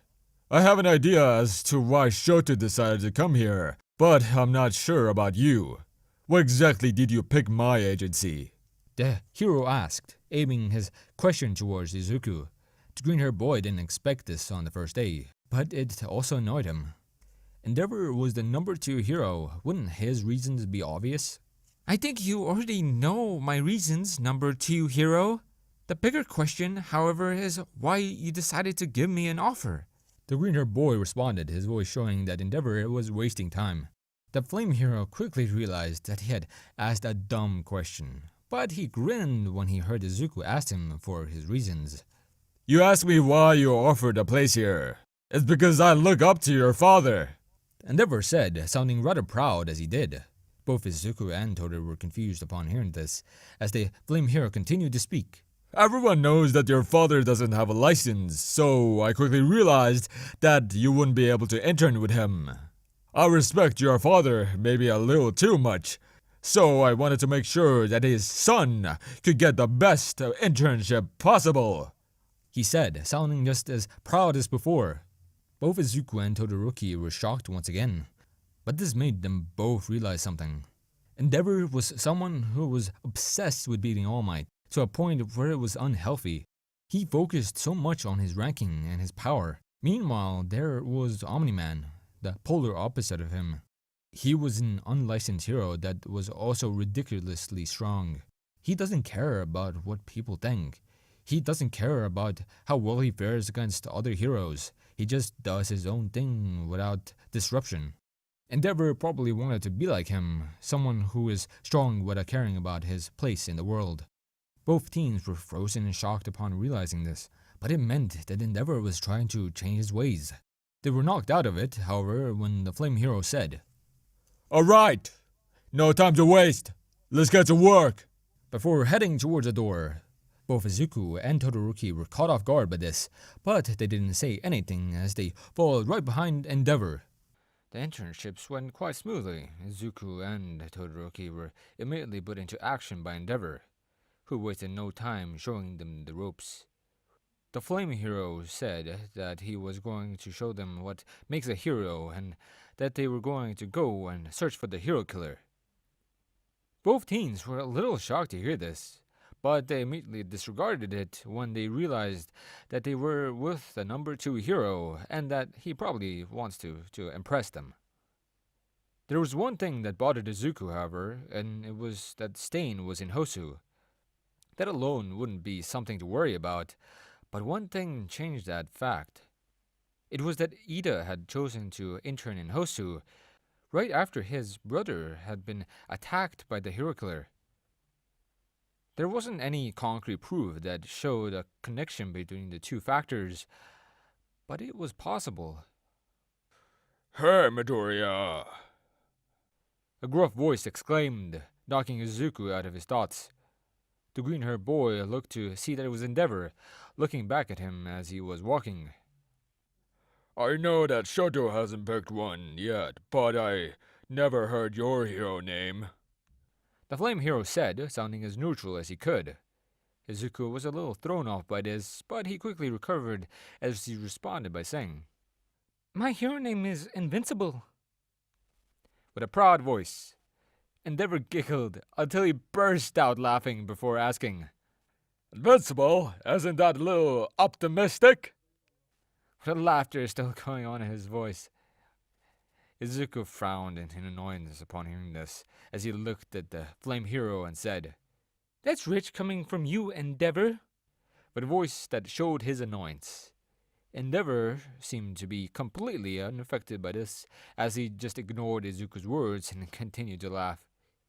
Izuku got even more annoyed after seeing this reaction, and it showed on his expression, but he didn't get to think or say anything else until Todoroki quietly asked, Are you okay, Midoriya? With a hushed tone. Izuku was confused by this, but it wasn't solely because of Todoroki's question. The bicolored teen was whispering, as if he didn't want his father to hear them from behind his back. I'm fine. Why are you asking? The green-haired boy showed his confusion as he whispered back, with a hushed tone. Todoroki looked towards Endeavor after hearing this, making sure that he hadn't noticed them yet, as he responded by saying, You spaced out earlier. I wonder if there was something on your mind. With a tone that was still hushed. Izuku was a little thrown off by this, but he really shouldn't have been. It's only neutral for Todoroki to wonder what was happening, but thinking back at it made him worried once again. Yeah, there's something on my mind. It's about Ida. His brother was attacked and crippled not too long ago. The green-haired boy whispered, his voice showing his concern. Todoroki did not expect to hear this, as he also showed some worry before saying, I see, but that has to be tough on him. With a voice that was still hushed, Izuku kept his expression as he continued to voice his concern. Yeah, but there's more to it. His brother was attacked by Stain, and Stain is in Hosu. Now guess where Ida is interning? The green-haired boy whispered, his voice not changing in the slightest. Todoroki was confused at first, but he quickly showed a lot of dreaded realization as he said, Hosu! Out loud! The bicolored teen hadn't whispered that part. Therefore, it didn't go unnoticed by Endeavor. The flame hero turned towards them with his usual demeanor, inspecting them both as he did. Both teens remained silent the entire time, until he turned his eyes forward once more. "We need to keep an eye on him." Todoroki then whispered, confident that his father wouldn't hear him. Izuku nodded in response to this as he said, My thoughts exactly? with a hushed tone, before he started to float instead of walk. Both teens then turned their full attention ahead, as they walked and hovered just behind the back of the number 2 hero. The trio continued to patrol for a few more days, all with nothing to show. The teens were starting to think that they wouldn't find the hero killer at all, which would be a good thing for Ida's sake, but they couldn't tell how Endeavor felt about it. The Flame Hero hadn't said or done anything to show doubt, but they still haven't gotten any form of results. It was abundantly clear to both Izuku and Todoroki that Endeavor was trying to reach out and impress his son. But he was trying a little too hard. It also didn't help that whenever the Flame Hero attempted anything, his son would just ignore him. Todoroki seemed to have no interest in reconnecting with his father, at least on the surface. Izuku didn't know what went on in the head of his bicolored friend, but he could imagine that it was some sort of conflict. Todoroki had decided to remain formal with his father during the internship, but how long could that last? The two of them may have some horrible history between themselves, but they were still father and son. There must be a part of them both that wants to fix what's broken and move on. Izuku finished his thoughts as the night creeped over Hosu, but that didn't stop them from searching. If anything, this is when they were actually trying to look. The hero killer was mostly active in the cover of the night, so this would be the most likely time for him to show his crimson-clad face. Keep your eyes peeled for anything suspicious. And be on guard. I don't encourage you to pick a fight with anyone, but you have my permission to use your quirks in case anything happens. Also remember that this isn't some exercise at school. So go straight for the throat. Endeavor then said, his voice being firm with nothing but seriousness. Izuku and Todoroki nodded in confirmation. The Flame Hero had something along those lines every night so far, and both teens understood the meaning of it. Anything could happen during the night, therefore they had permission to use their quirks for self-defense. If they ever needed to fight, they should end it quickly for the sake of themselves and everyone else. These principles were something that Izuku's father followed, and now it was his turn to do it. "Look out!" Todoroki then shouted in a panic, once again breaking Izuku out of his thoughts. The green-haired boy was confused by Todoroki's words, but that confusion quickly vanished when he noticed something big flying towards him. Izuku reacted on instinct, punching the creature away before registering what it was. It staggered back as both teens froze when they realized what this thing was. It had a different shape, just as it had a different color, but they both recognized it from somewhere else. The green-haired boy could never forget this monster, the one that nearly killed both him and his classmates, Nomu. The teens were quickly broken out of their shock when Endeavor grabbed onto the Nomu's head before burning it to ash. What the hell was that thing? The Flame Hero exclaimed, not expecting anyone to answer him. Endeavor kept looking at the grotesque corpse in front of him, unsure of what to make of it, until Todoroki muttered something of interest. No way, is that? But didn't get to finish this question before Izuku responded by saying, No, it's different. This one was nearly put out of commission by just one of my punches. The other one could take a lot more than this. With a voice that sounded too calm for the situation. Todoroki didn't respond to this in any shape or form, but he understood what Izuku was saying. This only looked like the monster that they knew. It was a cheap, genetically inferior knockoff version of the thing that attacked them. What are the two of you talking about? Do you recognize this thing? Endeavor asked, wondering what the two teens were doing. Izuku and Todoroki looked at the Flame Hero as the green-haired boy answered by saying, Sort of. We know something similar. It's called a Nomu. I fought and killed a much stronger version of it during the USJ incident. With a voice that was too calm. Endeavor was shocked to hear this, but he also grew a little worried as he asked, How strong was the one that you fought? Izuku's expression turned from calm to pure seriousness as he looked at Endeavor and said, The villains claimed it to be an all-might killing weapon, and I don't doubt it. I nearly died when fighting it. with a more serious tone. Endeavor was even more shocked after hearing this. He knew that Izuku was strong. He was Omni-Man's son, after all, but that only made his worry grow. If there were any other Nomos in the city, there was a risk that one of them might be as strong as the one from the USJ, which meant that they had to deal with them. Alright, then we need to stop all of them. You have experience, so I'll need your help. The Flamer hero then said, aiming his words mostly towards Izuku. The teens were going to respond to this, but they stopped when they saw something that horrified them. In the distance, they could see an orange light amidst the darkness, and they all immediately knew what it was. A building had caught fire, which meant that this wasn't just some stray Nomu. The city was actually being attacked. The trio stood frozen in front of the flames for a few seconds, until they could see the silhouettes of heroes trying to control the situation. Among those figures was one that was familiar, Manuel, but that only led to more worry. I don't see Ida anywhere. Todoroki shouted, his voice showing a mixture of worry and frustration. Izuku caught on to his worry, but Endeavor was once again confused. Who are you talking about? The flame hero asked, once again being confused. Both teens looked at Endeavor as Todoroki explained. Our classmate is supposed to be interning with Manuel, but I don't see him anywhere. He might have gone after the hero killer to avenge his brother. With a voice that showed worry.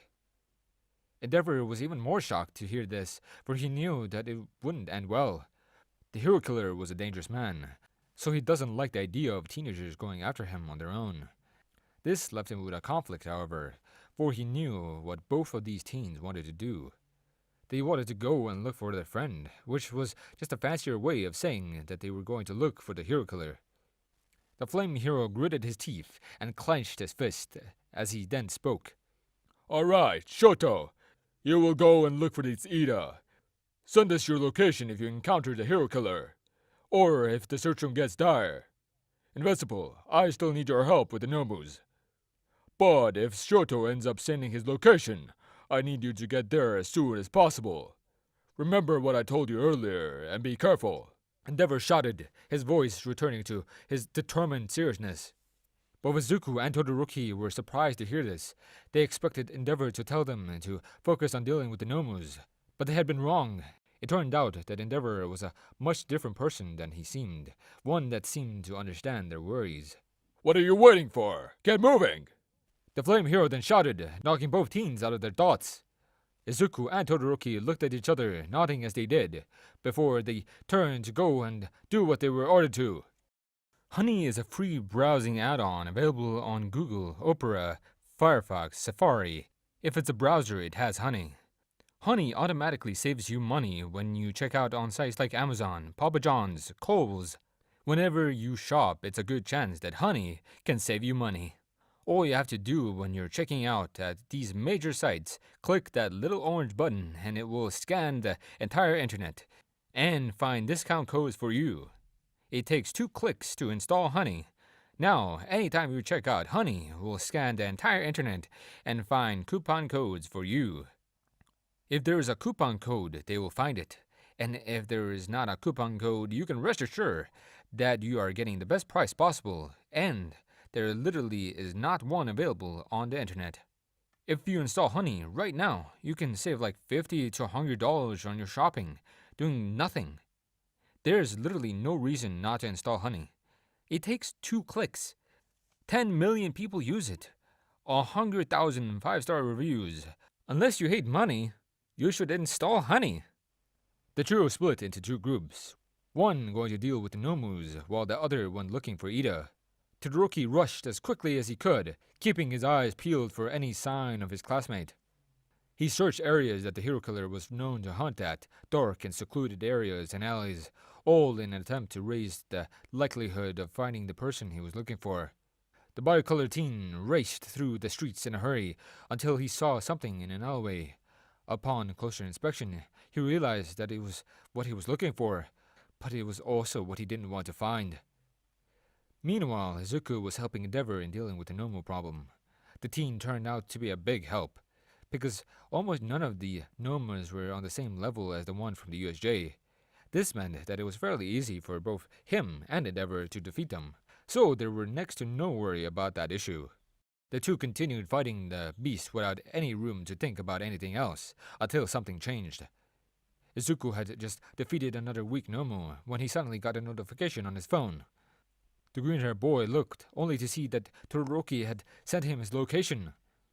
Not only that, he had done it twice while being in the same spot. This made Izuku worry a lot, for it could only mean that Todoroki had gotten very desperate for help.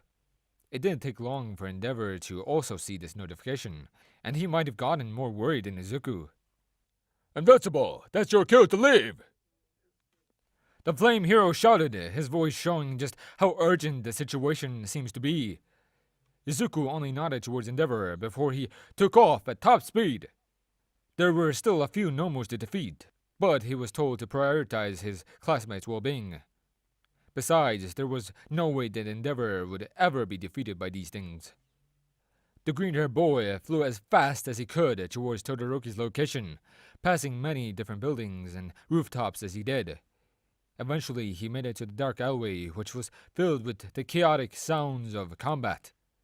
Izuku didn't waste a second, as he dove down immediately. As he got closer, he saw someone who he could only imagine to be the hero killer dash past Todoroki's ice pillars before swinging his sword at him. But right before the blade could make contact with the bicolored teen, it suddenly stopped. Stain was confused, and so was Todoroki and Ida for a while. But the teen's confusion quickly vanished once they saw what had happened. The blade had made contact with something, but it wasn't Todoroki. It was skin that it had been swung at, but it couldn't do as much as put a scratch at it. Stain was overwhelmed with shock as he looked at this person. It was someone he didn't recognize, and he had somehow appeared out of nowhere. The mysterious green-haired boy looked at the hero killer with a passive smile as he said, Nice sword. before flicking his finger towards the blade, the sword shattering like glass, sending shards flying all over the alleyway. Stain was wide-eyed after seeing this as he immediately jumped back. Midoriya, what are you doing here? The wounded and paralyzed Ida shouted, his voice clearly showing frustration. Izuku was completely unaffected by this, keeping his gaze onto the hero killer as he said, What does it look like? I'm saving your ass. With a calm voice, Ida didn't say anything in response to this, for he was defeated. He came here for revenge, but had to be saved by two of his classmates. There was only one thing that was reassuring about this situation, and that was that the hero killer was definitely being captured tonight. Stain was careful analyzing the green-haired newcomer, for he looked familiar in some way. The way he floated above the ground, his posture, his power, his attitude, and his aura, it all reminded him of someone else. The hero killer smiled after this realization as he said, You show great promise. Not only do you show the true colors of a hero, but you're just like him. You're just like one of the only true heroes in this world, Omni-Man. With a sadistic smile on his face. Izuku seemed to be unaffected by the sadism, as he tilted his head and said, Is it really that obvious? with a voice that showed that he was oblivious. Everyone in the alleyway was confused by Izuku's response, for it seemed that he wasn't worried or afraid at all. It was silent for a while until the green-haired boy sighed and said, Look, you said it yourself. I'm just like Omni-Man, so there's no way for you to win here. So how do you want to do this? The easy way or my way? with a more serious tone. Stain was unaffected by this, as he raised two of his knives and shouted, I'll go with the third option. The one where I kill those two fakes behind you. before charging in. Izuku was caught off guard by his sudden burst of speed, so Stain managed to both push and get past him. This made everyone behind Izuku panic, as Todoroki prepared to make another ice wall. Wrong. The green-haired boy suddenly muttered, making everyone stop to look at him. There is no third option. We're doing this my way. He then shouted before throwing a powerful punch to Stain's jaw. The hero killer was thrown out of the alleyway before crashing into the ground. Everyone looked at him with both shock and horror. He was defeated, lying unconscious on the ground with a completely broken jaw. It was a disgusting sight. Even Izuku seemed to think so. The alleyway was silent once more, until Todoroki spoke up by asking, "What did you do?"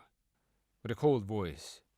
Izuku's expression was filled with disgust as he answered, I did what Endeavor told us. I went for the throat. with a voice that tried to remain calm. Todoroki looked confused by this, as he then said, "First off, I don't think my father meant it so literally. Second, that's not the throat." With the same cold voice as before, Izuku looked at Todoroki with a weird expression, as he responded by saying, First off, I know. Second, everything but the power was intentional with that punch. with a voice that reflected his expression. Todoroki looked unaffected by this, as he simply responded by saying, "I find that very hard to believe." Izuku got annoyed after hearing this, but he didn't say anything. He was sure that Todoroki felt the same, that this is not the right place or time to be having a pointless argument. So the two of them instead decided to help Ida and the injured pro that was with him. Backup arrived shortly after Stain's defeat, and they wasted no time in tying him up. With the backup came someone that neither Izuku nor Todoroki expected to see, Bakugo. The blonde was apparently interning with an old pro called Gran Torino, and they both happened to be in the area. Gran Torino immediately began scolding the teens for fighting Stain, but he couldn't do it too much to Izuku and Todoroki, since they had both the permission and instruction to do so by Endeavor. The situation seemed to calm down quickly, until one alarming detail was mentioned. So, where's Endeavor? Gran Torino asked, wondering why the flame hero wasn't there. Izuku was confused by this, as he asked, Wasn't he with you? with a tone that showed his confusion. Both Bakugo and Gran Torino were confused now, as the blonde spoke. No, he told us to come here before running after some noble. He also said that he would be here, but we haven't seen him since he ran off. Izuku was even more confused now, and so was everyone else. Endeavor keeps his word, so he should be here. The fact that he wasn't there only gave rise to worry, and that was from everyone's part. I'll go and look for him. He probably got caught up with something. Gran Torino then said, breaking the silence that they had. We're going with you then. Bakugo then said, referring to both Izuku and Todoroki as he spoke. The retired hero looked at them with a serious expression as he said, No, it is better if you stay here. With a serious tone, Todoroki was the one who responded to this as he asked, I'm not undermining your abilities, but what will you do if a strong Nomu shows up? With his usual voice, Gran Torino gritted his teeth upon hearing this, for he realized that they had a point. The retired hero then looked at them before saying, All right then, but stay behind me at all times. With the same serious tone. The trio nodded in agreement to this, as Izuku said, That seems counterproductive, but okay. Before they took off, everyone moved at top speed, looking everywhere they could for any trace of Endeavor. They had no idea of where he could be, but at the same time, they had a feeling that he might be in trouble. The teens were all more or less unharmed, so they could fight if it came down to it. The only one of them that was the closest to being injured was Todoroki, but he only had some small cuts and bruises. The group continued their search with haste, growing more and more worried as time passed. They would find their relief, however, when Bakugo shouted, Hey, I think I found something. While staring down a dark alleyway, the others quickly stopped and ran towards the alleyway that the blonde was looking through, and they immediately saw something. It was no more than a silhouette, one of a man that was lying on the ground. The group took a deep breath before they slowly took a few careful steps down the alley. They quickly realized, however, that it was still too dark for them to see anything. Eventually, Todoroki decided to make some light by making a small flame, only to regret doing it immediately. The flame had lit up the entire alleyway, so they could now clearly see what was on the ground. Everyone froze in horror, and the teens even began to tremble. It was indeed a man, but he was lying down in a big pool of crimson blood. Look away! Gran Torino shouted to the teens in a panic. They quickly obliged, but they had already seen too much. Todoroki's flames died as quickly as it had appeared, once again filling the alleyway with darkness. They had only seen it for a few seconds, but it was too much. The image had already been seared into their brains. The image of the bloody and decapitated corpse of the number 2 hero, Endeavor. And in Hosu City was all over the news. But the media had their focus on a different subject. It was the fact that the hero killer had been captured after a very brutal defeat, and his captors were 2 teenagers from UA's hero course. Normally, they wouldn't give the credit to them, but the circumstances were different this time. Both Izuku and Todoroki had permission to use their quirks for precisely this situation. Therefore, they had no reason to not give them the credit. Another thing that made the situation particular was Endeavor's death. Normally, they wouldn't give the credit to him in an effort to avoid problems, but that wasn't possible now. They also decided to keep his death a secret so that they could conduct a proper investigation. But right now, they had no leads whatsoever. Izuku, Bakugo, and Todoroki were all taken to a hospital after the night's events, in case they had been injured in any way. All 3 of them were more or less unharmed, with the worst injury being small cuts and bruises, but the same couldn't be said for Todoroki. The bicolored teen had been absent-minded and borderline unresponsive for a long time.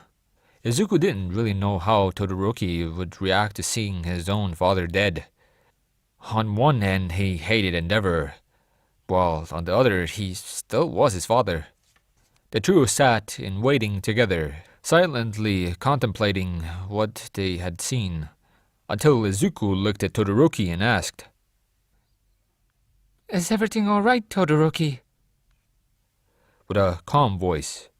The bicolored teen wore a cold and expressionless face, one that he usually wore, so there was no real way to tell how he was feeling. Todoroki didn't respond to his question. He didn't even react. He just continued sitting in silence. Izuku kept looking at the bicolored teen until he was interrupted by Bakugo. That's the dumbest question in the world, you xenomorph! The blonde growled, showing his annoyance. Izuku was about to retaliate in annoyance for being called an alien again, but he stopped himself. Bakugo had stated the obvious. He had just asked a dumb question, but it was still unclear whether it was because Todoroki felt nothing or because he was sad. I don't know. A faint and cold voice then said, catching both Bakugo and Izuku off guard. They both looked to see that it was Todoroki, expressionless, still unchanged as he spoke. I don't know how to feel about this. I hated my father, and I have for a long while, but he tried to fix things. He tried to talk to me over and over again, but I just ignored it. I rejected him, because I didn't want to fix things at the time. But now he's gone. He's dead.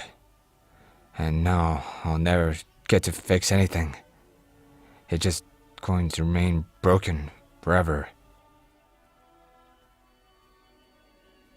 The bicolored teen said, his voice being cold while showing a faint hint of emotion. Izuku and Bakugo couldn't identify what this emotion was, for it was too unclear to them. But they were still given an answer. They both looked shocked once they looked at Todoroki's face, for it was something that they didn't expect. His expression remained the same as before, but he had tears going down his face. Despite wearing his usual expression, the bicolored teen was crying. Izuku and Bakugo didn't know how to react to this or what to do. Todoroki was sad. He just didn't fully understand it himself. Deep down, he wanted to fix things with his father, but now it was too late. Izuku didn't know what he could say to make things better, so all he did was put his hand on Todoroki's shoulder. Am I interrupting something here? An old and gruff voice then said out of nowhere, surprising everyone. The teens then turned to see that it was Gran Torino, walking in without knocking. Bakugo and Izuku looked at the retired hero in silence, both preparing to say that he should knock before entering. But the one who broke the silence was none other than Todoroki. No, everything is fine. The bicolored teen said, as he wiped the tears with his sleeve. The other two teens were slightly surprised, but they also felt bad that Todoroki had to push his pain away. Gran Torino could sense that things weren't fine, but he decided not to bring it up as he spoke. All right, then. I came here to talk to two of you about your internships. Since Endeavor has tragically passed, you won't be able to continue your internship. Therefore, you have to choose a new one. Now you have two options. You can either pick an agency from the list of the offers that you received, or you can come and intern with me. Of course, this is if you wish to continue after everything that happened. The retired hero said, aiming his words towards Izuku and Todoroki. The teens went deep into thought after hearing this, for they weren't sure what to do. They both had a long list of options, but they also didn't know what Gran Torino had to offer. They also knew that the part about cutting the internship short was mostly aimed at Todoroki, for he was by far the most affected by last night's events. The teens were silent for a while, unsure of what to do. Izuku's eyes scanned the room in an attempt to find an answer until his gaze landed on Bakugo. The blonde wore a serious expression as he looked at the green-haired boy without blinking. Izuku wasn't sure what this meant at first, but he eventually got an idea. Bakugo's expression was telling him that Gran Torino was good, and that he should take his offer. Not only that, but he could feel something else in his eyes. It was as if he was saying that the retired hero knew about the blonde's secret. Izuku's eyes were locked with Bakugo's until the blonde nodded in affirmation. I think I'll take you up on that offer. I'll intern with you. The green-haired boy then said, breaking the long silence that had been set in the room. Gran Torino just nodded in response to this before looking at Todoroki. I have a spot open for you as well, but I understand if you wish to cut things short. The retired hero said, his voice showing a hint of sympathy. Todoroki was silent for a while, showing a hint of uncertainty, until he clenched his fist and spoke up. I wish to take you up on that offer as well. The bicolored teen then said, his voice sounding firmer than before. Gran Torino nodded as a response to this before walking towards the door. Izuku and Bakugo did not expect to hear this from Todoroki. He had just lost his father. Therefore, he won't be in the right state of mind during what remains of the internships. The two wanted to say something about it, or let Todoroki know that they were there for him, but they didn't. It wasn't that something was stopping them, they just had a feeling. A weird feeling that the bicolored teen already knew what they wanted to say. The trio looked at each other, their expressions both calm and serious without moving. They didn't say a word to each other, but they still knew what the others were thinking as they nodded towards each other before following Gran Torino. After accepting the offer, the trio went to the retired hero's run-down home. Gran Torino intended to work the teens half to death, but that ended up being more difficult than initially thought. Todoroki and Bakugo were the only ones that could benefit from physical training, the former so that he didn't have to always rely on his quirk, while the latter needed to be able to handle the full extent of his own. The only one of them that had no use of physical training was Izuku, for he was strong enough as it was. Instead, he would have the green-haired boy work on his mobility by having him try to avoid getting hit by Gran Torino while using his flight. This was something that all three of them had to do to some extent, for it was a good way to increase their control they had over their quirks. The training continued for a few days that remained of the internship, and they passed fairly quickly. Before the teens even knew it, they had to return to UA. The students all gathered in the classroom, all discussing various topics. At first, they all talked about what they did at their respective internships, but that all changed when Izuku and Todoroki entered the classroom. Now, their conversation was a mixture of praise and sympathy. The praise came from the fact that they had managed to defeat and capture the hero killer on their own, while the sympathy was mostly aimed at Todoroki. The news had been made public just the day before that Endeavor had been brutally murdered and that there was no single lead to tell them who was responsible. Todoroki didn't respond to anything that his classmate said as he silently walked over to his seat. Izuku didn't say much either, for he had nothing to say. He accepted the praise that he was given, but he didn't say anything regarding Endeavor. Bakugo was also silent because he had nothing to say, and he didn't want to bring up anything painful. The class respected the fact that no one wanted to talk about it. As such, they didn't bring it up. But they also noticed something new. It was faint, for there wasn't a lot that made it evident, but there seemed to be some newly established bond between Bakugo, Izuku, and Todoroki. The air between the trio was different from what it used to be, as it gave off the impression that they were close to one another. Good morning, class. The tired voice of Aizawa then said, snapping everyone's attention as he entered the classroom. The teacher scanned his students with his neutral eyes, making sure that they were all present and aware, before moving on the agenda at hand.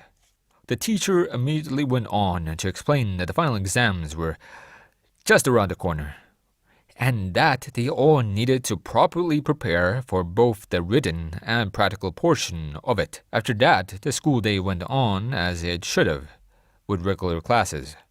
Eventually, all classes ended and the students all sat in their classroom. They quickly returned to the discussions they had earlier, with some of them adding either their worry or confidence about the final exams. Izuku was not really worried about the written portion, but he was skeptical about the practical. He was very strong. Even the teachers should know that by now. So he had a feeling that they had something special in store for him. Hey, Vulcan, want to train together? The voice of Bakugo then asked out of nowhere, sounding way too calm. Izuku turned to face his blonde friend in confusion as he asked, Pardon? With a voice that showed his confusion, Bakugo just got annoyed upon hearing this as he responded by saying, Listen, you may be annoying, but you're not stupid. We're both much stronger than our classmates, and the teachers know that. So they probably prepare something special for us in particular. With his trademarked aggressive tone.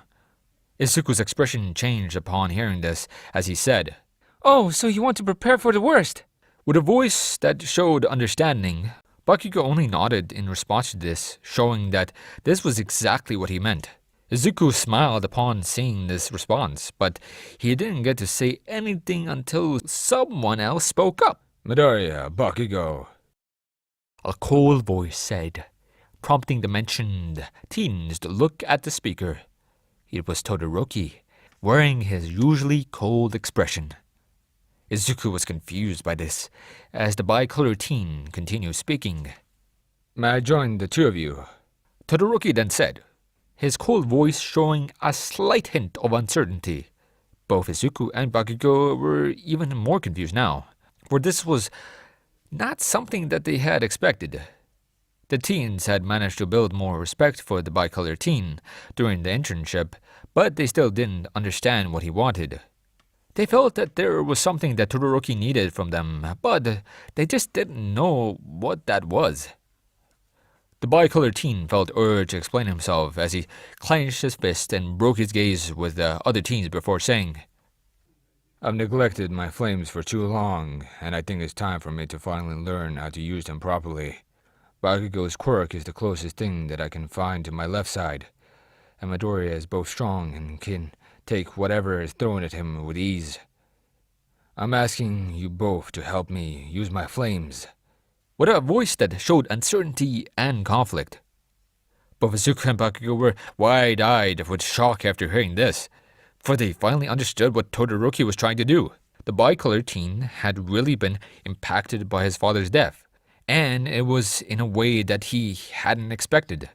He was hurt by it, and now he wanted to try and make things right by using the only thing that he had left of his father.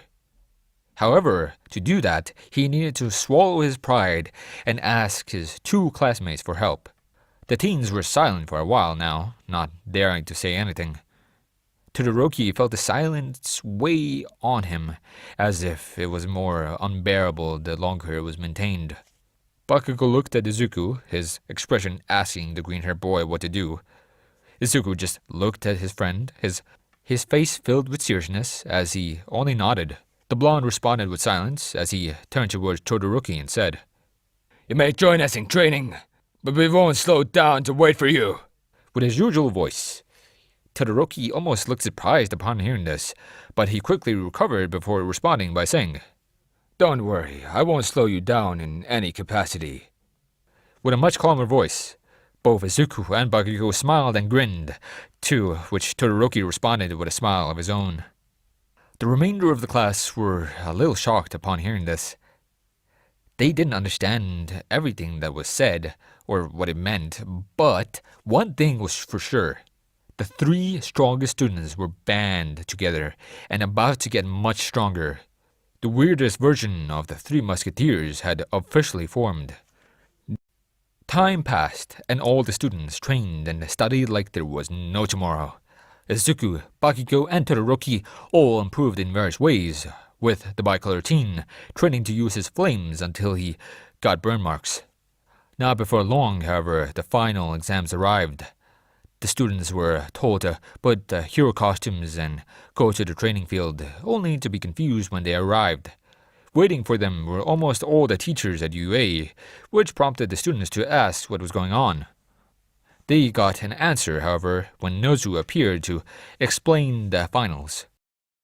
The students would be paired in teams of 2, but they wouldn't be fighting any robots. Instead, they would be fighting the teachers, where victory could be attained by either capturing the teacher or escaping through the designated gate. The students started panic, especially after hearing who they were going to face off against. Izuku and Bakugo were paired together, and they weren't afraid in the slightest. Even after hearing that they would face off against All Might, the two teens weren't scared. So we're facing All Might. Izuku explained, his voice not showing a single hint of fear. Too easy. Bakugo then responded, his voice sounding fired up as he did. The class were just wide-eyed after hearing this. The fact that Izuku and Bakugo just weren't afraid of All Might just sounded insane. But at the same time it made sense, since they were really strong. Well, then it's a good thing that I'm here as well. A proud voice then announced. Everyone froze upon hearing this, for they recognized his voice. Izuku found it far too familiar, and that scared him. The green-haired boy turned around, his face showing utter fear, as he finally saw who had inexplicably joined. Dad? Izuku uttered with a trembling voice. Nolan didn't budge by this. He just grinned as he said, Hello there, son. You and your friend will be facing both me and All Might. With a voice that reflected his expression. Both Bakugo and Izuku trembled upon hearing this, but it was made much worse when All Might spoke up. Not only that, but we won't be wearing any extra weights. The two of you are incredibly strong, so we can't afford to be holding back against you. The blonde hero said, his proud voice only sounding ominous in the ears of the students. Class 1A froze after hearing this. The other matches would be against a teacher that was holding back. It was made so they could win. Izuku and Bakugo, however, were facing the two strongest heroes. that just announced how they wouldn't hold back. That was... Hey, Junior, can I point out the obvious? The trembling voice of Izuku Midoriya. Bakugo would normally get mad about the nickname, but now he was too overrun with fear as he responded by saying, Kryptonian! If it's what I think it is, I'm going to blast you! with anger in his voice. Izuku just kept trembling as he knew that he was about to say exactly what Bakugo was thinking. They had trained together because they were afraid of what their teachers might try to do, but that was all for naught. Even if they had been given a full year to prepare, even if they had known this in advance, no amount of training would make them capable of winning. Izuku gulped at this realization as he uttered, We're dead! "Thank you all!" The final exams went on smoothly, with some people passing while others didn't. Among those who passed was Todoroki, who had shown greater control over his flames. But it was far from over. The best was about to come, for it was time for the final match. Omni-Man and All Might, two of the strongest heroes in the world, were up against Izuku and Bakugo, two of the strongest students at UA. To most people, this seemed like an attempt at finding someone that could match the strongest students, while also being a battle between father and son. But it was more than that. This was very much a battle between the strongest of two different categories. But it was also a fated encounter between master and student. Class 1A all gathered in the monitor room, waiting in anticipation for what was to come. They all mingled with each other about what was to come, but they didn't know what to think. They knew that their classmates were strong, but they were facing much stronger opponents. I wonder what will happen. Kaminari said, as he patiently waited alongside his classmates. The room was silent, for no one knew how to respond to this statement until Kurishima decided to speak up. I don't know what will happen, but one thing is for certain. The odds are not in their favor. I'd go as far as to say that they're basically zero. The redhead said, his voice showing seriousness as opposed to the usual excitement. Stop thinking so little of them. A cold and rather aggravated voice then exclaimed. Everyone was caught off guard by this, as they turned to see that the words had come from Todoroki. The bicolored teen looked as cold as always, but his eyes showed some hint of annoyance as he spoke. I'd admit their odds are terrible, but that won't matter. I've been around the two of them long enough to know one thing. They are far too stubborn to quit. Todoroki said, his voice being firm and certain. Class 1A didn't know how to react to this, for they didn't expect it. They knew that Todoroki had been training with both Izuku and Bakugo, but how were they already this close? They all sought the answer to this question, until their attention landed on Todoroki's left hand. It was covered in various burn marks, some looking minor while others didn't. This made them all realize something. He's been working really hard. Not only that, he's been doing it alongside Izuku and Bakugo. If the three of them had been training so hard side by side, there was no wonder why they now seemed to be so close. Cut down is about to start.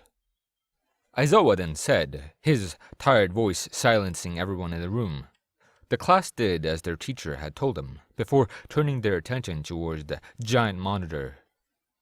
The screen showed a fake city, right as both Izuku and Bakugo walked right into it. The duo seemed to be relatively calm despite their situation, but that couldn't be further from the truth. It was just a facade. Both teens were actually trembling with fear and uncertainty on the inside. They entered the field in silence, both trying to calm their nerves as much as possible, until Izuku spoke up. So we definitely need a plan in order to win. With an uncertain voice, Bakugo just growled upon hearing this, as he responded by saying, We'll be lucky just to survive this. his fear and stress only served as more to fuel the fire behind his aggressive tone. Izuku did not react to this. He only nodded while saying, I agree. We should definitely run away. with a tone that signaled a desperate call for urgency. Do you honestly think that will let you escape? A familiar yet sinister voice then made itself known. Both teens turned their terrified expressions towards it, only to see the red cape waving in the wind. The teens both froze, but the one that was on the worst end was Izuku. He was even more terrified than Bakugo, for this wasn't something he had seen before. The once comforting and warm face of his father was now a cold and twisted shadow of his former self. They stared at each other in silence, the teens not daring to make as much of a sound in the presence of Omni-Man, as the game of intimidation continued. Then a sudden gust of wind originated from the far end of the street, speeded towards them all. Bakugo was immediately knocked off his feet, flying towards as Omni-Man dashed at top speed while grabbing Izuku by the throat. The green-haired boy didn't even have enough time to register the waving of his father's cape before he was forcefully dragged away. Before he could even register what was happening, he had been thrown straight into a building, far away from his blonde companion. Struggling to properly address his surroundings, Izuku dragged himself up to his feet, grunting in pain as he did, but he didn't get a chance to properly think of a plan before hearing, How long are you going to keep me waiting? Izuku froze once again, as he turned to see that his father was patiently floating in front of him with his arms crossed. He couldn't move a muscle, and it would appear that his vocal cords had been frozen as well. He didn't know what to do. There wasn't anything that he could do. His father was superior to him in every way, and it didn't help that he looked as monstrous as he did. The green-haired boy desperately trying to think of what to do, until the only thing that made any form of sense came to his mind. It was to run as fast as possible, so he didn't waste a single breath. He took off immediately, flying as fast as he could manage, but it was all for naught. It didn't matter that he had reached top speed immediately. It didn't matter that he had moved so suddenly. His father was still ahead of him. Nolan had grabbed Izuku by the foot, holding it with an iron grip as he looked on with a monstrous glare. Did I say that you could run away? The unlicensed hero then said, before throwing his son into another building. Izuku managed to brace himself this time, therefore he didn't take as much damage as before. He didn't get to rest. However, for his father quickly followed up by punching the green-haired boy through another structure. The battle continued in this fashion with Omni-Man chasing Izuku around the entire area, leaving a path of brutal destruction in their wake. Class 1A observed this with wide eyes, unable to fully process what they were seeing, but one of them seemed to have a moment of realization. So this is why Midori is so tough. His father has trained him like this all the time. Kirishima said, sounding like he was both shocked and awed. The class also had a similar realization after hearing this, for it made sense to them. If Izuku had been put through such brutal training by his father, it made sense for him to be this powerful, but some weren't convinced. No, something's wrong. A feminine tone exclaimed, a deep hint of worry present in its voice. Everyone turned to see that it was Uraraka, staring anxiously at the monitor. So you all noticed it. Todoroki then added, his voice sounding cold. Everyone turned to them in confusion, wondering what they were talking about. Todoroki kept observing the screen, as he then spoke up. This is nothing like how Midoriya explained his usual training. This is far more brutal. I know that he is strong and that his father is supposed to play the villain, but this is too much. The bi-colored teen said, his words being aimed towards someone specifically. That person was Aizawa, and he was unaffected by this as he responded by saying, Before you ask, no, I won't be stopping this match unless time runs out. with his usual tired voice. Everyone was even more shocked upon hearing this as Uraraka voiced their concern. Why? He might get seriously injured out there. The brown-haired girl said, her voice being heavily weighted down by her worry. Aizawa didn't budge once again, as he sighed and answered by saying, Because I need to make sure that he won't lose control again. You all saw how he behaved during the sports festival, and I can't have him repeating his behavior. We need to knock him down a few pegs, even if that means that he'll have to suffer through this brutality. With his tired voice, Class 1A was horrified now, for Aizawa was right. Izuku's behavior during the sports festival was not ideal, and they would be better off if it never happened again. But there was also something else. They didn't know what it was, but Aizawa's voice sounded like there was something else that bothered him. The class quickly gave up their attempts at figuring out what was happening in their teacher's head, and continued to observe the match. Izuku was thrown through countless buildings, destroying everything in its path. He couldn't do anything against his father. He was now convinced that the teachers had planned this out. The green-haired boy was once again grabbed by the throat before he was thrown straight into the ground.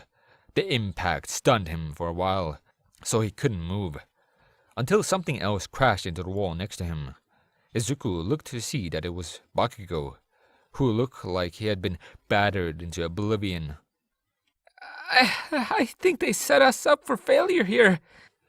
Izuku said, grunting in pain as he did. Bakugo just got annoyed upon hearing this as he responded by saying, That much was obvious the second that they announced our opponents. While also grunting.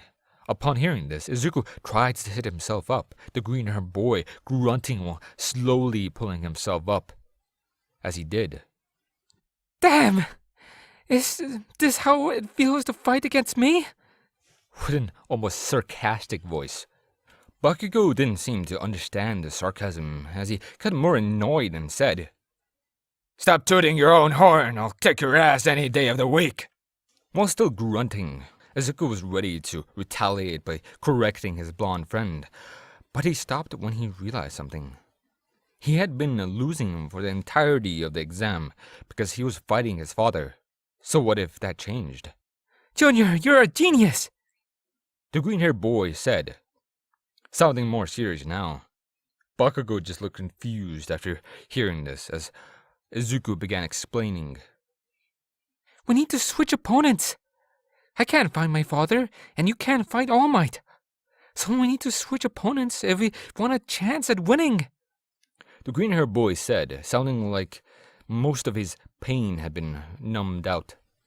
Bakugo was shocked upon hearing this, but he still got annoyed while saying, You're forgetting something. I can't fight your father either. You may have a chance against All Might, and that's a big may, but there's no way that I will be able to defeat Omni-Man. Izuku understood what Bakugo meant by this, as he stood up while saying, We don't need to defeat them. We just need to hold them off until we get an opportunity to escape. As for my father, Viltrumites don't have super senses. With a much calmer voice, Bakugo finally understood what Izuku intended to do, as he pulled himself back to his feet while saying, You better be right about this, Kryptonian! With a voice that sounded like it was trying to suppress his annoyance.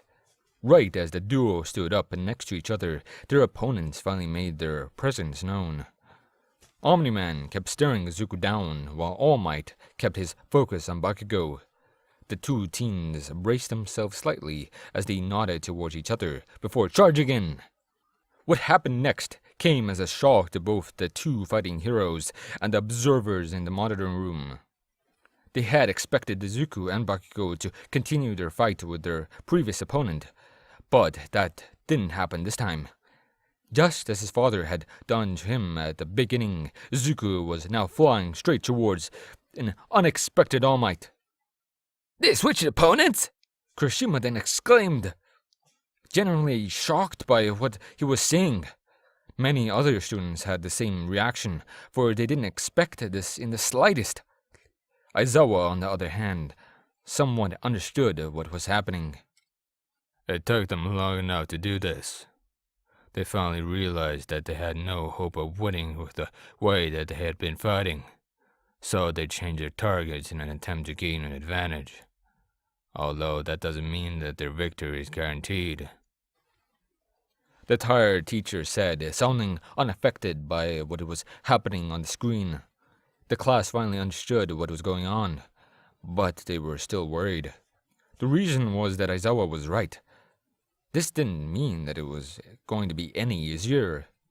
The students then turned their attention towards the screen, observing the remainder of the match.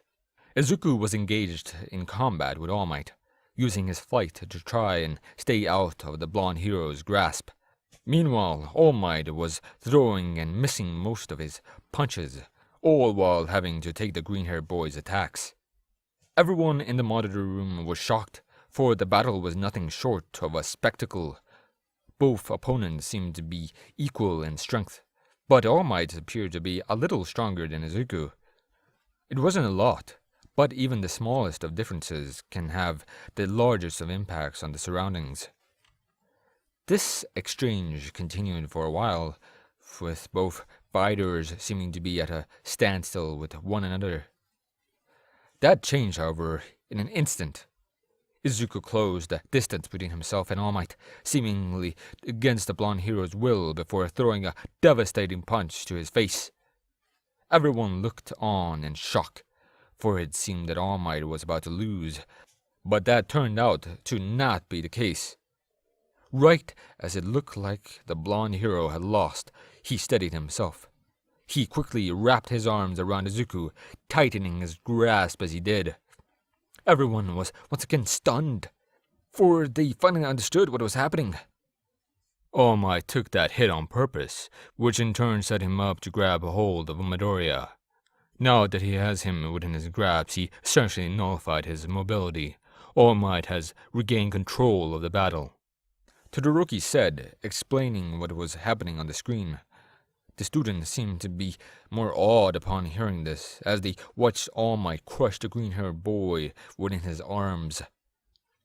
The observers couldn't hear anything in the field, but they could still imagine that Izuku was grunting and screaming in pain. The green-haired boy was writhing around like an animal in a bear trap, desperately trying to escape the bone-shattering grip of his captor. The longer it progressed, the more hopeless it looked, and right now it seemed pretty grim. All Might then let go of his hold, and he seemed to tighten more every time that his prey struggled. The blonde hero had accounted for Izuku's mobility and worked against it, but not even he could have predicted what happened next. All Might's expression was suddenly filled with confusion. His stature was slowly elevated upwards. His confusion spread into the monitor room, but they all quickly realized what was happening. All Might may have hindered Izuku from properly using his flight, but he still hadn't stopped him from using it. The green-haired boy was pulling the blonde hero up into the air with him, in what seemed to be another desperate attempt to escape. Everyone remained confused during these events, but they didn't get to think of a proper answer before Izuku suddenly slammed into the ground. Everyone jumped as this happened, slightly frightened by the result. They were all shocked and confused, but they quickly understood what Izuku tried to do. The green-haired boy had realized that he couldn't break himself free, so the only way to release himself was to hit All Might until he let go. The screen was covered in a cloud of smoke, masking the results from everyone with an unnerving silence. Eventually the smoke cleared, only to reveal a battered Izuku on the ground. He was still awake, yet it was apparent that he had harmed himself by slamming his front into the ground. But that wasn't the concerning part. What was concerning was that underneath the green-haired boys was nothing but shattered asphalt. All Might was nowhere to be seen. Izuku dragged himself up on trembling legs, while keeping his eyes peeled for the number one hero that could be hiding within the residual smoke. It was quiet. Too quiet. And not a single trace of All Might could be found anywhere. The green-haired boy was about to fly in an attempt to gain some altitude, but it was immediately stopped by a sudden force wrapping itself around him from behind. Izuku only managed to get a glimpse of what it was, but he already knew. It was All Might holding the green-haired boy in a tight chokehold from behind. Izuku could immediately feel how he was unable to breathe. As such, he became more and more desperate to break loose. He tried to do the same thing again, only to find that All Might had dug his feet into the ground to anchor himself. He then tried to pry his arms open, but that didn't work either. The green-haired boy began to lose consciousness, but he didn't stop struggling. He could feel his strength was leaving his body, and how he was losing his grip. Izuku had many thoughts going through his head, but they all shared a common theme. He was about to lose, but he didn't want that to happen. He knew that he was stronger than this. That's why he refused to give up here. The green-haired boy reached up for All Might's arm once again, tightening his grip around them. The observers saw this and wrote it off as a desperate, yet a futile attempt to break free. But they all had the shock of their life when blood suddenly burst out from there. Everyone was both shocked and horrified. Even the teachers were, as they watched the gruesome event in front of them. What just happened? Uraraka exclaimed, horror being present in her voice. No one seemed to have an answer for her until someone finally figured out what had happened. Midoriya, he didn't try to pull himself loose. He dug his fingers into All Might's arms. Todoroki answered, his cold voice then overrun with an equal cold shock. Everyone was even more stunned now, for it was brutal. It was understandable that one would do this in a dire situation, but they never expected Izuku to be the one doing it. The students didn't get to have another thought or comment about what was happening before Izuku charged in. The green-haired boy flew at top speed while staying low towards the ground. All Might lowered his guard in an attempt to shield his legs, but it was quickly met by a fist into the temple. The observers were once again shocked, for they had also been fooled by Izuku.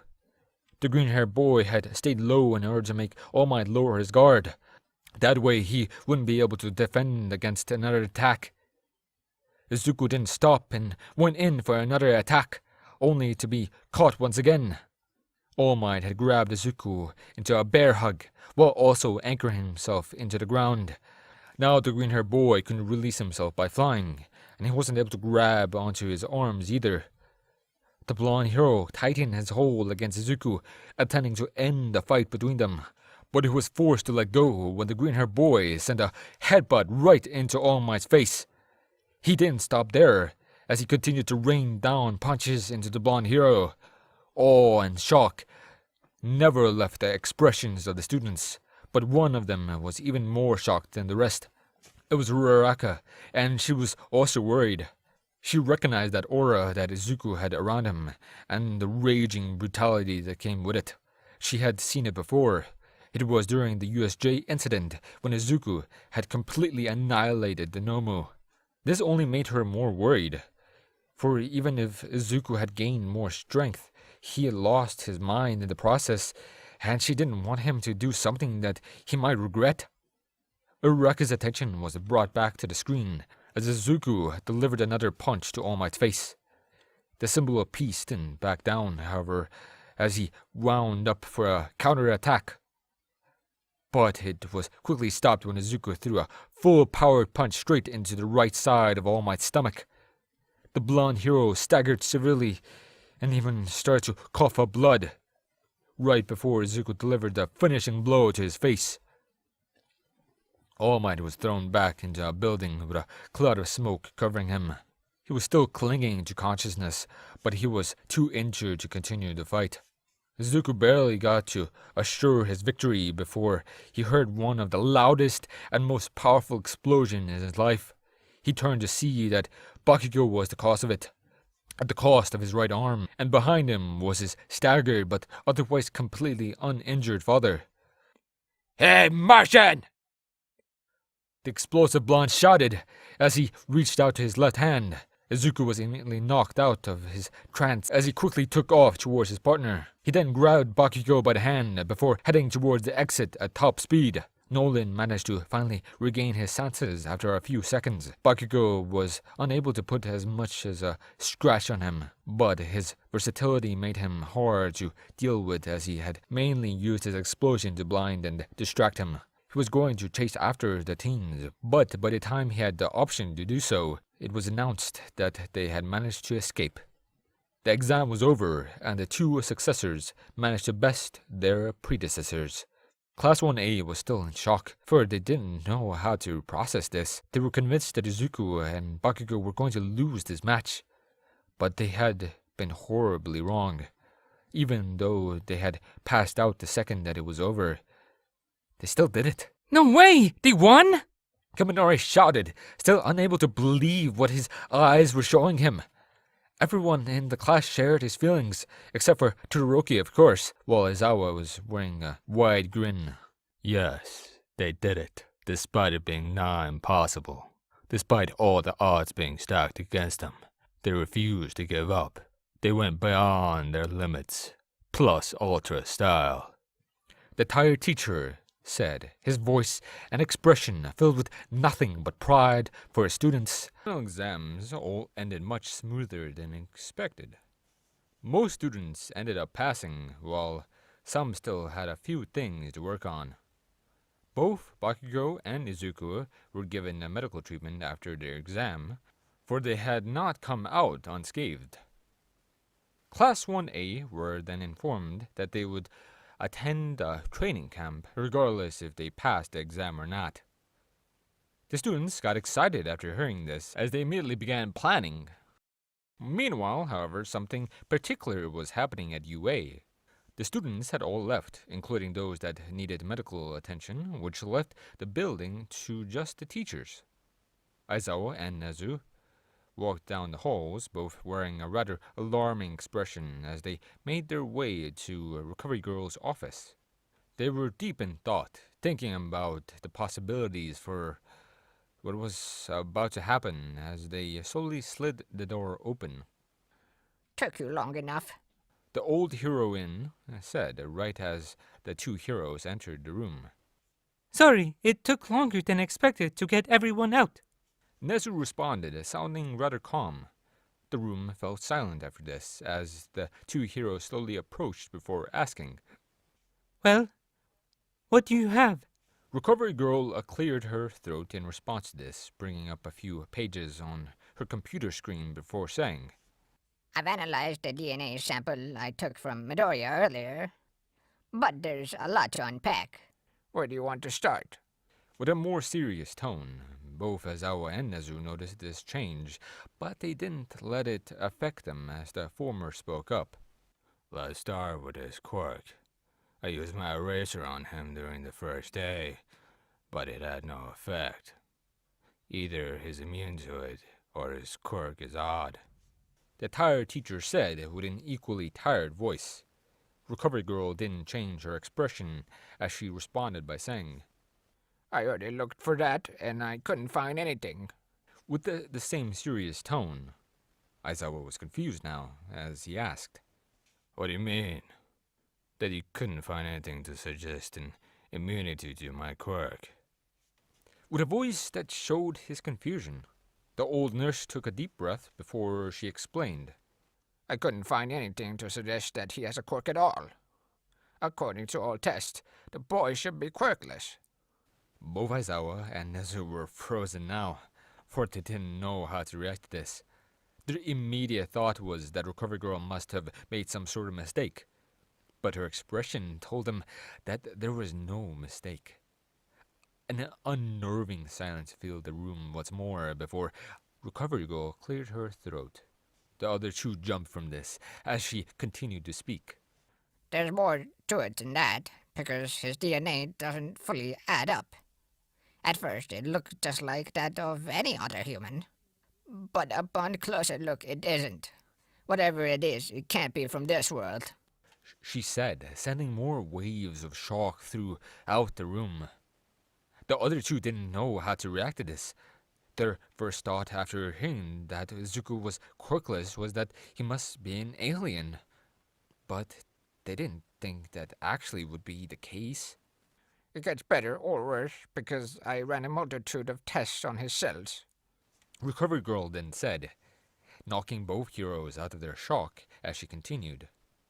I gave it everything. Drugs, bacteria, viruses, even radiation. And it didn't even put a scratch on them. I don't know what kind of cells he has, but they just won't die. The old nurse said, her voice sounding like it was shocked as the other two. No one in the room knew how to feel about this, for it was far too baffling. Not only was Izuku quirkless, he was supposedly an alien. Not only that, he was immortal for all they knew. Their simple desire to unveil the secret behind their student's remarkable power led to an answer, but now they didn't know what else to expect from him. If what you're saying is true, we'll need to keep a watchful eye on him.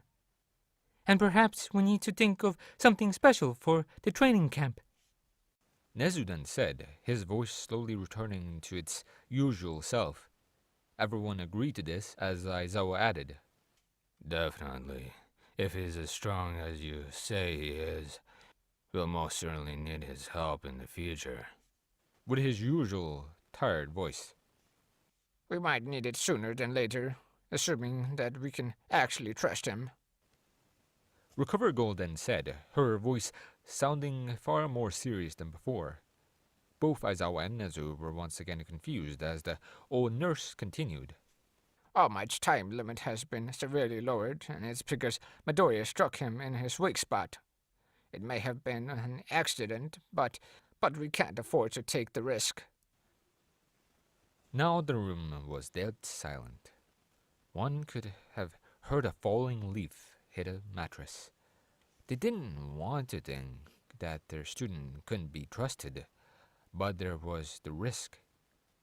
If Izuku didn't know about All Might's injury and accidentally hit him there, they had nothing to worry about.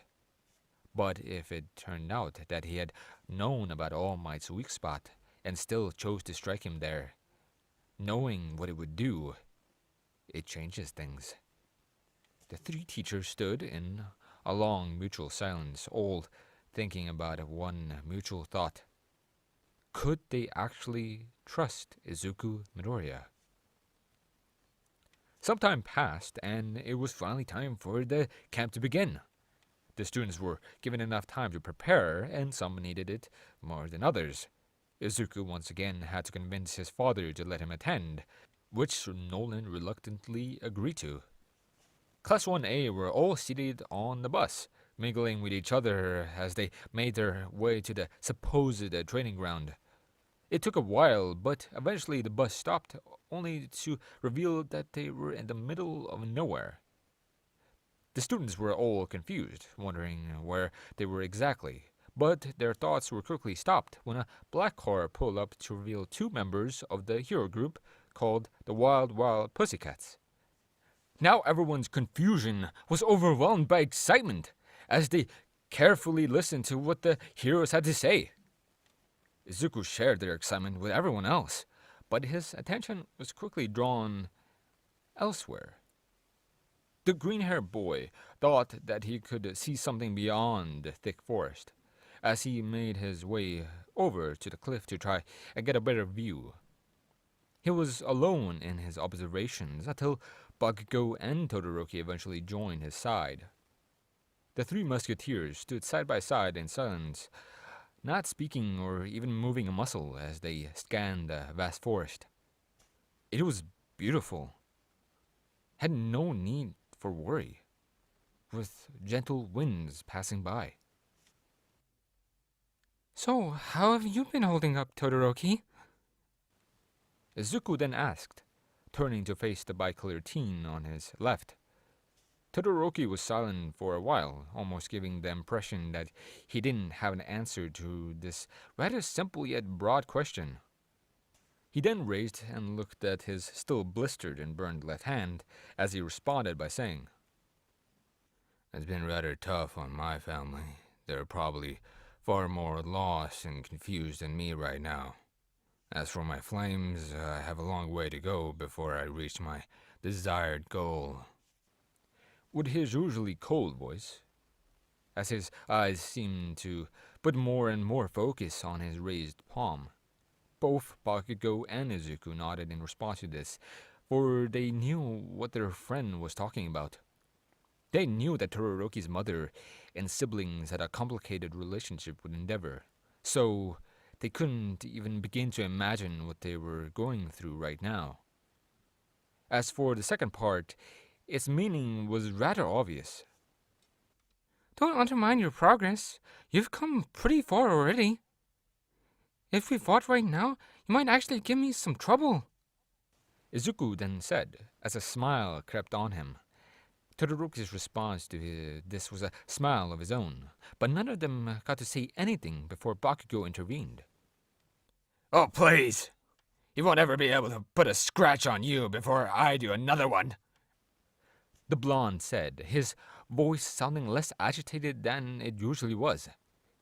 Izuku was only a little annoyed by this, but apparently he wasn't nearly as annoyed as his ice-using companion.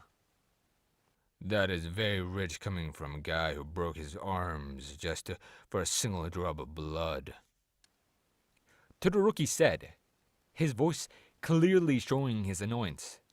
Bakugo did not like what he heard, as he responded. "The hell did you say, icy hot?"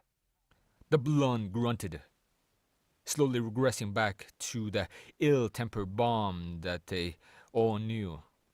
Bakugo was about to say something more, but was interrupted when he heard chuckling coming from Izuku. "What's so funny, Kaiju?" The bomb grunted, showing how little he appreciated Izuku's amusement. The invincible teen wiped a tear from his eye as he responded by saying, It's nothing, Junior. I'm just surprised. I never thought that you would fight over me. with a voice that was still joyous from his chuckles. Bakugo didn't like this at all, as he gritted his teeth while a horrendous bulge appeared on his forehead. Meanwhile, the rest of Class 1A was still with the newly arrived pros. They were all listening intently to Mandalay's explanation of the camp. But before she could get anywhere near the important bits, she was interrupted by the sound of an explosion in the background. Everyone jumped and instinctively turned towards it, only to see that a portion of the cliff's edge was missing. There was also a dust cloud, and through it they could see the vague silhouettes of 3 students falling over the edge. Both Mandalay and Pixie Bob were on the brink of panic upon seeing this, but they were then confused when realizing that they were alone in that fact. No one, neither student nor teacher, seemed to be alarmed by this in any way. "Don't worry about the 3 of them. They've been through far too much to die in such a pathetic way," Aizawa then said, his voice being calm and tired as always. Mandalay was, of course, shocked by this, for it seemed that these types of events were normal to the teacher, but she quickly collected herself before saying, All right, if you say so. I guess we better get started right away. with a voice that sounded a little shell-shocked still. The students were all confused by this, but they didn't get to ask anything before a landslide suddenly threw them to join the three musketeers below. The students all crashed into the ground, grunting in pain as they did. Their first instinct was to look around for the others. That's when they found the fateful trio, Izuku, Bakugo, and Todoroki, were all floating just 1 centimeter over the ground, thanks to Izuku, who held the other two by the back of their shirts.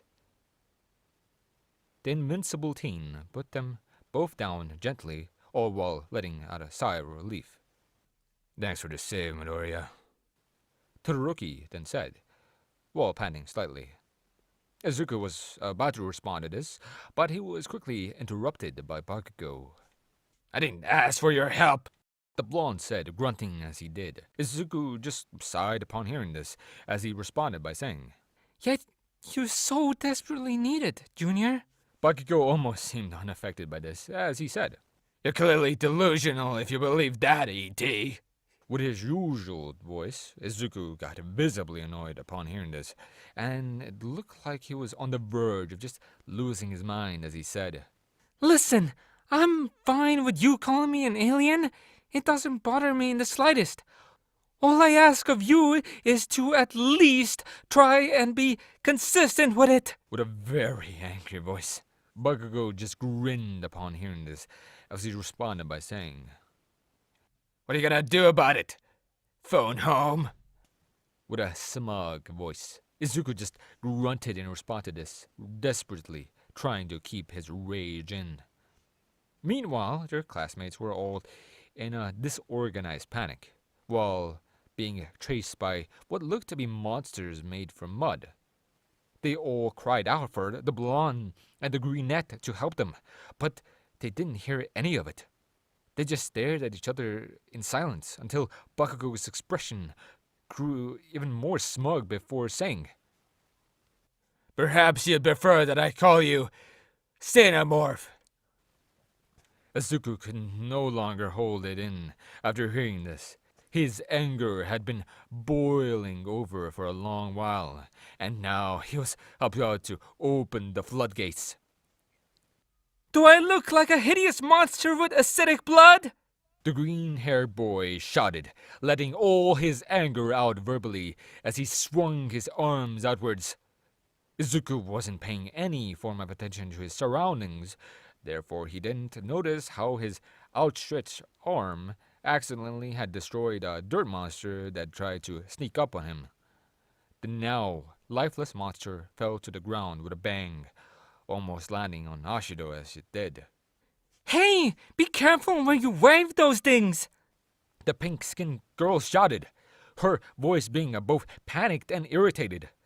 Izuku, on the other hand, still hadn't noticed that thing as he continued to stare Bakugo down. "What's that on your face?" The blonde then asked, while pointing towards a lump of dirt that had landed on Izuku's cheek. The brunette didn't change his expression as he wiped the dirt away while pointing at Bakugo and shouting, Don't change the subject, Junior. We both know that I can kick your ass blindfolded and with only one arm and leg. The blonde bombed in like this as he let out a wild one-for-all-powered explosion while shouting, "What the hell did you say? You damn rookie!" back at Izuku. Bakugo was also oblivious to his surroundings, so he also failed to notice how he had destroyed another dirt monster with one of his stray explosions. This caused his classmates to yell at him to be more careful, for they had almost been hit by the blasts.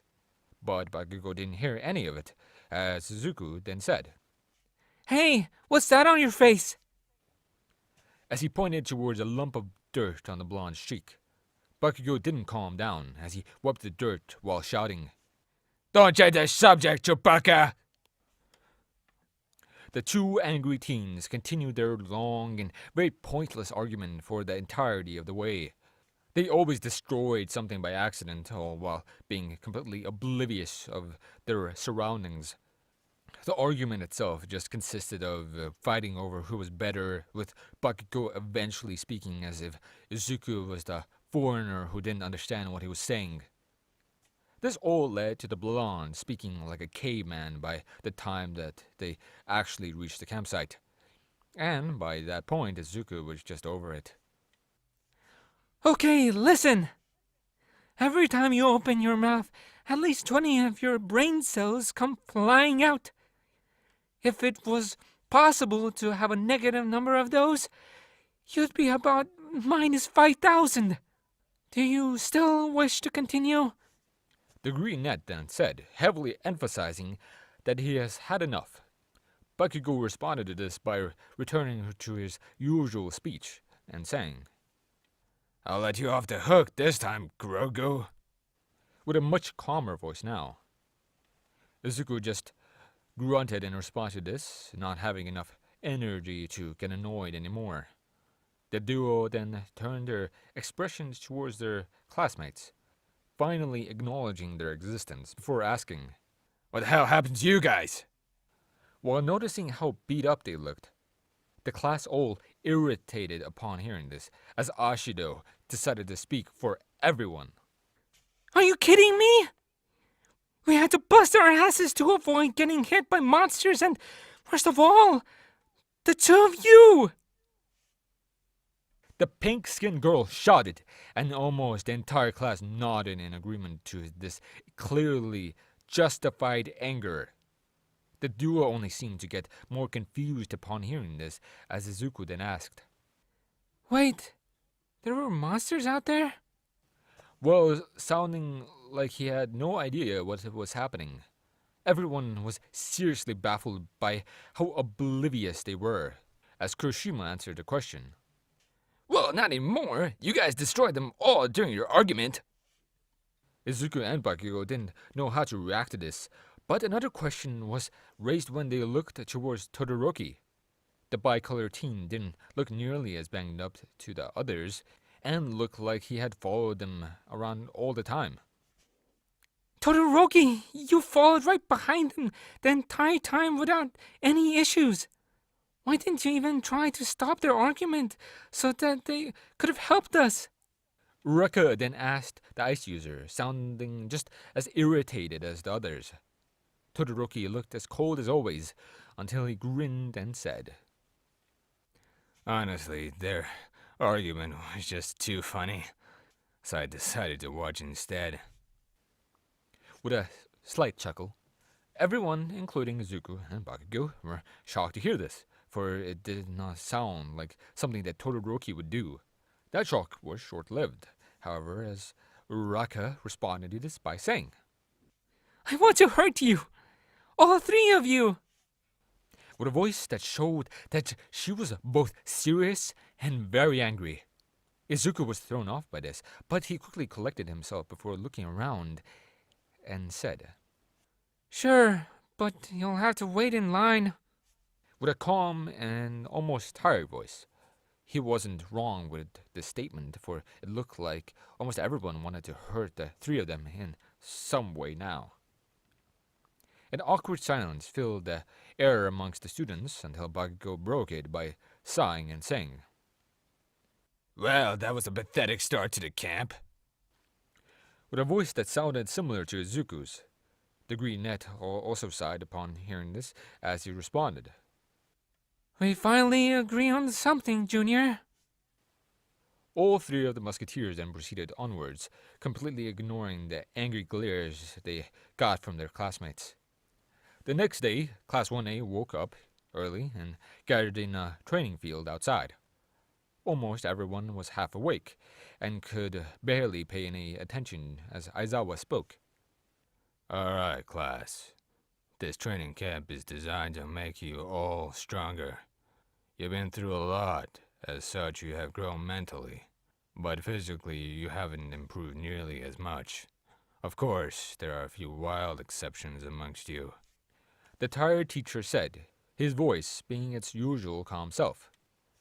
The class was still a little drowsy, but they nodded in response. Aizawa scanned all of his students until his gaze landed on Izuku. The green-haired boy noticed how he was at the center of his teacher's attention as he got a ball tossed towards him. Midoriya, you know what to do. Anything goes as long as you stay within the circle. And I wanted to remind you that there's no height limit, so don't hold back this time. Aizawa then said, right as Izuku caught the ball. Izuku was a little confused upon hearing this, but he quickly understood what Aizawa meant and proceeded onwards. He entered the ring and stood still for a while before he began to float. The class didn't understand what Izuku was saying. They would have understood if he had just used his flight to push off the ground, but the green-haired boy was flying much higher than the treetops at the moment. They all watched as Izuku eventually stopped to float in mid-air before reeling his fist back and threw the softball with all of his might. The throw created a massive wind blast, one that even the students could feel, as the ball vanished in the distance. Where did it go? Kurishima then asked, his voice sounding rather curious. More students had this question in mind, for they were all still waiting for a ball that should have landed ages ago. They all waited in silence for a few more seconds, until they could hear a weird noise. As if on cue with the sound, Izuku turned a full 180 degrees to face it before raising his hand. Everyone was once again confused until a loud crash followed by another blast of wind appeared. The entire class was staggered by this, but they would freeze up even more when they looked upon to see what had caused this event. Are you kidding me? Kurishima shouted in bewilderment, outright refusing to believe that this was real. The class seemed to share those feelings as they watched the smoking hand of the seemingly unaffected and unchanged Izuku. The flying teen was holding onto the ball that he had just thrown, and it was smoking from the friction. Izuku then gently blew onto the heated ball before he slowly descended back to the earth. No way! Did he just... Ashido then uttered, but she didn't get to finish her question before Izuku responded. Throw the ball a full lap across the earth with what appears to be no effort. Yes. He said with a voice that was both cool and calm. The class was stunned, unable to fully process what they just saw. But they didn't get to do any of that as Aizawa spoke. Good, that means I won't have to expel you. Moving on. As I said earlier, this camp is meant to help you improve physically. Midoriya may not have been a good example on my point, but use him as motivation to get stronger. The tired teacher said to his students, sounding like he was unaffected by Izuku's performance. The class just shouted in response to this, as all determined to get stronger. But Izuku wasn't sharing that sentiment. So, if I'm their motivation to grow stronger, what am I supposed to do? Now that I think about it, what exactly can you do to help me improve? The Invincible teen asked, sounding like he was genuinely curious about what his teacher had in mind. The class seemed to agree with Izuku, for they couldn't really think of anything that could put him through a struggle, except for fighting two of the strongest heroes on Earth. Aizawa was, once again, unaffected by this as he said, Don't worry, I haven't forgot about you. With an unchanged voice, now Izuku was even more curious, wondering what exactly his teacher had in mind. His answer would come almost immediately, though, as someone else joined the scene. Out from the trees behind Aizawa, they could see Tiger dragging a bag across the dirt as he approached them all. The students were now confused once more, as the panting and sweaty pro hero finally made its way to Aizawa's side. Eraserhead, get a truck next time you want to transport something as heavy as this. The clearly exhausted pro said, as he wiped the sweat from his forehead. Aizawa didn't say anything in response to this, as he just grunted as he pointed towards Izuku. Tiger crawled upon seeing this, as he lifted the bag up with trembling arms and tried to hand it over to the student. Come on, what's in this bag that you struggle to carry so bad? The green-haired boy said as he received the bag from Tiger, but cut himself off after what happened next. The other students were asking the same question about the contents of the bag, but they were all equally shocked by what happened. Have fun, kid. It's your burden now. Tiger then said before leaving the training field. Everyone was still in deep shock, for they couldn't believe what they were seeing. Izuku had received the bag, fully confident that he could carry whatever Tiger struggled with. But that is not what happened. The second that the hero had let go, the bag crashed to the ground and made a crater, almost dragging Izuku down with it. No one knew how to process this. Izuku Midoriya, the kid that fought against All Might, the kid that just threw a softball across the entire planet, the kid that could call himself invincible without it being bowstring, struggled to lift this bag?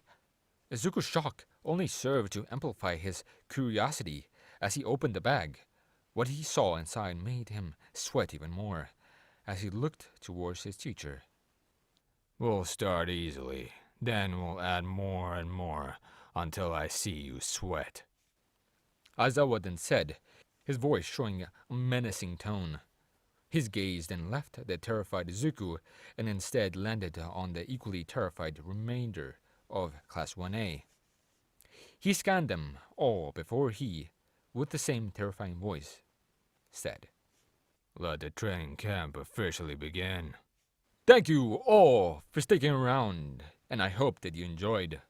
Before you leave, we'd just like to let you know that We Celestials has many other channels for your entertainment and viewing purposes. All the information you'll need is right below here in the description.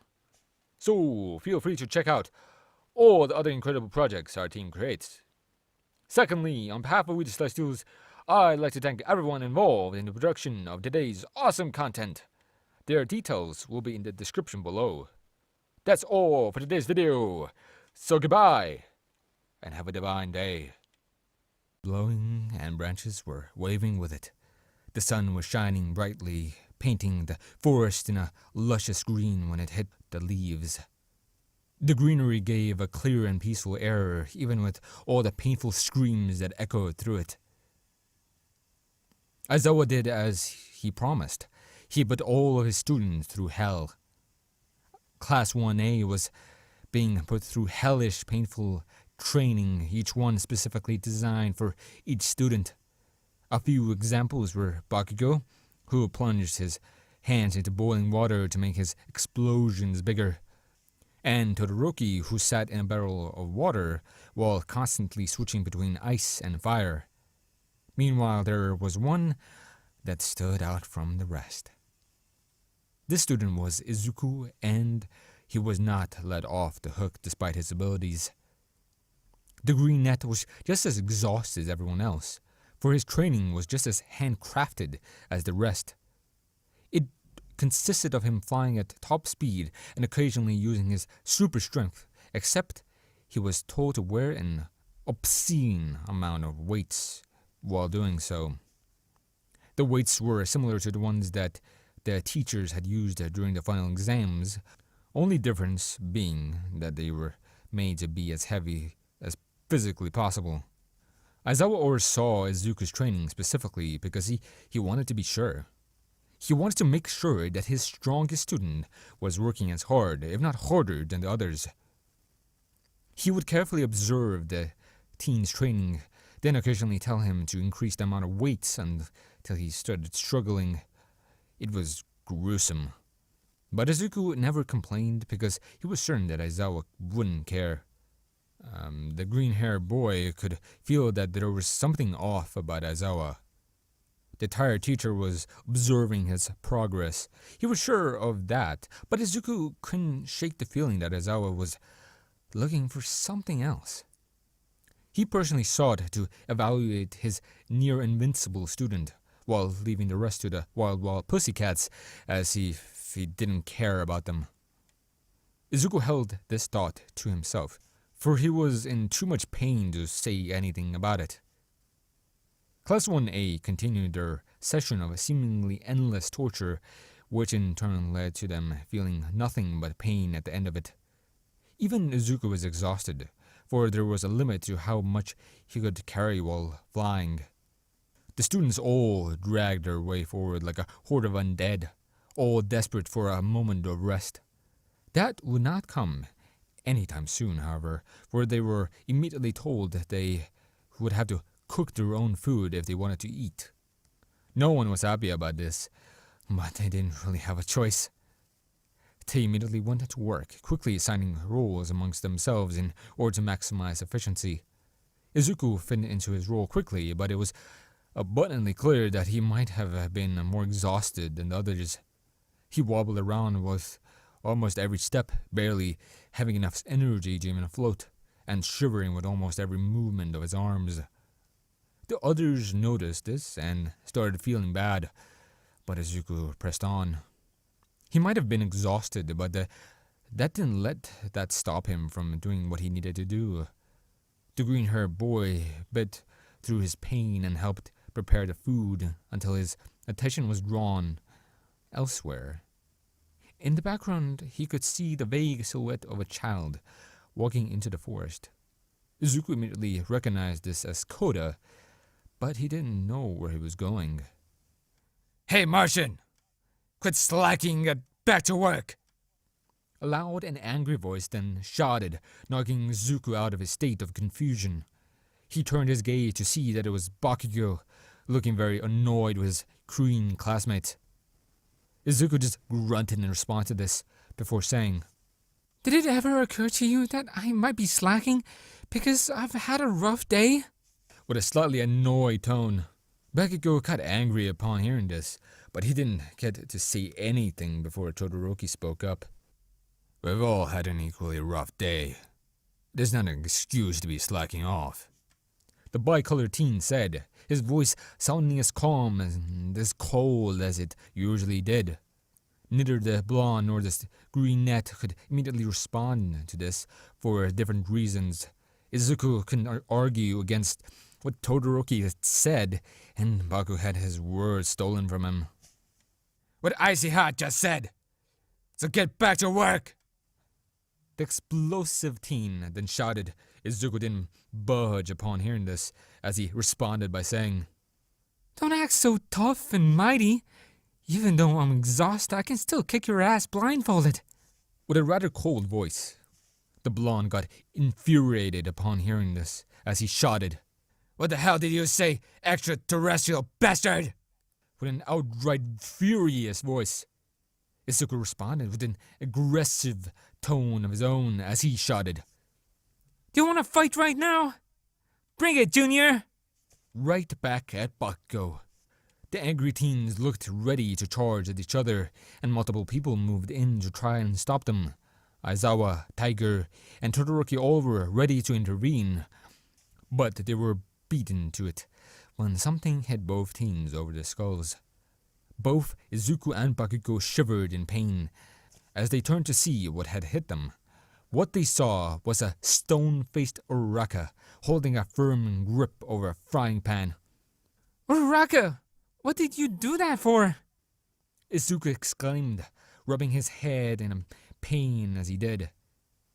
The brown-haired girl just wore an emotionless expression, not showing anything before she suddenly shouted. What did I do that for? To set you two idiots straight!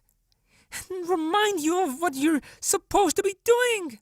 Now stop arguing like an old married couple and start making yourselves useful! With a loud burst of furious anger behind her voice, so much so that it shocked and even terrified the people around them. Yes, ma'am!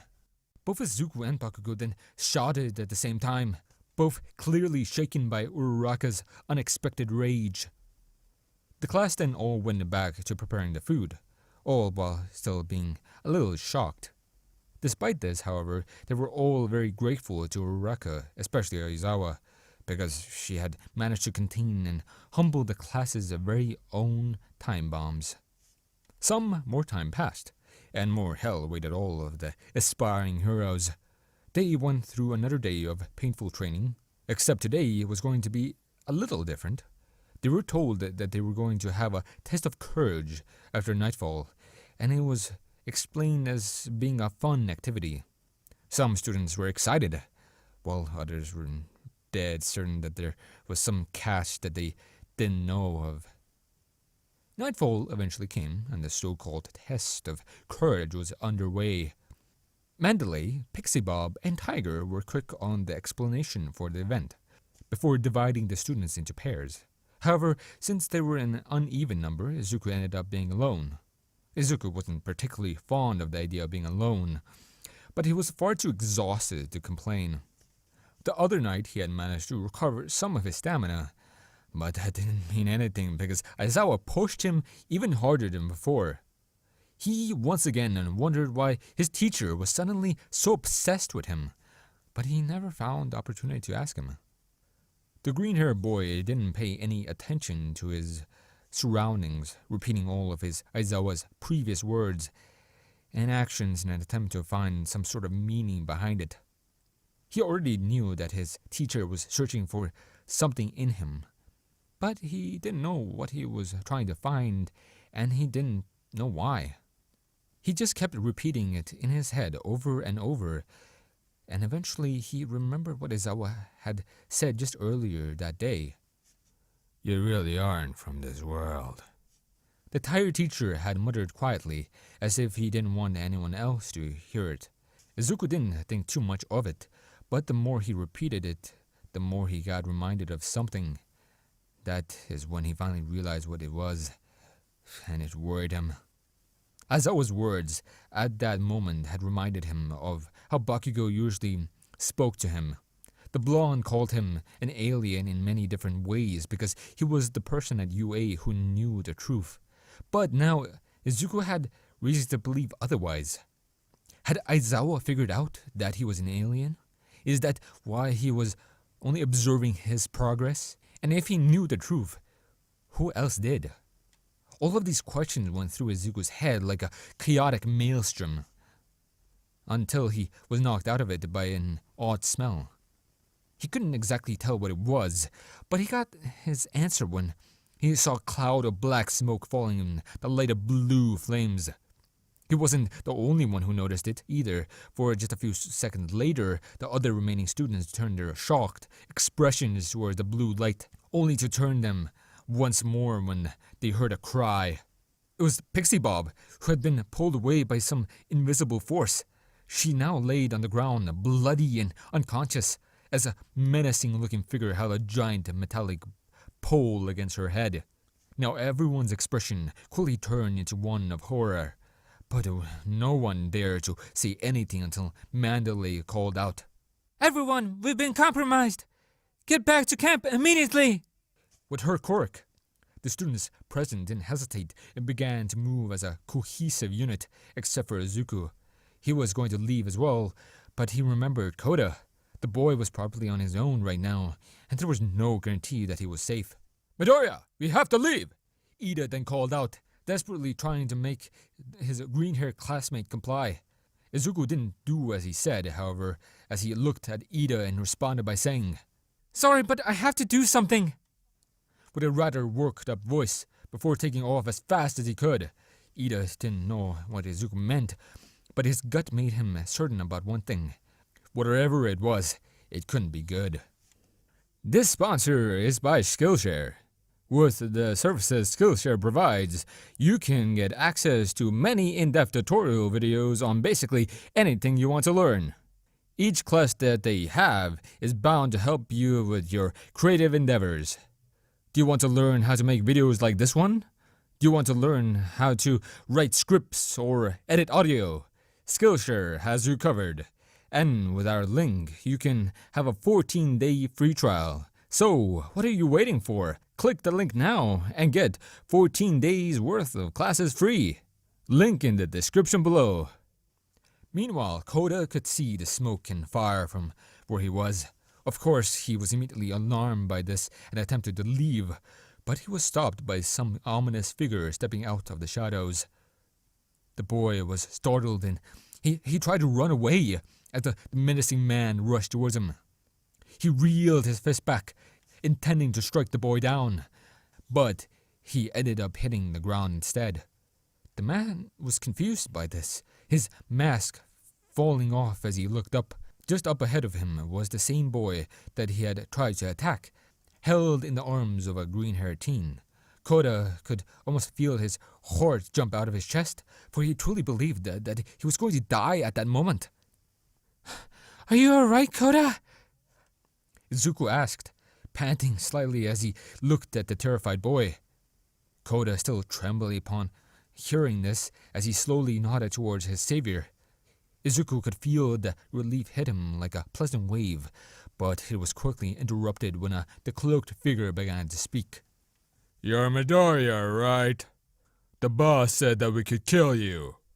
Izuku drew his attention towards the man as he carefully analyzed his appearance. He had blonde hair, a nasty scar that went over his face, and had a monstrous build. The green-haired boy could tell that this man was strong, especially since he managed to break the stone ground like it was nothing, therefore he needed to run away. He was still exhausted from his training, so he knew that he couldn't win. There was one issue, however. He didn't have enough energy right now. He had used up most of it to save Koda, but he needed to rest in order to escape. Izuku needed to stall for time. He just didn't know how. It's you! A weak and trembling voice uttered out of nowhere. Izuku quickly realized that it was Koda, who was shaking within his arms. You killed my parents! The boy then shouted, as tears began flowing down his eyes. Izuku was both shocked and confused by this as he looked towards the man. He didn't see it at first, but he now recognized him from the news. It was the villain that had killed the water hose heroes, Muscular. The villain looked confused at first. Then he smiled maniacally as he said, Oh, so you're the son of those weaklings. No hard feelings, kid. I just wanted to kill people and your parents got in the way. I could never forget them. Not after they did this to me. With a voice that seemed to switch between sadism and anger as he pointed towards his scarred eye. Izuku didn't know what to think about this, but he knew of one thing. Koda's reaction had made Muscular talk, which in turn would let him recover enough to make an escape. He just needed to make sure that he kept talking for a little longer. Why are you here, villain? Explain yourself! Izuku then shouted, hiding his desperation with anger. Muscular seemed to fall for it as he answered by saying, We came here to kill a bunch of kids. And we were supposed to look for someone called Bakugo. Do you perhaps know where he is?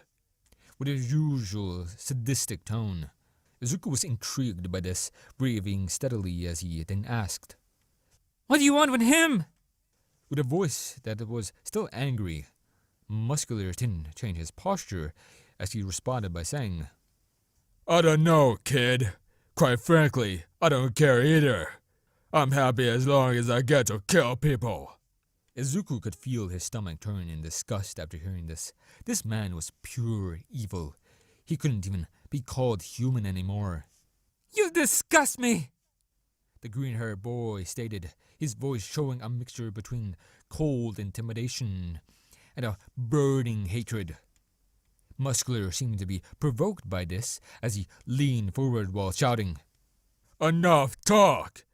Let's do this already! Before charging, Izuku stood still, giving the impression that he wasn't going to move at all. Muscular took this as an invitation and swung towards them with all of his might, only to be shocked afterwards. Once again, he had hit nothing but earth. Both Izuku and the kid were gone without a trace, just as suddenly as he had appeared. Izuku had taken off at top speed to avoid Muscular's attack. He had enough stamina to fly for a bit, but he had hoped to prolong the conversation. The green-haired boy quickly exhausted himself once again, which almost made him crash into the forest. Luckily, however, he had landed safely before putting Koda back on the ground. He then fell to one knee, panting heavily as he did. Sir, are you alright? The black-haired boy asked, looking forward as he did. Izuku continued to pant as he looked at Koda and answered. I'm fine, Koda. I'm just exhausted from all the training. Koda was relieved to hear this, but that was quickly overtaken by shock as he realized what his savior had done. Wait, you were panting back there as well.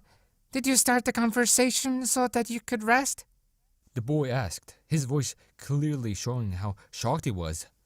Izuku didn't change his position and continued to pant as he answered. Yes, that was my intention from the start, but I also got some valuable information out of it. Now I know what they want. With a rather calm voice, Koda was just in awe now, unsure how to react. But there was one more thing that he wanted to say. Thank you for saving me. The boy uttered, his voice showing that he was unsure of how to say it. Izuku just smiled upon hearing this as he stood up and said, You don't need to thank me. It's what a hero does. With a calm voice. Koda was surprised by this, but he then smiled in response. Izuku continued to smile before he said, Now, let's get you back to But it was cut off by a voice calling out for him. Midoriya! Izuku turned to see that it was Aizawa, his tired eyes being more open than they usually were. He walked up to the two of them, inspecting them both carefully as he asked, Are you okay? With a rather concerned voice, Izuku reassured his teacher and said, We're fine. We managed to escape before things got dirty. With a calm voice, Aizawa breathed a sigh of relief upon hearing this before saying, Good, you need to get back to camp. With his usual voice, Aizawa was ready to just leave the two to find their way back, but he stopped when Izuku said, I can't go back yet. The villains are after Kachan, so I need to find him before they do. Izuku was about to leave Koda to Aizawa and start searching, and that is when he heard Aizawa shout, Midoriya! With what sounded like anger behind his voice. Izuku turned towards his teacher, ready to retort, but he immediately stopped himself. There was something in Aizawa's eyes that made him feel uneasy, for it was something he hadn't felt before. It took him a few seconds, but he finally realized what it was. It looked like Aizawa didn't trust him, and it all tied back to him finding out the truth. Could it be that he doesn't trust him now that he knows that he's an alien? Izuku wanted to ask why that was, but he already knew the answer. Aizawa didn't understand him, and he doesn't trust what he doesn't understand. Please, sir, don't try to stop me. Izuku pleaded, praying for his teacher to have faith in him right now. Aizawa's expression remained stoic as he sighed before saying, Don't worry, I won't. It's not like I could do it even if I tried. With his usual voice. Izuku was stunned to hear this, unable to say anything as Aizawa continued. Just tell Mandalay that everyone has permission to use their quirks. And be careful. Izuku was just as stunned as before, but he was also relieved. His teacher sounded like he still believed in him, that he still trusted his student despite what he knew. The green net didn't say anything in response to this. He just nodded before taking off with as much speed as he could manage. Thank you. Izuku took off as fast as he could, not stopping for anything. He felt how his body wanted to collapse, but he persisted to the end. He refused to let himself fall, not until he knew that his classmates were safe. The green-haired boy quickly delivered his message to Mandalay, informing her that the students could use their quirks, and that the villains were after Bakugo. He didn't stop for anything else, however, before running head first into the forest once again. Izuku searched meticulously, turning every single stone that he could find. He had his senses sharpened to the max, but that only served to make him extremely jumpy over anything that he saw. He searched for what felt like an eternity, but without any form of results. That is when he saw something odd lying on the ground. He looked closer towards it, only to be horrified when he saw what it was. It was a hand. A severed and bloody hand was lying on the ground in front of him. Not only that, this hand looked awfully familiar in some way. Izuku approached the disembodied hand carefully, but as he got closer, he could hear something loud and destructive in the distance. The green net didn't get to fully acknowledge what it was, however, before he suddenly was pulled away. He almost began to panic, thinking that a villain had managed to grab onto him. But that quickly went away when he heard a familiar voice speak up. Quiet, Midoriya. You might draw attention, He said, sounding as hushed and quiet as possible. Izuku immediately recognized this as Soji, as he calmed himself down while asking, "Soji? Was that your hand out there?" With a concerned voice. The masked teen didn't budge upon hearing this, reassuring his classmate as he answered by saying, Yes, but I can grow it back. with a calm voice. This had its intended effect as Izuku took a deep breath before asking another question. "What happened here?" Soji looked distraught after hearing this question, as if he didn't want to answer it. He quickly steeled himself, however, before saying, It's Tokiyami. He lost control. Dark shadow grows stronger when exposed to darkness, but it also becomes more violent. Tokiyami was desperately trying to hold it back, and he lost control after we were ambushed. With a voice that carried a deep hint of concern behind it. Izuku was just quiet upon hearing this, his expression turning into one of shock. He was unsure of what to think about it until his attention was drawn back to the loud ruckus. The center of said destruction was now visible to him, in a form of a demonically crazed dark shadow. The green net's expression suddenly turned into one of concern upon witnessing this.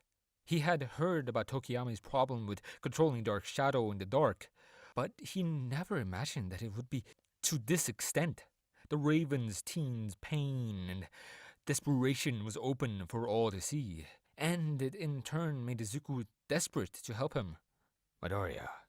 Soji then whispered, knocking Izuku out of his thoughts. The green-haired boy turned his attention towards Soji as he continued. You're the strongest in our class, therefore you might be the only one capable of doing this. But do you think that you can defeat Dark Shadow? Can you fend off Dark Shadow and maybe help Tokiyami? The masked teen pleaded, hoping that his green-haired classmate could do something. Izuku looked away upon hearing this, for he knew that Soji wouldn't like his response. "No, I don't think I could take him on in my current condition. Aizawa did a number on me. I'll drain my stamina very quickly by just flying. Even if I was in top condition, I doubt that I can do much. I doubt that Dark Shadow cares about exhaustion the same way that we do. And that's not even addressing its power," the green-haired boy said, keeping his voice hushed as he spoke. Soji looked distraught upon hearing this, and one could hear the fierce clenching of his fists. Is there really nothing we can do? He uttered, voice perfectly reflecting his expression. Izuku understood this frustration, for he also wanted to help Tokiyami. There was a way to help him, but that was to lead him towards the campgrounds where there would be enough light to suppress Dark Shadow. The problem, however, was that he would have to give up his search for Bakugo to execute this plan. "I have an idea. We could lead him back to the camp where there's enough light to stop Dark Shadow," Izuku then whispered, his voice trying to remain as calm as possible. Soji was confused by this, as he said, I appreciate your help, but shouldn't you be looking for Bakugo? With what seemed to be a rather concerned voice, the green net could feel his frustration boiling up within him. But he didn't let it cloud his judgment. The truth was that he wanted to find Bakugo more than anything right now. But that didn't mean he could just abandon Tokiyami. Him getting frustrated wasn't going to help them either, so he held it tight as he said, "That sentence, that right there, has to be one of the most presumptuous things that I have heard in a long while." With a somewhat cold voice, Soji was shocked by this unexpected response as Izuku continued. "When pigs fly, when fish climb trees, when hell itself freezes over, Those are the only times that Kachan will allow himself to be defeated, even by me. And if he's still with Todoroki, we should be more worried for the villains that are chasing them. The green-haired boy finished, unconsciously letting out some of his pent-up frustration. Soji was even more shocked to hear this. It was natural for someone to be confident in one's friend, but this was a new extreme. To say that either yourself or your friend can't be defeated takes a lot of confidence and pride, but it almost made sense for Izuku. He was immensely powerful, thus anyone who can stand up to him shouldn't be of their concern. But Soji knew that Izuku was concerned for Bakugo. Him choosing to help Tokiyama could be seen as a rather bitter sacrifice. Alright, let's do this before someone gets hurt. The masked teen then said, focusing his mind on the task at hand. Izuku followed suit, taking a deep breath before responding. Yeah, let's move. The two teens gave a nod in confirmation upon saying that, turning their attention back to the demonic shadow that was rampaging in the distance. They waited for the right opportunity to move, but before that happened, a loud bang could be heard in the distance. What was that? Soji asked, sounding like he was a little frightened by the sudden noise. Izuku, however, wasn't frightened at all. He was smiling. That's an explosion! I'd recognize it anywhere! The green-haired boy exclaimed, excitement being clear in his voice. Soji was confused by this reaction, and he would only get more confused when Izuku pointed his finger towards the direction of the blast before saying, Change of plans! We're heading that way! This video is sponsored by Sound Beats and their new True Free 2 wireless earbuds to provide the next level of quality and comfort. Ever gone out for a run and have to readjust your earbuds every 5 minutes? How about worry about getting caught in the rain and ruining your $200 earbuds? Well, those days are behind you. With an ergonomic design created to stay on even through the most rigorous workouts or function through a cascade of rain with its IPX7 water resistance.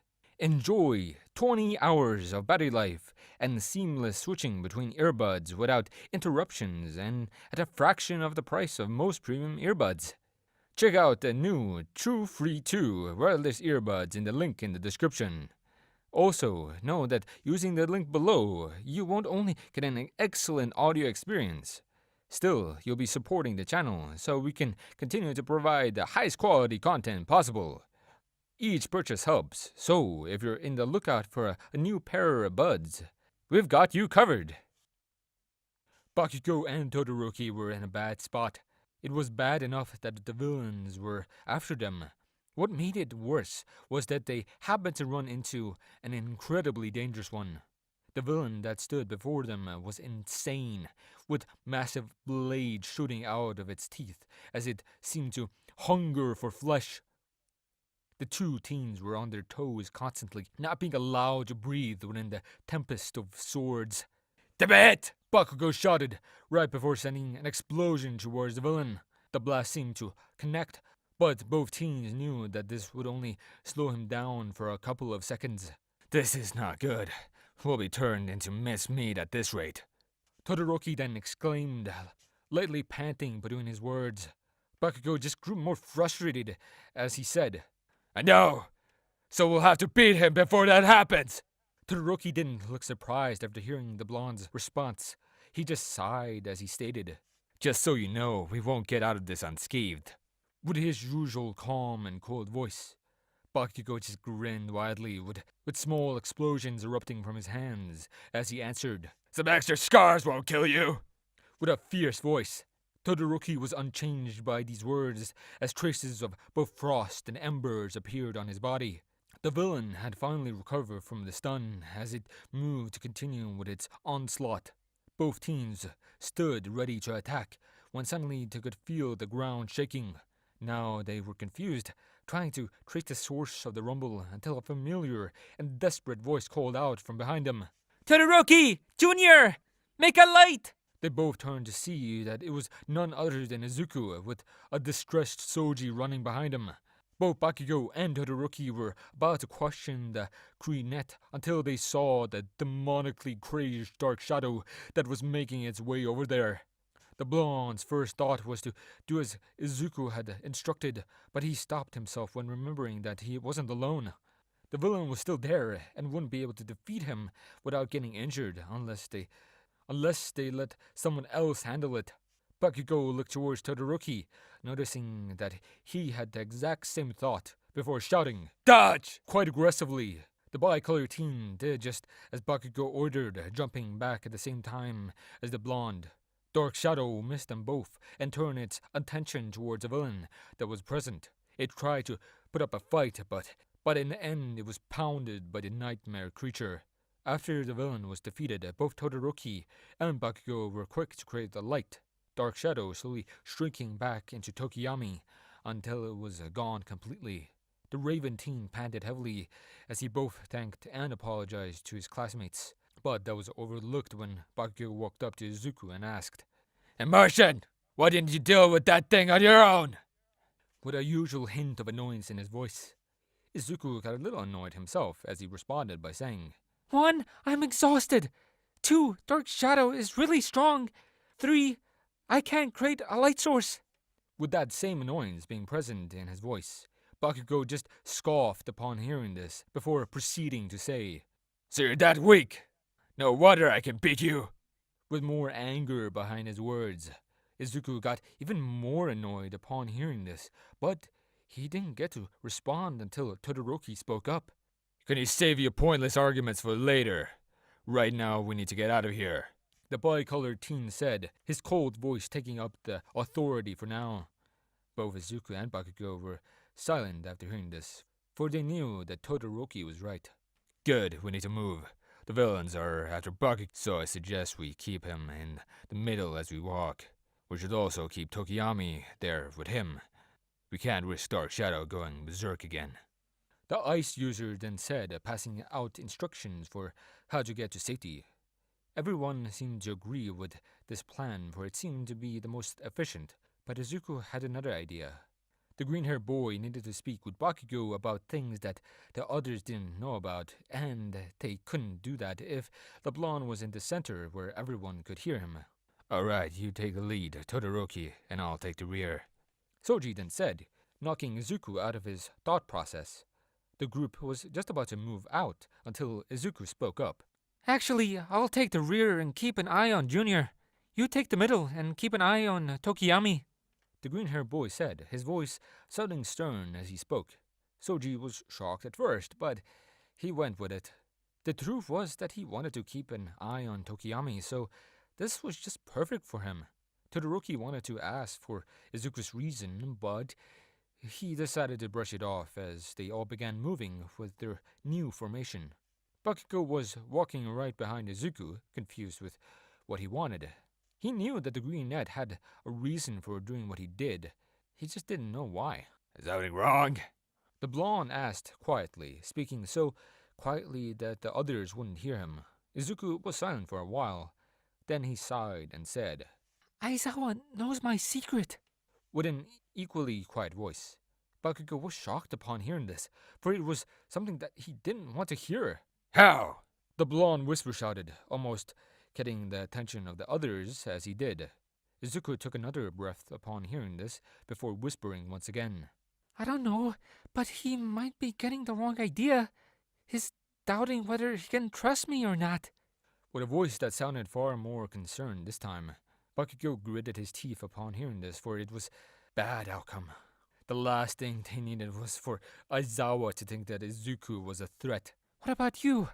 Any idea as to why the villains are after you specifically? The greenette then asked, catching Bakugo off guard as he did. The blonde then thought for a second before saying, "They seem to be quite obsessed with All Might, so it might have something to do with my quirk." with a tone that signified contemplation. Izuku was caught off guard by this response, for it was the last thing that he wanted to hear. He wouldn't like it no matter what Bakugo had said.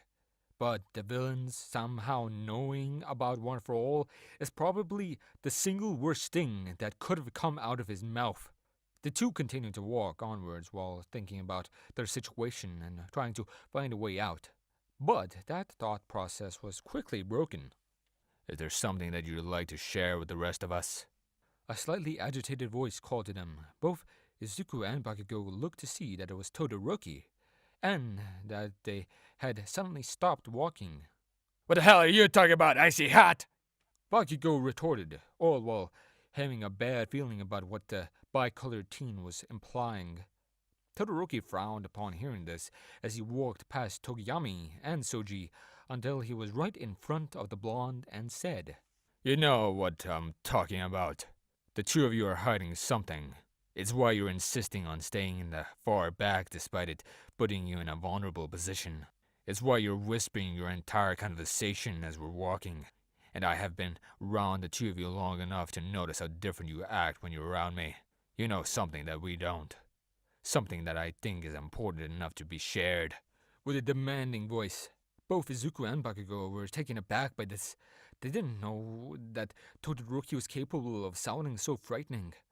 They didn't let themselves falter, however, as they retaliated. Look, whatever me and Yoda decide to discuss is none of your damn business! Bakugo growled, clashing Todoroki's agitation with some fury of his own. The bicolored teen only seemed to get more frustrated as he responded by almost shouting, None of my business?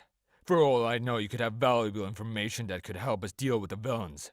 Maybe even find out why they are after you of all people. Todoroki and Bakugo went back and forth with this argument. Normally it would be similar to the pointless buckles between Izuku and Bakugo, but this was different. With the blonde and the brunette one could faintly tell that it was just their version of a friendly chatter, but this was different. Both contestants looked like they were ready to just attack each other, and then things only got more heated as time went on. Enough already! Our situation is precarious as it is. The last thing that we need right now is fighting amongst ourselves. Soji then shouted, moving in to break up the fight. Todoroki still looked agitated, so did Bakugo, but Soji's words seemed to stop them for now.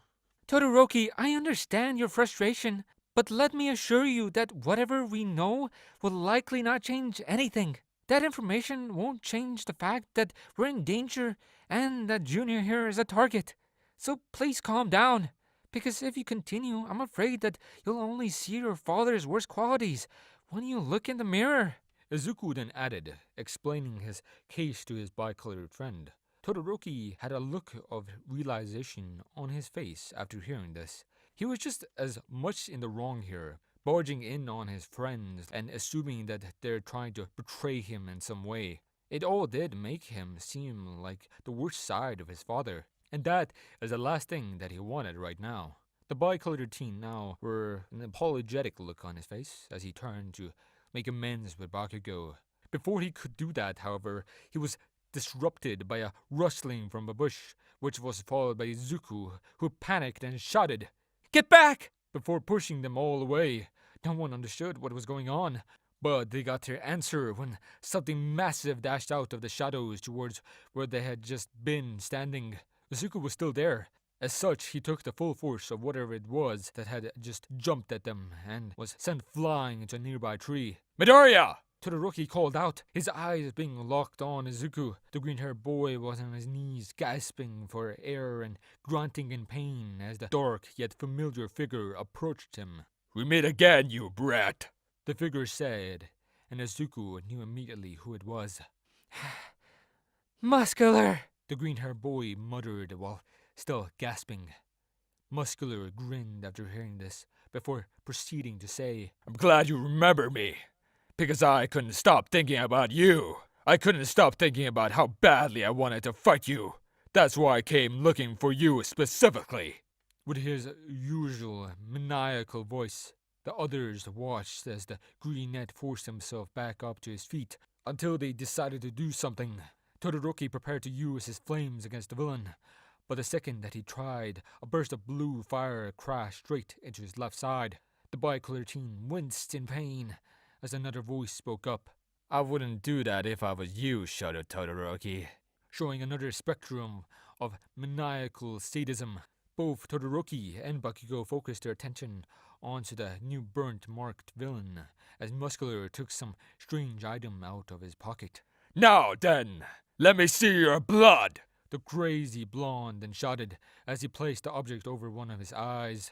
Suddenly the man's quirk started going ballistic as his body transformed into a nightmarish being of nothing but ever-growing muscle fibers. Izuku didn't even get a second to react before Muscular was attacking him.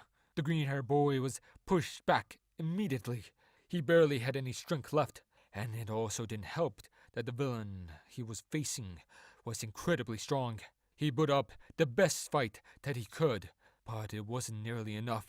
Muscular punched Izuku in the face, making his vision go hazy, before grabbing him by the arm and slamming him into the ground like a rag doll. The ground cracked underneath the green-haired boy as Muscular towered over him. The villain showed another one of his sadistic grins before delivering a finishing blow to Izuku's gut. Everyone turned to see the results of this brutal attack, and they came close to throwing up. The attack had gone straight through Izuku, and it had actually made a hole in his stomach. Blood and gore were spilling out, and one could see the agony that the green hat was in. Deku! Bakugo shouted in desperation as he charged towards Muscular, leaving Todoroki to deal with the burnt villain. The blonde was welled up with a torrent of emotions as he used One for All to conjure up a massive explosion. Muscular didn't care, however, for the second that it landed. He grabbed Bakugo by the throat. The villain tightened his grip around the blonde's neck, choking him as he did. He then turned towards the trees and said, I believe this is who you've been looking for. Before throwing the teen, Bakugo crashed into a tree right before suddenly turning into a blue marble and falling to the ground. As if on cue with this, another figure clad in a mask took that very same marble before disappearing into the woods. Todoroki was still holding the flame user back with his ice as he desperately held back his desire to go after Bakugo and get vengeance for Izuku. Suddenly, however, the villain backed off for no apparent reason. The ice user was about to give chase, but was suddenly attacked by the muscular villain.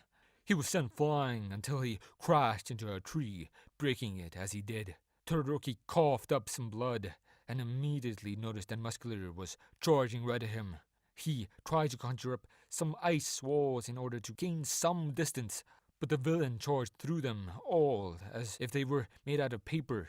Todoroki stood defenseless as Muscular hit him again before lifting him up on the head. And here I thought that you would be just as awesome as that green-haired brat. I guess that's what I get for having so much faith in his classmates. Muscular said, his filled with nothing but pure disappointment. Todoroki was in a slight daze, but he was quickly woken up by the sharp pain that arose in his head. It didn't take him long to realize what it was either. Muscular was tightening his grip around his skull. The pain made the bicolor teen very desperate as he immediately began using his flames onto the villain's face. Muscular once again didn't seem to care as new fibers continued to grow and shield him.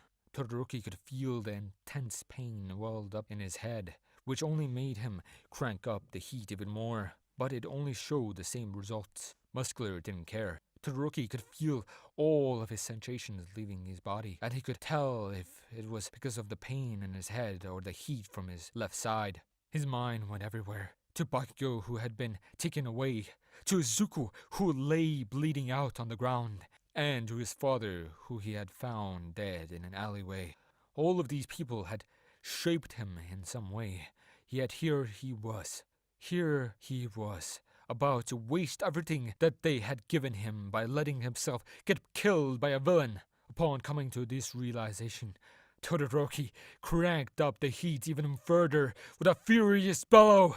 He kept going until he could barely stay conscious, until the area began to scorch, until he couldn't tell the difference between the smell of his own and the villain's burning flesh. Eventually the flames took on a beautiful blue color, followed by a horrendous smoke. He kept going until Muscular let go of him. The ice user fell to the ground, unable to stand as he looked up towards the villain. What remained of him was no more than a smelly corpse with a burnt stump that used to be a neck. The headless body of Muscular stood up for another 2 seconds before falling towards and crashing into the ground. Todoroki's hazy gaze quickly turned to the bloody crater where Izuku was lying. His injuries were bad, and he had stopped moving completely. He tried to drag himself towards him, but he barely had the strength to blink.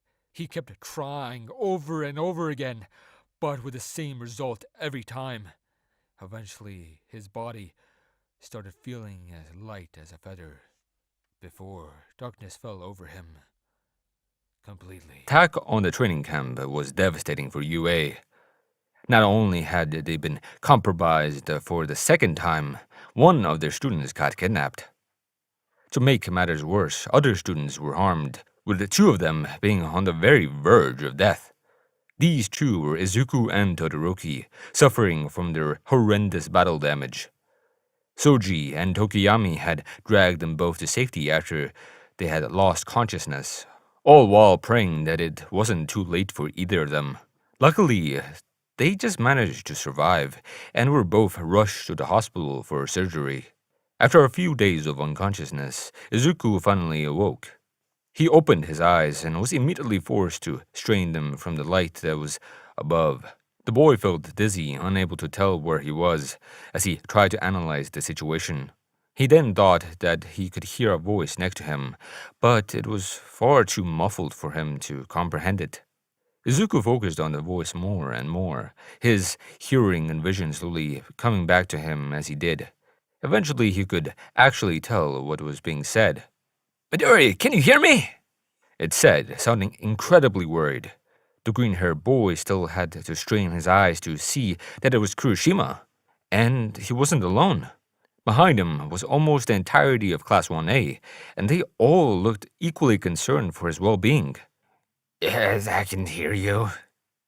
Izuku then responded, his voice being so hoarse that one could barely make out what he was saying. The students were all relieved upon hearing this, all letting out a heavy breath as they did. Izuku then tried to sit up, but immediately fell back down when the pain hit him like an electric shock. Take it easy. You've sustained a lot of damage. You had a hole punched through your abdomen, and many of your bones were broken. Uraraka then said, placing one of her hands on the greenette in an attempt to aid him. Izuku grunted through the pain as he then, with Uraraka's help, managed to sit up while saying, "Well, it sure feels like I've had a hole in my stomach." With a strained and hoarse voice. Everyone looked worried at first, but they then smiled when seeing that Izuku was well. The green-haired boy smiled with them all, until he had a sudden realization when analyzing everyone that was present. "Junior, where is he?" He shouted, his concern showing in his voice. Everyone became gloomy again upon hearing this, keeping their gazes low to the ground as they did. No one answered the anxious boy until Soji spoke up. Bakugo tried to save you, but that ended up being his downfall. They took him, and we couldn't do anything about it. The multi-armed teen said, voice being heavily weighed by the guilt of being unable to do anything.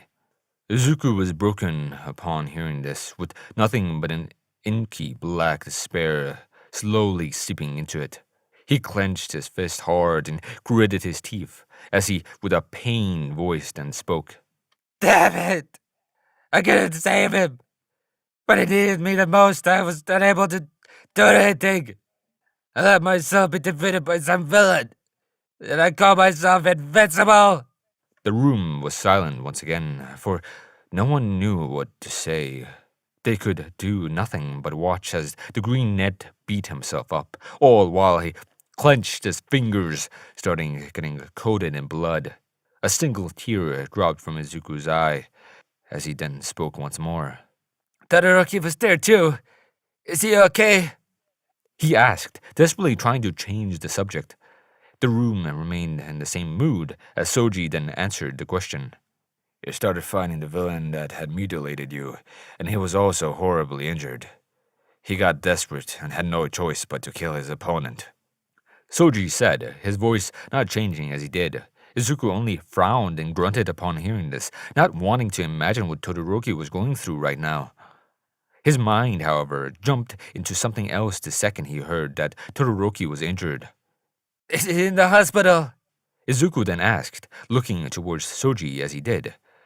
The multi-armed teen looked a little confused upon hearing this, as he pointed one of his thumbs toward the door while saying, Yes, he's in the room down the hall. Why are you asking? Izuku didn't give a reaction as he heard this. He just took a long breath before exhaling heavily. What he then did put everyone in more shock, as the green net dragged himself out of the bed. They all moved out of instinct in an attempt to stop him, but by the time they had reached the bed, Izuku had already collapsed to the floor. What are you doing, Deku? Uraraka exclaimed as she rushed over to Izuku.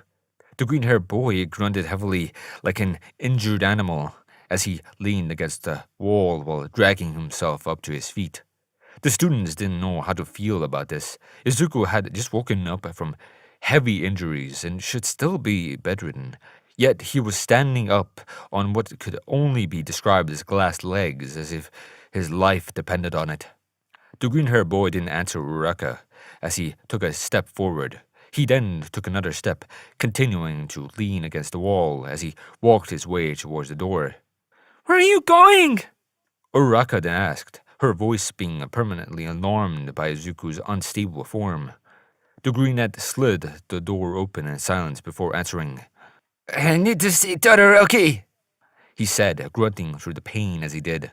Everyone was even more alarmed now, as Izuku proceeded to slowly walk down the hallway while clutching his stomach. Uraraka's concern now turned into a little frustration as she followed behind Izuku and shouted, Why can't that wait? You're still recovering, and you could injure yourself again. Izuku stopped for only a split second after hearing this, as he turned his gaze slightly towards while growling. Then I'll injure myself again! With a ferocious animosity, everyone shivered after hearing these words. It wasn't just what Izuku had said, it was his voice. He sounded like an animal, one that was desperate for survival and was willing to do anything for it. They watched him tread down the hallway, but they didn't try to stop him anymore. He kept limping his way forward, passing many rooms as he did, until he eventually found what he was looking for. The green-haired boy quickly slid the door open, showing impatience beyond comprehension. On the other side of the door was Todoroki, lying awake in his hospital bed. The bicolored teen looked fine at first, but upon a closer inspection it was clear that he wasn't. He was covered in bruises, wore a bandage around his forehead, and part of his left arm was covered in black burn marks. Izuku couldn't even imagine the pain that his friend was going through, but he didn't get to lament it any longer as Todoroki finally noticed his presence. Midoriya, why are you here? The bicolored teen asked, genuinely shocked to see his green-haired friend. Izuku limped his way into the room as he answered by saying, I came to see you, before taking a seat next to the bed. Todoroki was still a little shocked and wanted to smile upon hearing this, but he couldn't bring himself to do so. He just looked gloomy, his eyes looking towards his feet as Izuku broke the silence once more. I heard what happened. Are you okay? The green-haired boy said, his voice trying to dull out the pain that he was feeling. Todoroki was silent at first. Then he spoke. No, I'm pretty far from okay, he said, his voice sounding as cold as it usually did. Izuku looked down upon hearing this, for he was expecting this kind of answer, as Todoroki then continued by saying, Bakugo was right there in front of me, and I couldn't do anything. My friend was kidnapped, and I was too weak to stop it. That's not all. I killed a man. With a voice that showed pain and defeat, Izuku raised his head upon hearing the last part as he looked towards Todoroki and said, I'm not here to tell you whether what you did was right or wrong. That is for you to decide. What I will say is that you had no other choice. You did what you needed to survive. In an attempt to reassure his friend. This didn't reassure Todoroki in any way, however, as he proceeded to say, I know, I just can't get that damned image out of my head. With a slightly more agitated voice. Izuku was now confused as Todoroki clenched his fists before continuing. Every time I look back at the scene, I see my father. No matter how hard I try, I can't remember the face of that villain. I just see my father right before he gets burned to ash. I don't know what to think about it. It's easier to accept it if I only try to remember my father by his worst qualities. But I don't want to do that. Even if it's fake, I at least want to pretend that he was a good person. But now it just hurts no matter how I try to perceive him. The bicolored teen cried out, pain and sadness being more prominent than before. Izuku also carried a lot of sadness, being forced to watch his friend weep over his losses. He was desperate to try and comfort Todoroki in some way, so he instinctively reached out for his left shoulder. The only reaction he got, however, was a grunt of pain before getting his hand shoved away. The two now sat in silence, unsure of what to say anymore, until the hospital door slid open again. Are we interrupting something here? A voice then asked, catching both Izuku and Todoroki off guard. The two teens looked towards the door only to see Aizawa, along with both All Might and Recovery Girl. The teens were a little surprised as Todoroki calmed himself before saying, No, we're fine. Aizawa could clearly tell that something wasn't right, but right now he had other things to address. Alright, Midoriya, we need to speak with you in private. The tired teacher said, as he looked towards Izuku. The green-haired boy looked at them with an odd expression, one that Todoroki couldn't identify, as if he knew exactly what Aizawa wanted. I think I know what you want. And I think that Todoroki deserves to hear it as well. Also... The greenette paused before looking towards All Might and continued. I think that All Might should share his secret too. This sponsor is by Skillshare.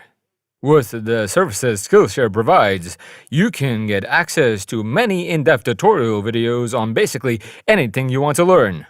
Each class that they have is bound to help you with your creative endeavors. Do you want to learn how to make videos like this one? Do you want to learn how to write scripts or edit audio? Skillshare has you covered. And with our link, you can have a 14-day free trial. So, what are you waiting for? Click the link now and get 14 days worth of classes free. Link in the description below. Now, it wasn't just Todoroki that was confused. Aizawa was as well. He didn't know what Izuku was referring to, and All Might's reaction didn't help at all. The blonde hero looked shocked at first, but he quickly changed into one of understanding when he looked at Izuku. All Might then gave a nod towards Aizawa, who quickly collected himself before looking at the green-haired student and asked, I'll get straight to the point. What are you exactly? With his usual tired voice. Todoroki was even more confused by this question, but he would only get worse when Izuku responded by saying, I'm not human. With a voice that was way too calm. Everyone, even the ones that had asked the question, were shocked upon hearing this. It wasn't just that it was unexpected. It was very blunt. Things only got more bizarre from there as Izuku began to elaborate. He began to explain that he was part of an alien race called Viltrumites.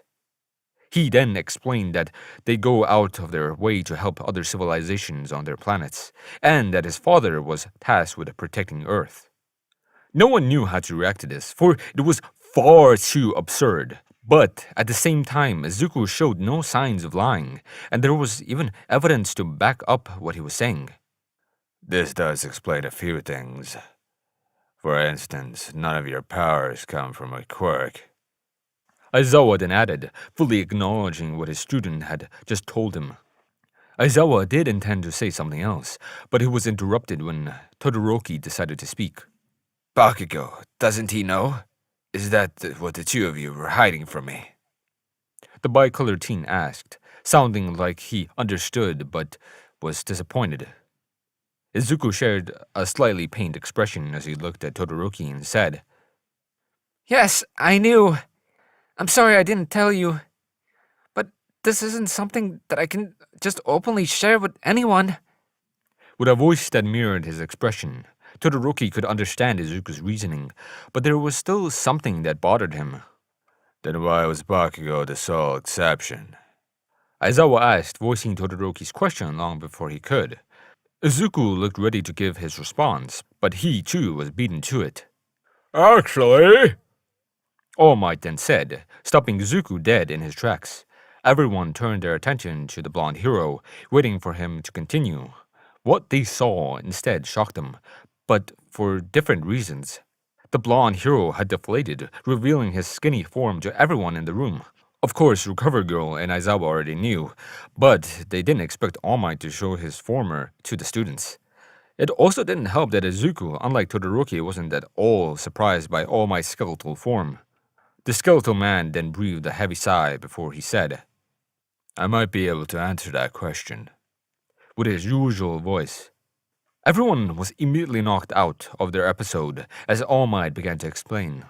He started by explaining his injury, how it happened, and that he now has a time limit because of it.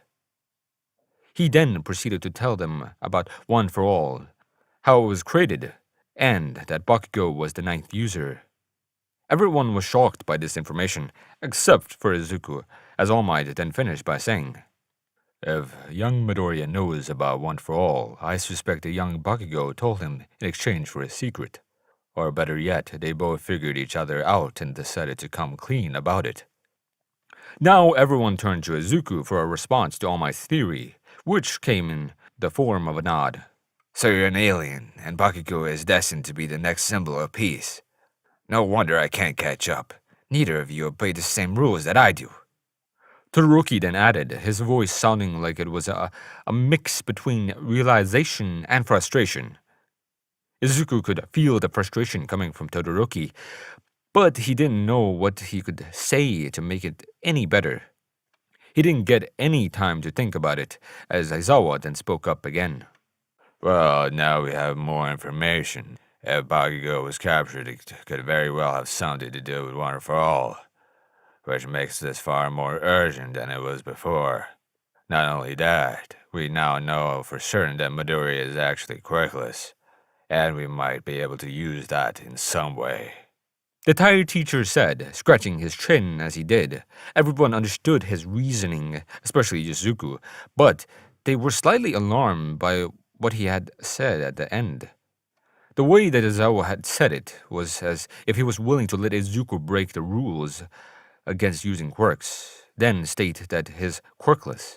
Of course, this would be the last resort, but the fact that he was contemplating it made them a little concerned. Regardless of what we know now, I am more concerned about the doctors at this hospital figuring out the truth just like you did. Izuku then said, voicing another concern that he has had for a while. This concern was quickly resolved, however, when Recover Girl said, pitch this up, please. We're taking care of that. I came here to treat you personally, and no one else has access to your files. You're lucky that your biology is different. Had you been human, you would have been lucky to end up like All Might. With her usual calm voice, Izuku exhaled heavily upon hearing this, as he realized what this meant. Both Aizawa and Recover Girl had been protecting him. They could have easily shared this information, but instead they stopped to hear him out. The room then fell silent for a few seconds until the three heroes moved towards the door. We have prepared for the raid. Get better soon. The skeletal All Might said, before buffing up and adding, Young Midoriya, I thought that you would be glad to hear that your father will be taking part in the rescue mission. He said something about doing it for your sake. With his usual booming voice. Izuku was very relieved to hear this, now knowing for sure that his friend would be safe. The teens watched as the heroes left, leaving them alone once again. They were silent, unsure what to say, until Todoroki finally spoke up. So there was a reason for Bakugo calling you an alien. The bi-colored teen stated. Izuku giggled a little upon hearing this as he said, Yes, what did you think it was for? before chuckling again. Todoroki followed suit in laughter, realizing how dumb his statement had been. The two of them laughed together for a while, relieving the tension between them, until the door slid open again. The teens looked towards the door, curiously, until they saw that it was none other than the red-haired classmate, Kurishima.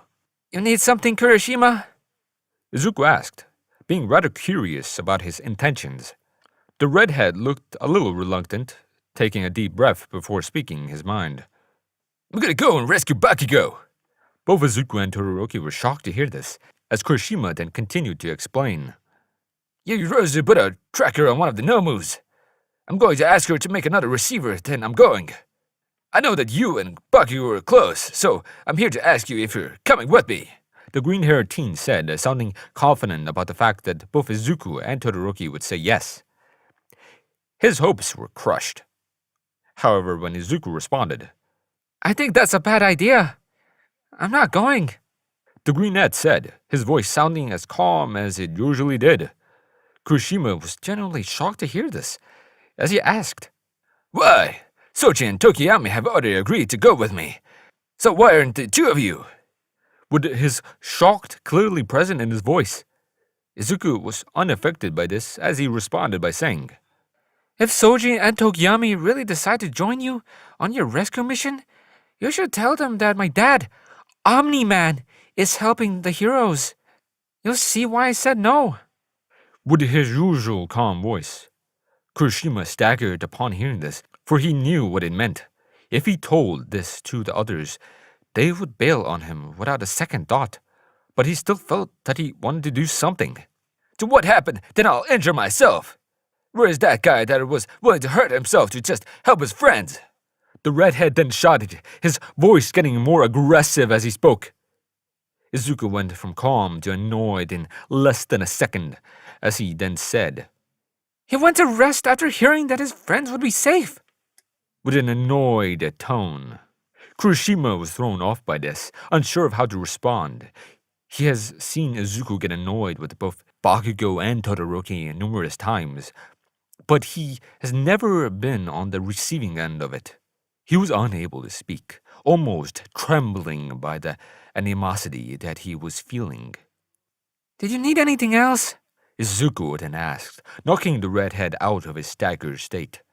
Kurishima still couldn't say anything. He just shook his head before leaving through the door. Both Izuku and Todoroki sighed heavily after the door closed. They both wanted to help Bakugo, but there was no need for that since Omni-Man himself was on the case. They just hoped that Kurishima, despite his desperation, would understand that. The two of them then tried, but failed to relax, telling themselves that things would be alright.